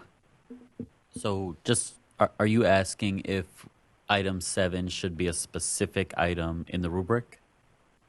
Or you're asking us to discuss that? Asking if the panel wants to keep item 7 in the evaluation criteria. Panelist Neeson? I think it's important to have that criteria in there, but perhaps we can add something about how it's in alignment across the other evaluation criteria, that it's embedded somehow in the language of that one to add that part, because it's really important that we connect to our guidelines, right, in the state. So how we see that in the rubric throughout is important. So yeah. Thank you, Chair Kim. And then panelist Martinez. Yeah, I appreciate the comment. I wonder whether that language belongs here in the evaluation criteria or in the rubric. So we can keep the criteria the way it is right now, that's 7. In the rubric, we can note that evaluation of this particular criterion is reflected in across all the other aspects. That's just one way of perhaps handling it. That's one point. The other piece about the point 5, I wonder the language they're training. I wonder about just a suggestion. Instead of just and training, perhaps useful guidance and resources, including training or something like that. So it can be a little bit broader, not specifically to training itself, but it can include training. Just a thought. Mm-hmm. Thank you. And panelist Martinez? So I have a comment also that, sorry, my brain is so fried. A suggested edit to item 5 as well that I apologize for not bringing this up earlier. I wasn't sure when we were going to be discussing this, but I was hoping that we could consider as a panel changing that to specifically call out the population of interest, so that it would read the extent to which the screening instruments offer useful guidance and training on how to appropriately administer the instruments and interpret and report the results for populations of students representative of the California student population. Pausing to make sure we capture that.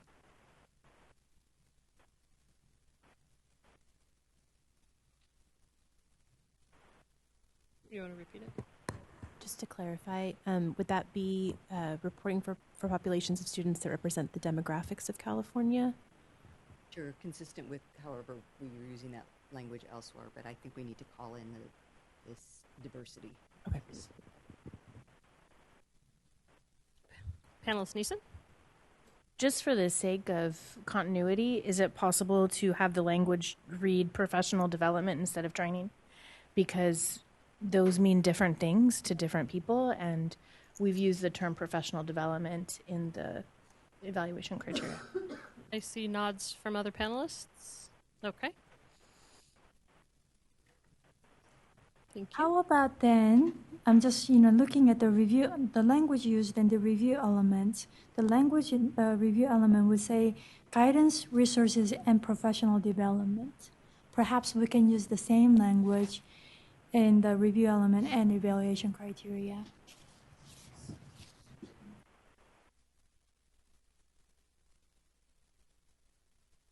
Thank you.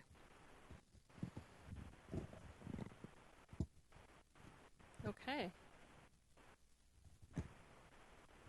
So we've made it to the end of the feedback we collected today from the review elements and now from the evaluation criteria. we'll bring forward those ones that we adjusted to share. This is your opportunity to think if there's anything that was missed. So give us just a moment and we'll get the slides moved over for you.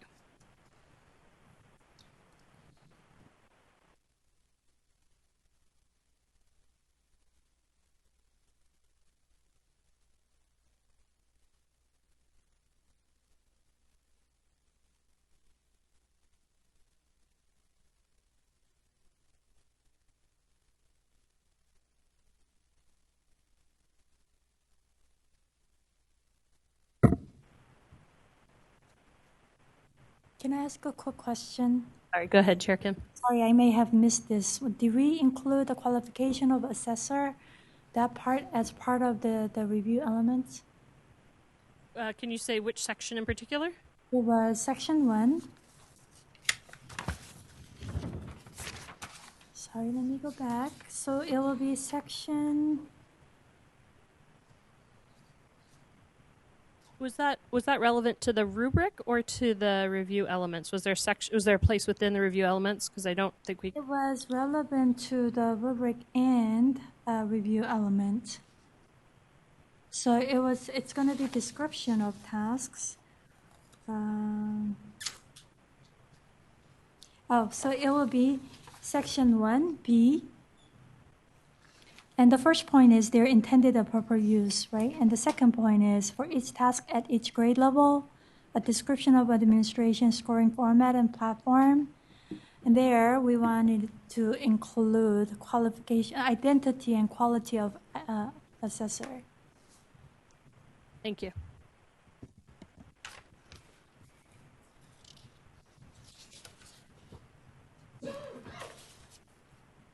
So if you see that was included in the slides, so in terms of the action that you're taking, this would be captured because this was included in the feedback from the March meeting. Okay, thank you. Thank you.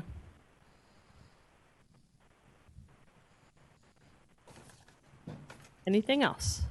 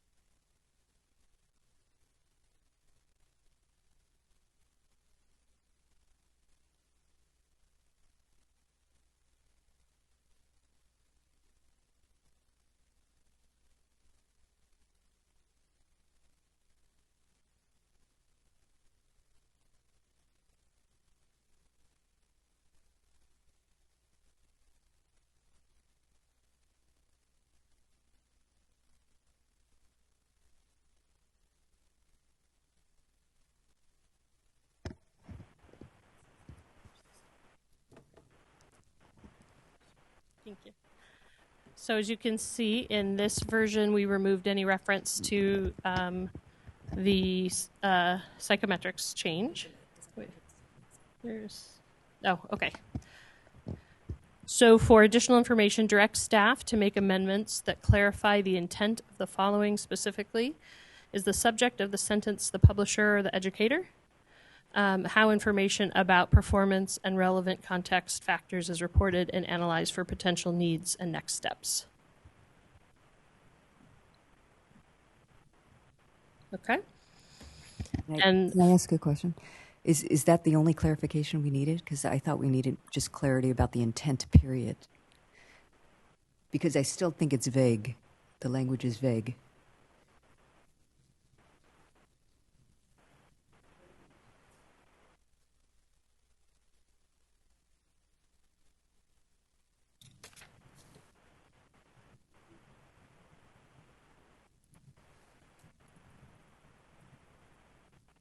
Maybe in general or including. Yeah, perfect, Jessica.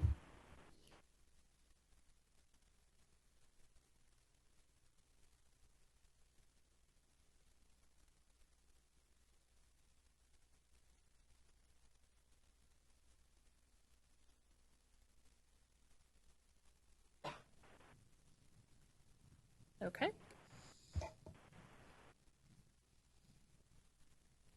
And this is the request around definitions. Direct staff to create a definitions addendum to the review elements and evaluation criteria that includes definitions of classification, accuracy, reliability, content validity, construct validity, criterion validity used by the Federal Institute of Education Sciences.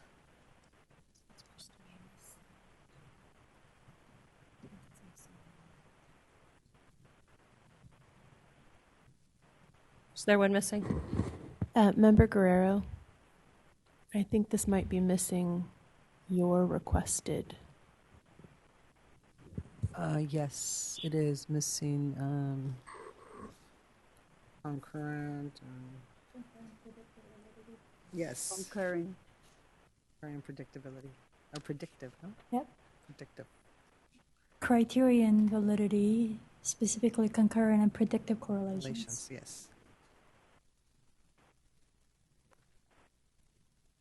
Sorry, we have criterion validity below. Can you just say what is the name? What is the Concurrent and predictive correlations. concurrent and predictive correlations? Mm-hmm.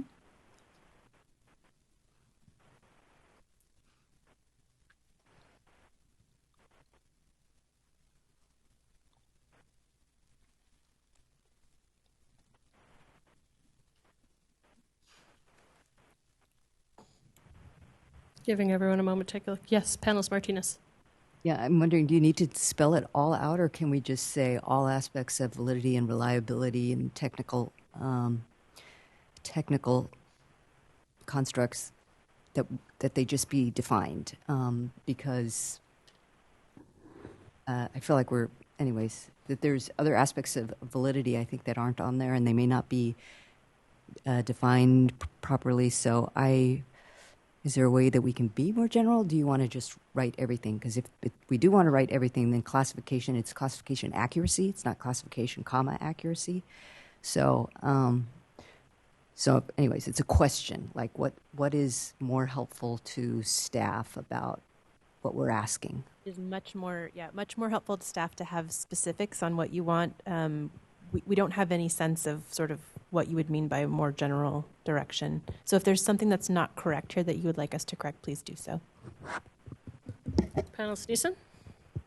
I was just going to say that for me, as someone who's going to be utilizing the rubric, having these specific definitions based on what's in the review elements is what's going to be most helpful.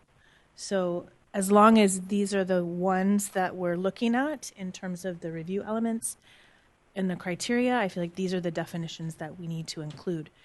And I think I did hear someone say earlier that we should include definitions that some commenters had asked for, but I don't know what those definitions might be. I don't remember who mentioned that, but someone said that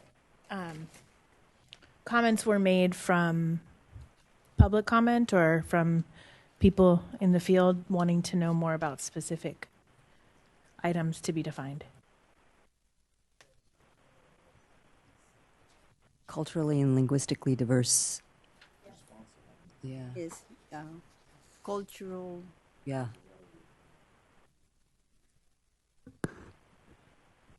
So in general, when it comes to definitions, we would ask that you would provide us with a definition that you would like us to use. So I think you're referring to the general guidance to the panel that's in Education Code Section 53008B that I highlighted earlier this morning, related to developmentally appropriate, culturally and linguistically appropriate.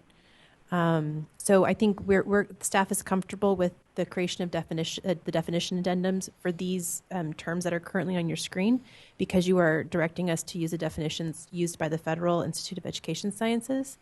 However, unless there is a definition of those elements from 53008B that you are prepared to have us use, and that you are ready to agree on, it would be difficult for us to provide that definition for you. Panelist Neeson and then panelist Odegaard. I have a question, actually, maybe other panel members might know. Isn't culturally and linguistically responsive education defined in our frameworks? I'm wondering. I'm trying to recall. Because if it is, that would be the place I would think we would want to pull that definition. But perhaps it's not. Maybe it's something that we can research and come back to. I think it's in the educating multilingual learners, that purple book.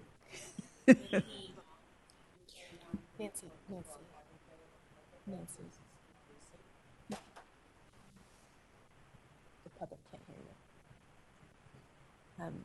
you. So it would be helpful just to get some clarity from the panel what their direction is.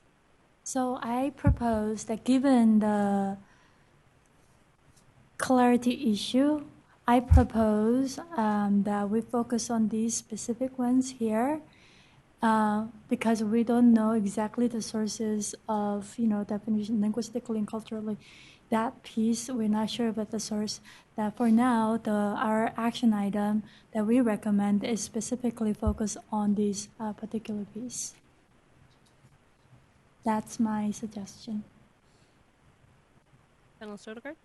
3 parts. So first, to help you guys know, reliability when you go to IES might be broken down into different components, and they're listed in the example given.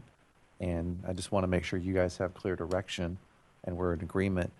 The comment by panelist Martinez highlights that there's other aspects of what we're seeing, and one of them is that we name specific examples of types of reliability in the rubric, for example.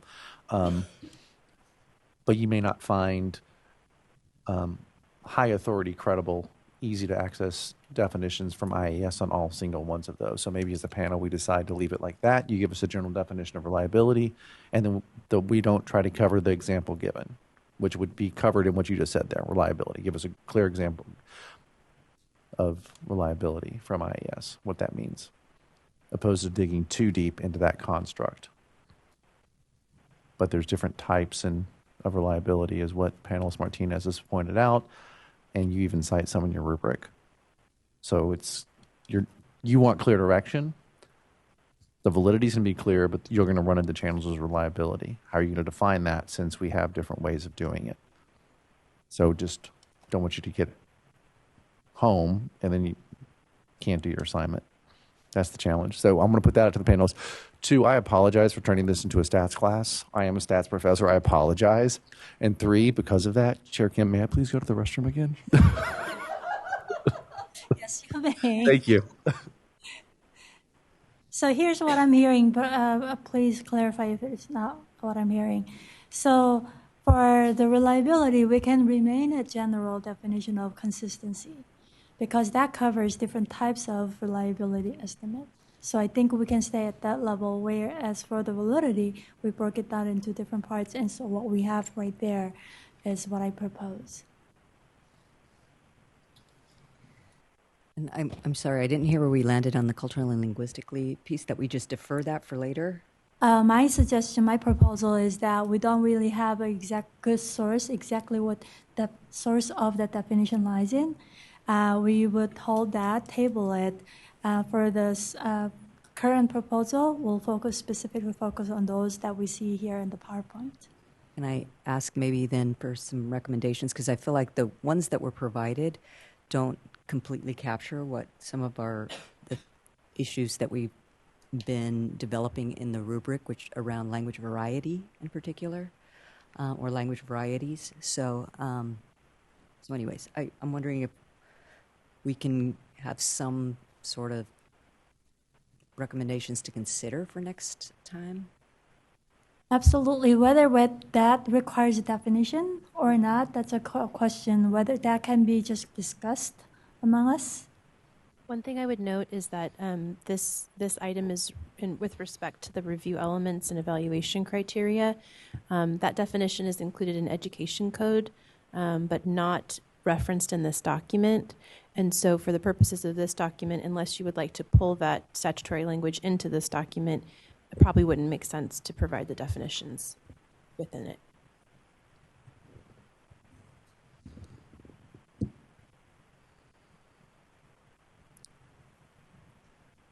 Seeing no further comment, are we ready to, did we cover all of the ones, the additions, I think? No.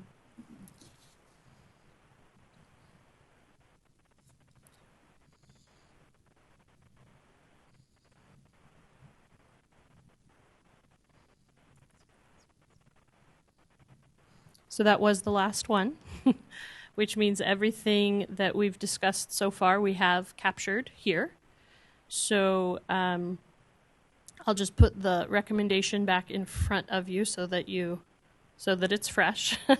the approve this proposed review elements and evaluation criteria. And then, of course, we have with the following changes. And then all of the following changes are listed. I believe we need to move to public comment. Mm-hmm. So prior to that, I just want to make something clear. So it is up to the panel whether or not you approve this document today. Because there are some non-line item edits that are being proposed where you're directing staff to kind of use our best judgment to make some changes, I would recommend maybe the motion not be to approve it, but to direct staff to make the following changes so that the panel can consider this document for approval again in April. But that is up to you. And if you would like, we've put this on a PowerPoint for you so that you can read the motion and not get confused. So if you'd like us to update this slide to reflect that, happy to do that as well.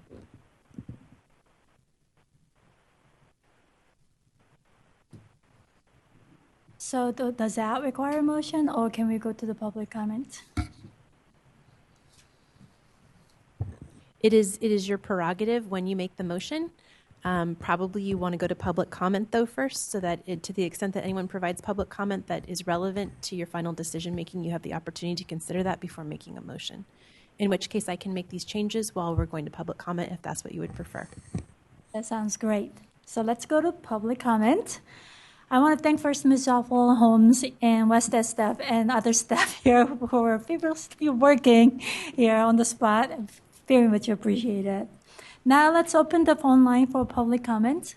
Members of the public wishing to provide comment on this item may do so by calling the telephone number and using the access code on the slide that is shown. It's not showing, but will be showing. We'll be going to the public comment. Are there any speakers to provide public comment in person? Anyone waiting to provide public comment on the phone line? Great. So let's have just a moment to, there we go.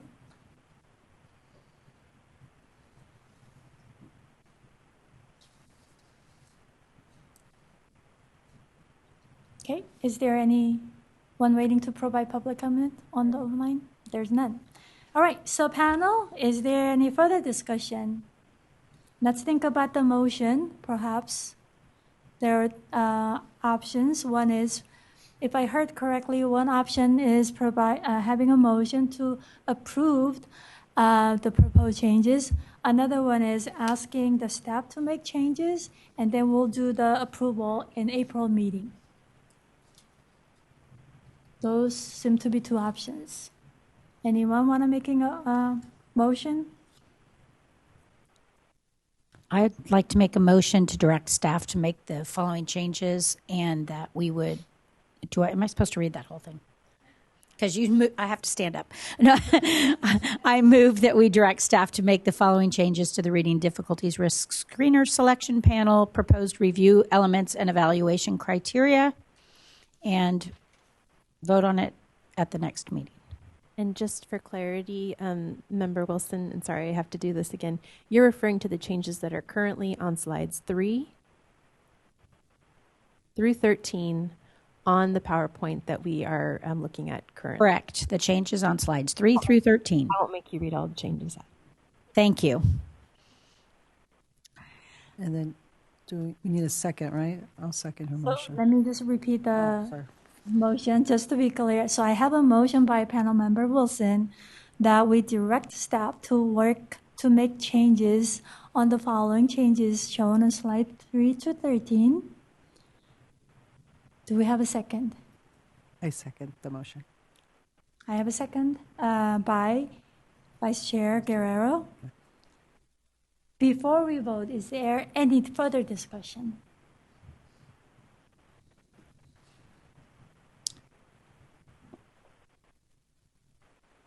You direct me. You're supposed to direct me to. Yes, I was going to, but I thought you were going to say something else before. Am I missing anything? Okay, so now Ms. Holmes, would you please call the roll? I certainly will. Member Grasso. Yes. Member Gravelin. Yes. Vice Chair Guerrero. Yes. Vice Chair Kim. I'm sorry, Chair Kim. Yes. Member O'Brien. Oh, yes. Member Odegaard. Yes. Member Neeson. Yes. Member Martinez. Yes. Member Wilson. Yes. Motion carries. Thank you. Now I'd like to move on to item 7, general public comment. So I would like to take up agenda item 7, general public comment. Public comment is invited on any matter not included in the printed agenda. Members of the public wishing to provide comment on this item may do so in person or by calling the number shown on the public comment slide. Are there any speakers signed up to provide public comment in person? Is there anyone waiting to provide public comment on the phone line? All right, I hereby adjourn on March 15th, 2024, Reading Difficulties Risk Screener Selection Panel meeting at 4:58 p.m. Thank you so much, everyone. Thank you for your hard work.